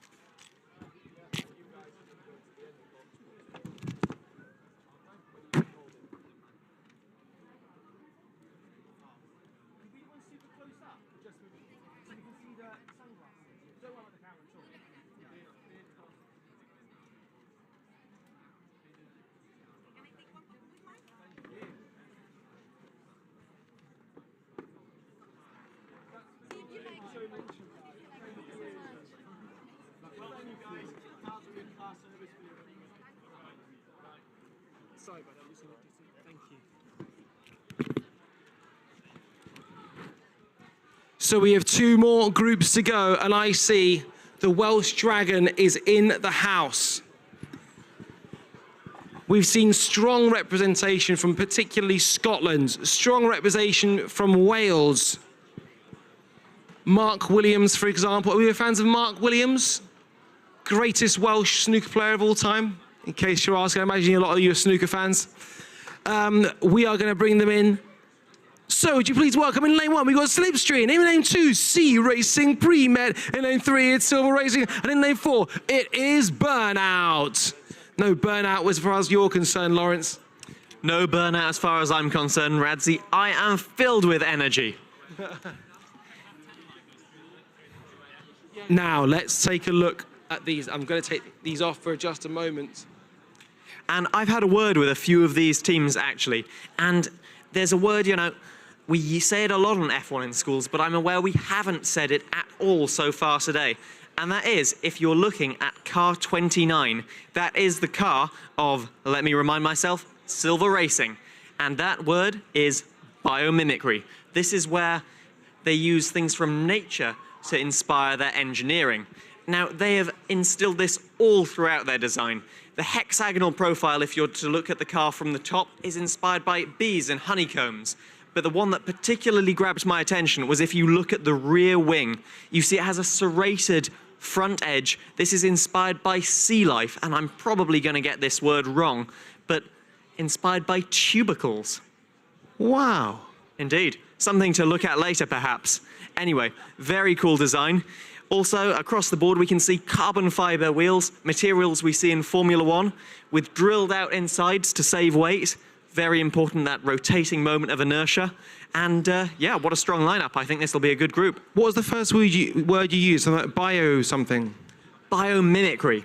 Biomimicry? Absolutely. So it's bio plus, you know, mimicking something. So the etymology kind of tells its own story. Indeed, and the wheels, in fact. You see those spokes spread out, inspired by spiders' webs. Crazy. And if you are having any trouble remembering this, you can actually visit their pit stand and play a game where you remember what features match up with their car. I was appalling with it. My memory's like a sieve. It took me a long time to get it right. I've forgotten how bad my memory is. Go and test it over there. But remember, you're a Womble always. Now, can we have our drivers moving forward into position to get ready to go? Now, sir, you are the 3rd team to be wearing sunglasses. Does it help? Does it help with the speed? We'll find out soon enough, won't we? We were keeping your cards close to your chest, my friend. And what's it like being part of this team? Amazing. And where are you guys from? West Midlands. Whereabouts? Birmingham. Is there anyone from Wolverhampton? Because we've had a few Birminghams, but no Wolverhamptons. No. You said that like it was never going to happen. Wolverhampton was never going to be good enough to enter this. Kind of true. Next year, lads. Next year. Well, the thumb has gone up from Reese. We are ready to go. And by the way, his trainer's still looking absolutely spotless.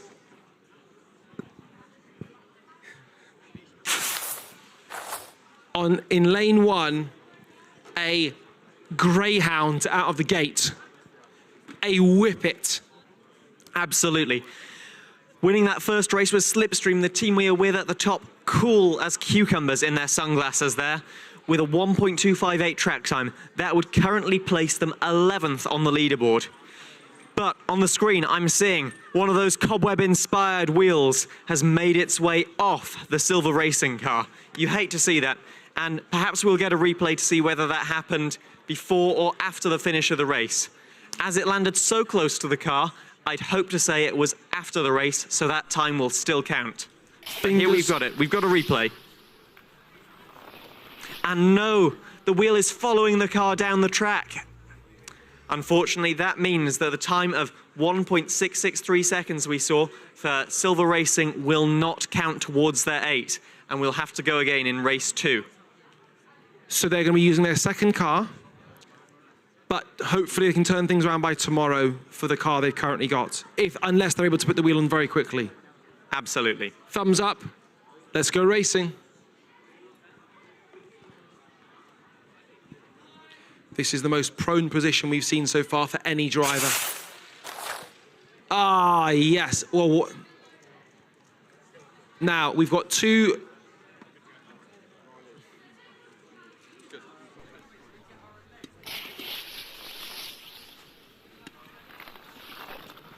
Can we talk to you about your position that you're adopting for pressing the trigger of destiny? What's caused this? So I think it's just really makes me focus. I'm in that position. I'm just ready. I'm ready to go, you know? It's a bit like a sort of a downhill skier. Yeah, I was thinking that when I was doing it, but it just comes naturally. You know? There you go. Some people are chosen in this game. You know, you've got quads and lower back forged in Mordor by doing this. Massive. They'll be absolutely huge. RDLs, you can't even count how much this guy can RDL. So now, and as highlighted there by Reese, we did have 2 identical reaction times there. A dead heat of 0.17 seconds made it a very exciting start. And it was also a very exciting finish. Burnout, that time got the fastest track time. That was 1,000th of a second faster than what we saw in race 1 from Slipstream, meaning they are back-to-back on the leaderboard in places 11th and 12th. That is absolutely bonkers. Some people think I'm bonkers. I just think I'm me, because I'm just living my life. What? There's nothing crazy about me. This is your Oscar reference. I mean, we did some philosophy on the show yesterday, and we're getting deep again. And I wish I could recite some lines from Hamlet. Is it a skull I see before me? Something like that. But we're here with Silver Racing. That first race wasn't maybe quite what they wanted, but really great to see all wheels staying on the wagon second time round. I'm sure they'll be able to get that wheel back on for the next race. Can you tell us how you're feeling? I've got the design engineer Dylan with me here now, and maybe he can shed some light on that. So I think it's just a last-minute mishap, but we'll fix it as soon as possible. And as it happens, you're being called now to fix it as soon as possible. I can see Tom there with the car and the wheel. You've got 2.5 minutes. Best of luck. There should really be a sort of a theme tune, like in a game show, just with a countdown.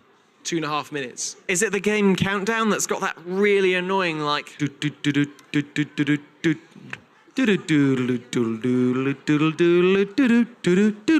Boom.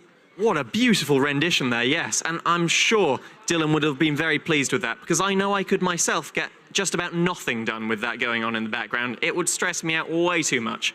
But if we talk to the guys here, going back to the skull, can you tell us a little bit about what that's all about? So the skull on our pit is actually silver. We don't have a silver one with us, but the skull represents human limitations. But since we use biomimicry and everything, as the introduction said, with the help of nature, we go beyond human limits, which is what the skull represents. So we're going beyond that with the help of nature. That was such a superb and articulate explanation. What part of Wales are you guys from? We're from Cardiff. From proper Wales, that. Proper Wales. Yeah. Exactly. Is it the capital? We have 2 skull keychains if you guys want one. Say our name on it. Yeah, they have silver racing on. Wow, thank you very much. They're hoping to get ahead. Ah, come on. Keep trying. One's going to stick. And as we were talking to your other team members there, on the screens, we were watching you repair that car. It all looks to go well. Can you tell us a bit more? So basically, I found that the bearing was slightly out of the wheel's spokes. So we just had to glue the axle bit to the bearing. And I pushed the bearing back into the wheel, so everything should be fine now. Great to hear that. No concerns. That A car going again. One obvious question, though. Will the glue set in the time before it has to race? Yes. Excellent. We need you on Blue Peter. That'll be rapid. Rapid. So we are still waiting for the cars to go. That is good news. Who have we not spoken to, Lawrence? Well, there is another Welsh team with us here in the corner, continuing the theme. And I see a mascot here. It's been a little while since we've had one of those. Yeah, this is Bernie Burnout. Bernie Burnout. What a great name. Absolutely. I mean, dragons are like buses. They just never turn up, the ones in Wolverhampton. Whereabouts in Wales are you from? Swansea. Again, proper Wales here. Out of interest, how proud are we to be Welsh? Because we talk about, say, I don't know, I think, yeah, pride for Welsh and representing Wales here. Well, we're prouder than anyone else who's English. And what would success look like for you today? At this point, anything. I think just being here is a success at this point. Well, it really is. It's literally a success, Lawrence. Absolutely. And you guys are the fastest so far from this round of racing, so that is definitely something to take away in a very competitive group. 11th right now, but as we go back to the track for race number 3, maybe you can go higher. Look at that prone position again. Years in the making. Now that it looked like a very good start from lane 4. Another super, it's all about that prone position for the start. Now it appears we had a slight issue in lanes 1 and 2. We're going to be finding out exactly what happened and if we have to rerun. Absolutely. So we saw that the car in lane 2 did not set off, and that means we're currently waiting for the gate to time out before we get any results. But slipstream 287. Again, absolutely. Consistent. Slightly slower than their very best, but yeah, that would only drop them 2 places, so a very consistent time, as you say. So they are going to be rerunning it. We have it officially ratified, verified, and sanctioned. Absolutely. So there must have just been a little technical issue there, but to make sure everything is fair, we will be rerunning that. And we'll be finding out if that is all of the cars, both cars in. Are we happy with our start 1 so far? and 2? I mean, it could have gone better, but there's always a silver lining to everything, you know, relating to our team name. And are you reacting or are you trying to anticipate? I'm reacting to the time in which it will set off. Does it feel different to what you've done in practice? Definitely, considering that we're racing against 3 other teams, as in regionals we only competed against 1, but I don't think there's any difference between it. We just more cars to race. It's big of a deal. Well said. Well, one final race to go. This one is a head-to-head, just like the regionals.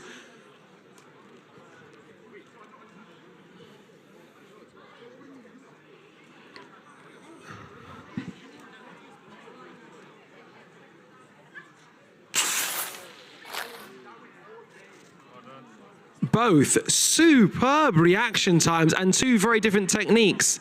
In lane 2, it was oscillating, shaking the hand, stimulating the nervous system. And in lane 1, it was bring the trigger of destiny to the Adam's apple and will it by your very being. Absolutely. And those cars finished so close, only 11 thousandths of a second separating them. Now, we do have one final round of racing with these teams. Absolument. Absolument. Not to be confused with 3 rounds. Only an amateur would do that. Absolutely. No amateurs here. Easy mistake to make when we were, in fact, running a 4th race there for lanes 1 and 2. You're forgiven. But, you know, with those 2 teams finishing so close in that last race, it'll definitely be worth keeping an eye on which one takes the victory in this next one. Now, all of the teams are on the triggers of destiny, staring at the 5 red lights. We are ready to go. Straight away, downhill skiing, Winter Olympic style.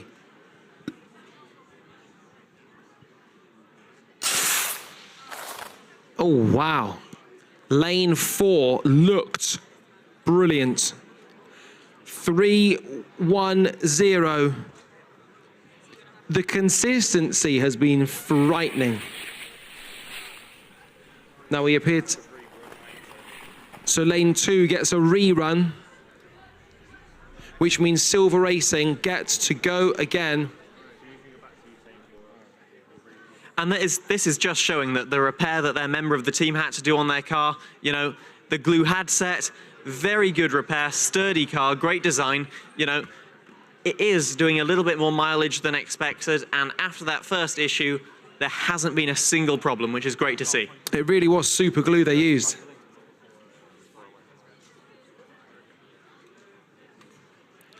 Now this is an interesting situation. Trigger of Destiny, up to the esophagus.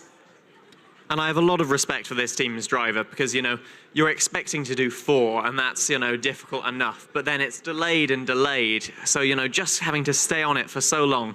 This team laughs in the face of endurance racing. It's nothing. Absolutely nothing. We are all behind you, waiting for the countdown. But behind us, there is a team that we haven't talked to so far yet. Another Scottish team. Not Scottish? Not Scottish? Ah, I looked at a badge on your shirt. I saw the colours. I am so sorry, guys. Whereabouts are you from? We are from Redditch, so the West Midlands. That's proper West Midlands, by the way. It's near West Bromwich. Might be. Yeah, sort of West Brom, Birmingham, absolutely. And just while we wait, I do want to make sure we don't distract anyone. How long have we got, Reese? Ballpark? A minute or so. A minute or so. That's a technical term. How has it been in the finals today? It's been a blast. Had a lot of fun, and tonight we're going bowling. Go on. Yes. What sort of score are we after? First. First. Okay, so not a score, just first. What are 3 strikes called? Do we know the name? You're asking the wrong person, unfortunately. I believe it's turkey. It is a turkey. Good knowledge. I knew a guy who used to work in a bowling alley. He stopped, went on strike. No, it doesn't really work. Doesn't.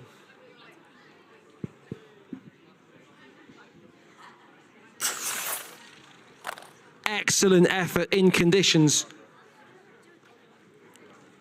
And still a decent reaction and a solid way to end proceedings, all things considered. Well, that marks the end of things. Is anyone going to be using the bumpers in the bowling alley, by the way? Lennon might have to. I'm hearing bumpers. No, Mr. Fincham needs them. He said he will. Ooh, any ramps, or are we just going purely hands? Pure skill. Pure skill and talent. And finally, what digit combination are we going for? Are we going for the American of the 2 sort of middle finger and ring finger, or are we going for the classic British 4-finger and middle? I think the 2 middle ones. Oh, proper. Do you put a spin on it? Oh, no, but I'll give it a go. Nice one. Well, lads, you're going to have to report in tomorrow. We want the scores, we want the positions, and if this man here won.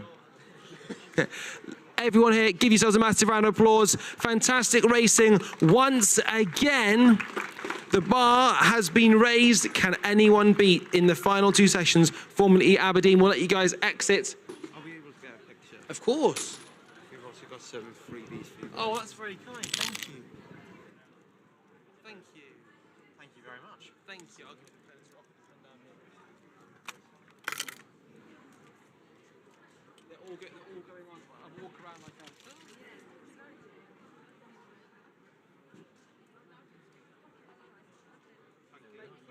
Fantastic, guys. Best of luck for the rest of the competition.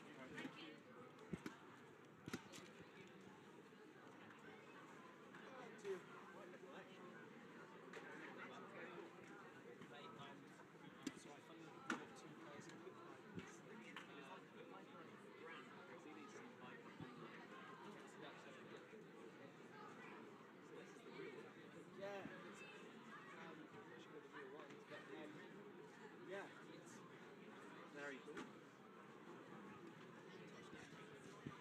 I guarantee you, if you were to wear them abroad, you'll get so many people go to you that they'll nod at you or they'll... I see. It's a bit of part of a club, part of a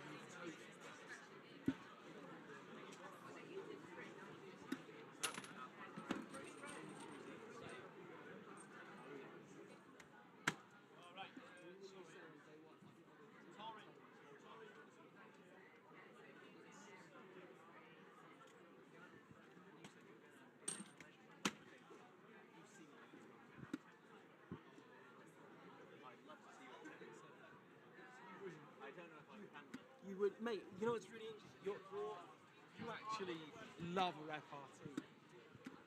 On the face of it, I don't think somebody would presume that. No, I don't think even myself would. Well, you're very good at repartee.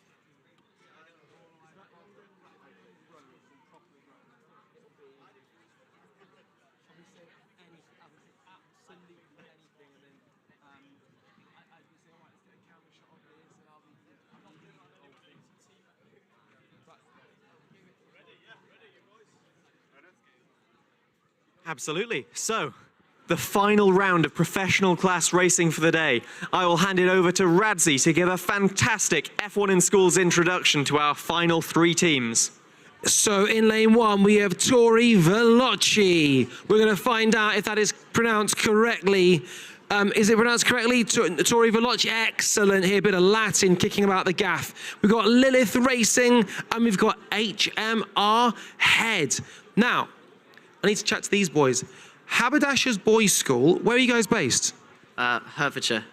There was a school called the Adams Grammar that got renamed Haberdashers Adams. Would that come under the same sort of thing? Yeah, it's the same company, I think, but it's a different, one of the organisation. It was my old school, so thank you very much for that. I call it the Adams Grammar. But thank you, things have changed, things have moved on. And look at these here. So the Sharks. Oh, HMR Head is Hammerhead. Yes. Yeah, we're called Hammerhead, and these are our mascots. We've named them after our teachers. This is one's named after a form tutor, and one of them's named after the teacher that got us started in F1 schools in the first place. So first of all, who's the form tutor? Dr. Bay is our form tutor. That's the big shark. The big shark, nice. And the person who got you involved? Mr. Hughes Cayley is the small shark. Excellent work. And what subject does he teach? He teaches DT. DT. In fact, we've got the guys ready here. And finally, are we enjoying ourselves so far? Oh yeah, definitely. We're enjoying speaking to you. It is the final first race of the professionals. Can anyone take the top spot? 1.187. Lane 1 was out like a bat leaving a cave. Absolutely. They nailed the reaction, only a smidge over 0.1 seconds, very, very good, and a track time of 1.241 that would put them 10th on the leaderboard at the moment. In Formula 1, that would be a points-paying position. In F1 in schools, all positions are points-paying, but the closer you are to that fastest time, the more points you will get. It might even be 9th. Might even be 9th. You've got me on the maths now. Anyway, just one thing to mention, we do of course have 3 cars rather than 4 this round, so for that final car there will be a little delay in the results, keeping us on edge as we wait for the track to detect that there isn't a car coming down the empty lane. However, I can see... Indeed, I thought we were ready to go, but I was wrong, but that gives us a excellent opportunity to go racing again.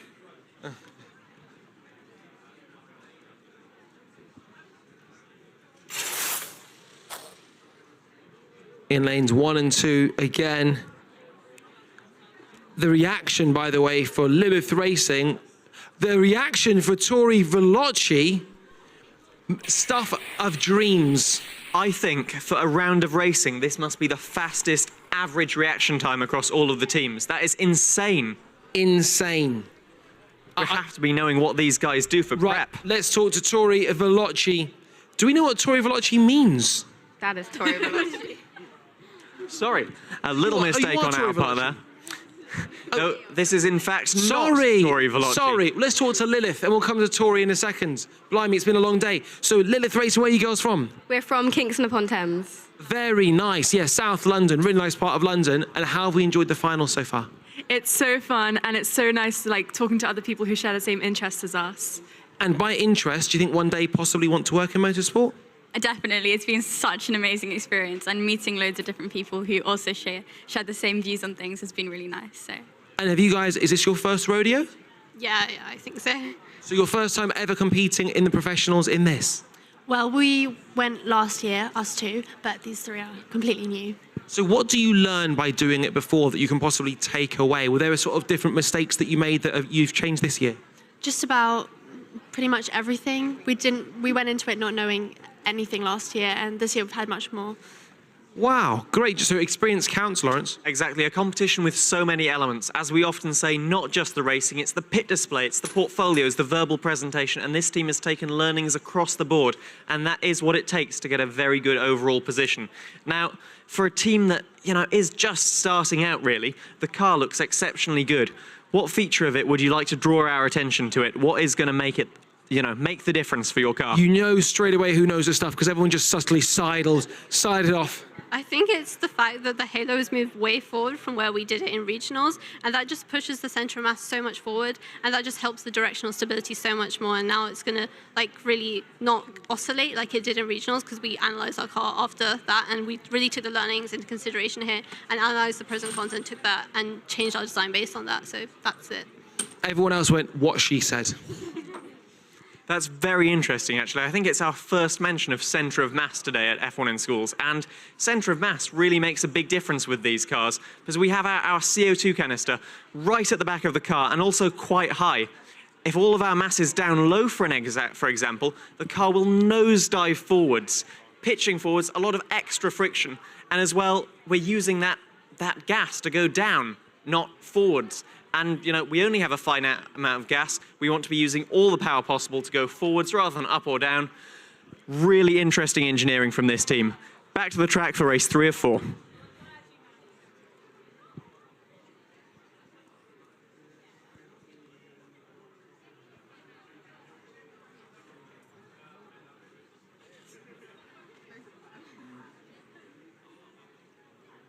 If all 3 false started, that is incredible.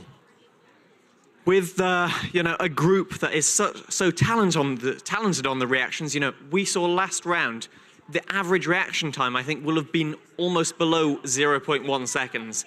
There's an element of risk with that. You're almost anticipating the lights. So maybe this result was inevitable, but certainly unprecedented. I definitely can never remember this happening. Now, there is some talk at the side of the track. We'll find out what is going to happen. Now, Amy's one of the heads here who makes decisions. She's currently speaking. She's asking for a bribe, which I think is a little bit out of order, saying that £500 they can go again, cash in hand. But absolutely. Now is the bit where, we see one of the important team values coming out, and that's, honesty. Amy's asked the teams, did they press the buttons?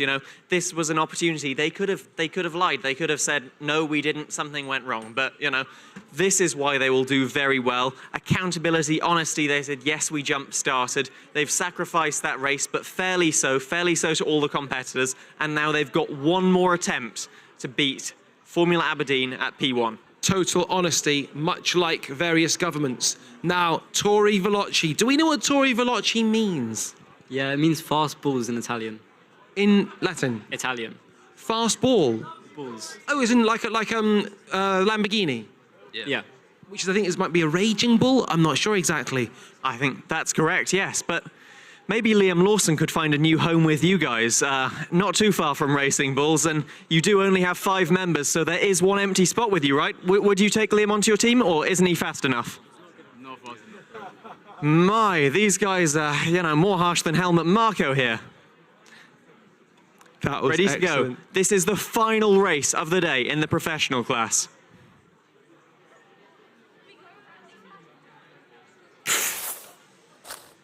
The reaction in lane 4 once again. Let's see.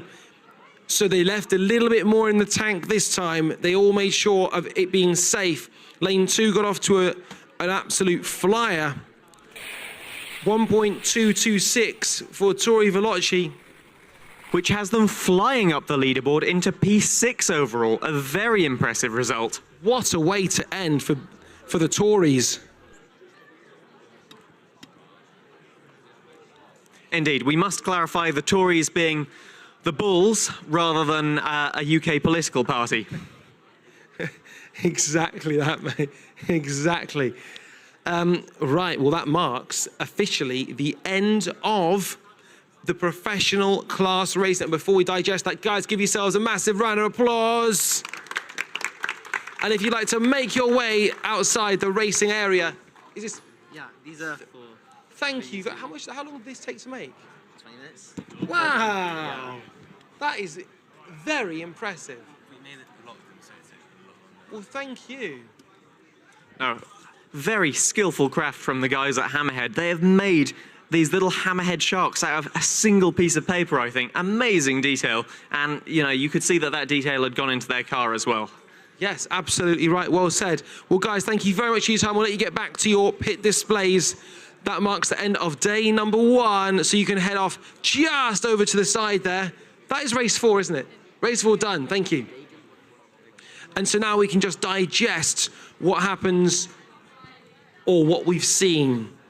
So still very much out in the lead by some margin. Formula Aberdeen, the only team to break the 1.2 second barrier. And then it's where the traffic really begins to bottleneck, actually, right the way up to about, initially, dare I say, Sarah's Racing. Absolutely, I'd agree completely. It is nothing separating these teams. That means with half of the racing yet to go tomorrow, it wouldn't be a surprise if we saw the top 16 perhaps, even completely invert themselves. Everything is possible on that aspect. I mean, from Pegasus in 4th to, let's go to Sarah's Racing, just over 100th of a second separating 6 places. It's as tight, almost as tight as your fist on a night out. Indeed, Radzi. But with 8 races for each of these cars, it is a lot for, such tiny bearings, all the systems having a lot of wear. They're going from, a very high speed, as we've seen on the screens, an average speed of, over 15 meters per second sometimes. Very harsh conditions in that deceleration. So tomorrow is maybe where we see the endurance side of F1 in schools. Which cars are able to keep putting in fast times and which fall off a bit, contributing to that average time that will decide the fastest car in the UK. I wonder what the RPM would be, because given how fast they're going with such small wheels, it must have such a high RPM. Absolutely. And my maths isn't good enough to calculate that for you right now, but I know this is something that I have debated with other competitors. And, there is a debate actually whether the wheels can accelerate fast enough to match the speed of the car, and whether actually they're just skipping over the track, not completely rotating, which is where these teams with the low friction materials, self-lubricating materials, wheels like that may come into their own. What side of the fence do you sit on for that? I'm an engineer, I'm a seeing is believing, so what I'd like is to get a really nice camera view of it, A bit like when you see with CGI in films, people with the dots all over the face. We need to get some wheels with dots on them, get nice slow motion, see how much they're spinning. Yeah, you'd actually, yeah, that's very interesting. I guess that actually determines quite a lot, because the skim is a very different proposition to a total rotation constantly. Exactly, and there is a reason that there is a regulation for the fact that all of the wheels must rotate freely. Because there is a school of thought that I definitely don't necessarily agree with that says if you had a car with all 4 wheels constantly locked up, like an F1 car locking up into a corner, that it would actually be faster and that it would kind of generate a cushion of air that it would run along. Wow. Indeed. So a lot of debate happens behind the scenes. Exactly. There is a large community around the world, with this being an international community. I mean, later in the year, the best teams from this competition will gather at the World Finals to compete. So the community is very large and very innovative, always thinking about what they can do to get the edge. Well, hopefully, a lot of the teams will have partaken in the various elements of the project, whether it be the scrutineering to get to this point here or the presentation. In fact, do you do the presentation once? Absolutely. So only once one it's shot done, at that presentation. You can then come in tomorrow knowing that is done. We've put that to bed. And that is usually a large weight off the team's shoulders, because that, the portfolios, you do them in advance. The car is assembled and sent to the team here at F1 in Schools before the competition. But that's, a live show. You're getting up on stage and performing. So often the teams, you can see them visibly calm and more relaxed after that. Well, understandably so. Well, Lawrence, it's been an absolute pleasure. We're going to rock and roll again with development in tomorrow morning. I think we may be starting with the professional class tomorrow, shaking it up, doing it the opposite way round. So it means for the team development, they get to chill out have a later start, but equally at the same time, have to wait for the impending race. Could we see more false starts? We don't know. Stand out for you, standout memory from all the racing of today. Is there one moment? Oh my, that's an incredibly difficult thing for, me to pick. But I remember that car, it went through the deceleration system. It was stripped of all body parts. It was like the worst thing you want to see. But how the team reacted was great, They were, confident that they were going to fix it. They were going to come back stronger, and that's what I love to see. I'm going to say what I've really learned from this have been some people have a passion for this specifically. Some have a passion for motorsport, some have a passion for engineering, but everybody wants to use this to better themselves, whether it be in a transferable way on their CV. In fact, highlight mentoring. Amazing to think that actually the skills that you're going to transfer and the qualities and the virtues and how you can change people's lives. And that's absolutely fantastic. But as for us here, we're going to be saying a good afternoon. We hope you've enjoyed what's now been 2 days of absolutely first-class engineering creation and brilliant competition on these races. A thank you to the guys behind the scenes, to Amy, to Reese, to Attica at the end there, to obviously the marathon man himself, who's he has not stopped working, this guy. We're going to give you an official update of how many steps it's been. Overall, 26,000, I think, over the last 2 days.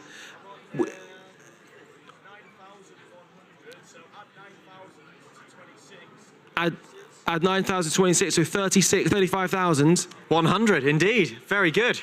Which is, when you put that together, that's a lot of steps. But the thing is, he doesn't mention it, and that's the most important part. He doesn't mention it at all. It's only been completed in a 20-meter period, which has to be some kind of a record. There has to be something there. But will you be wearing any more costumes tomorrow? Oh, I really hope not. But I have a feeling teams will have seen me, fully dressed up and might be concocting some costumes for me for tomorrow. The hat was one of the highlights. For you, perhaps. Mate, it's been an absolute pleasure. Thank you very much for watching. Make sure you watch tomorrow. We kick everything off once again, circa 9:30 Greenwich Mean Time, soon to be British summertime, although not just yet. Wherever you're watching around the world, albeit in China, Hong Kong, the Jersey Islands, England, Scotland, Wales, or wherever, we are grateful for your presence, grateful for your company. Have a very good night's sleep, and we'll see you tomorrow.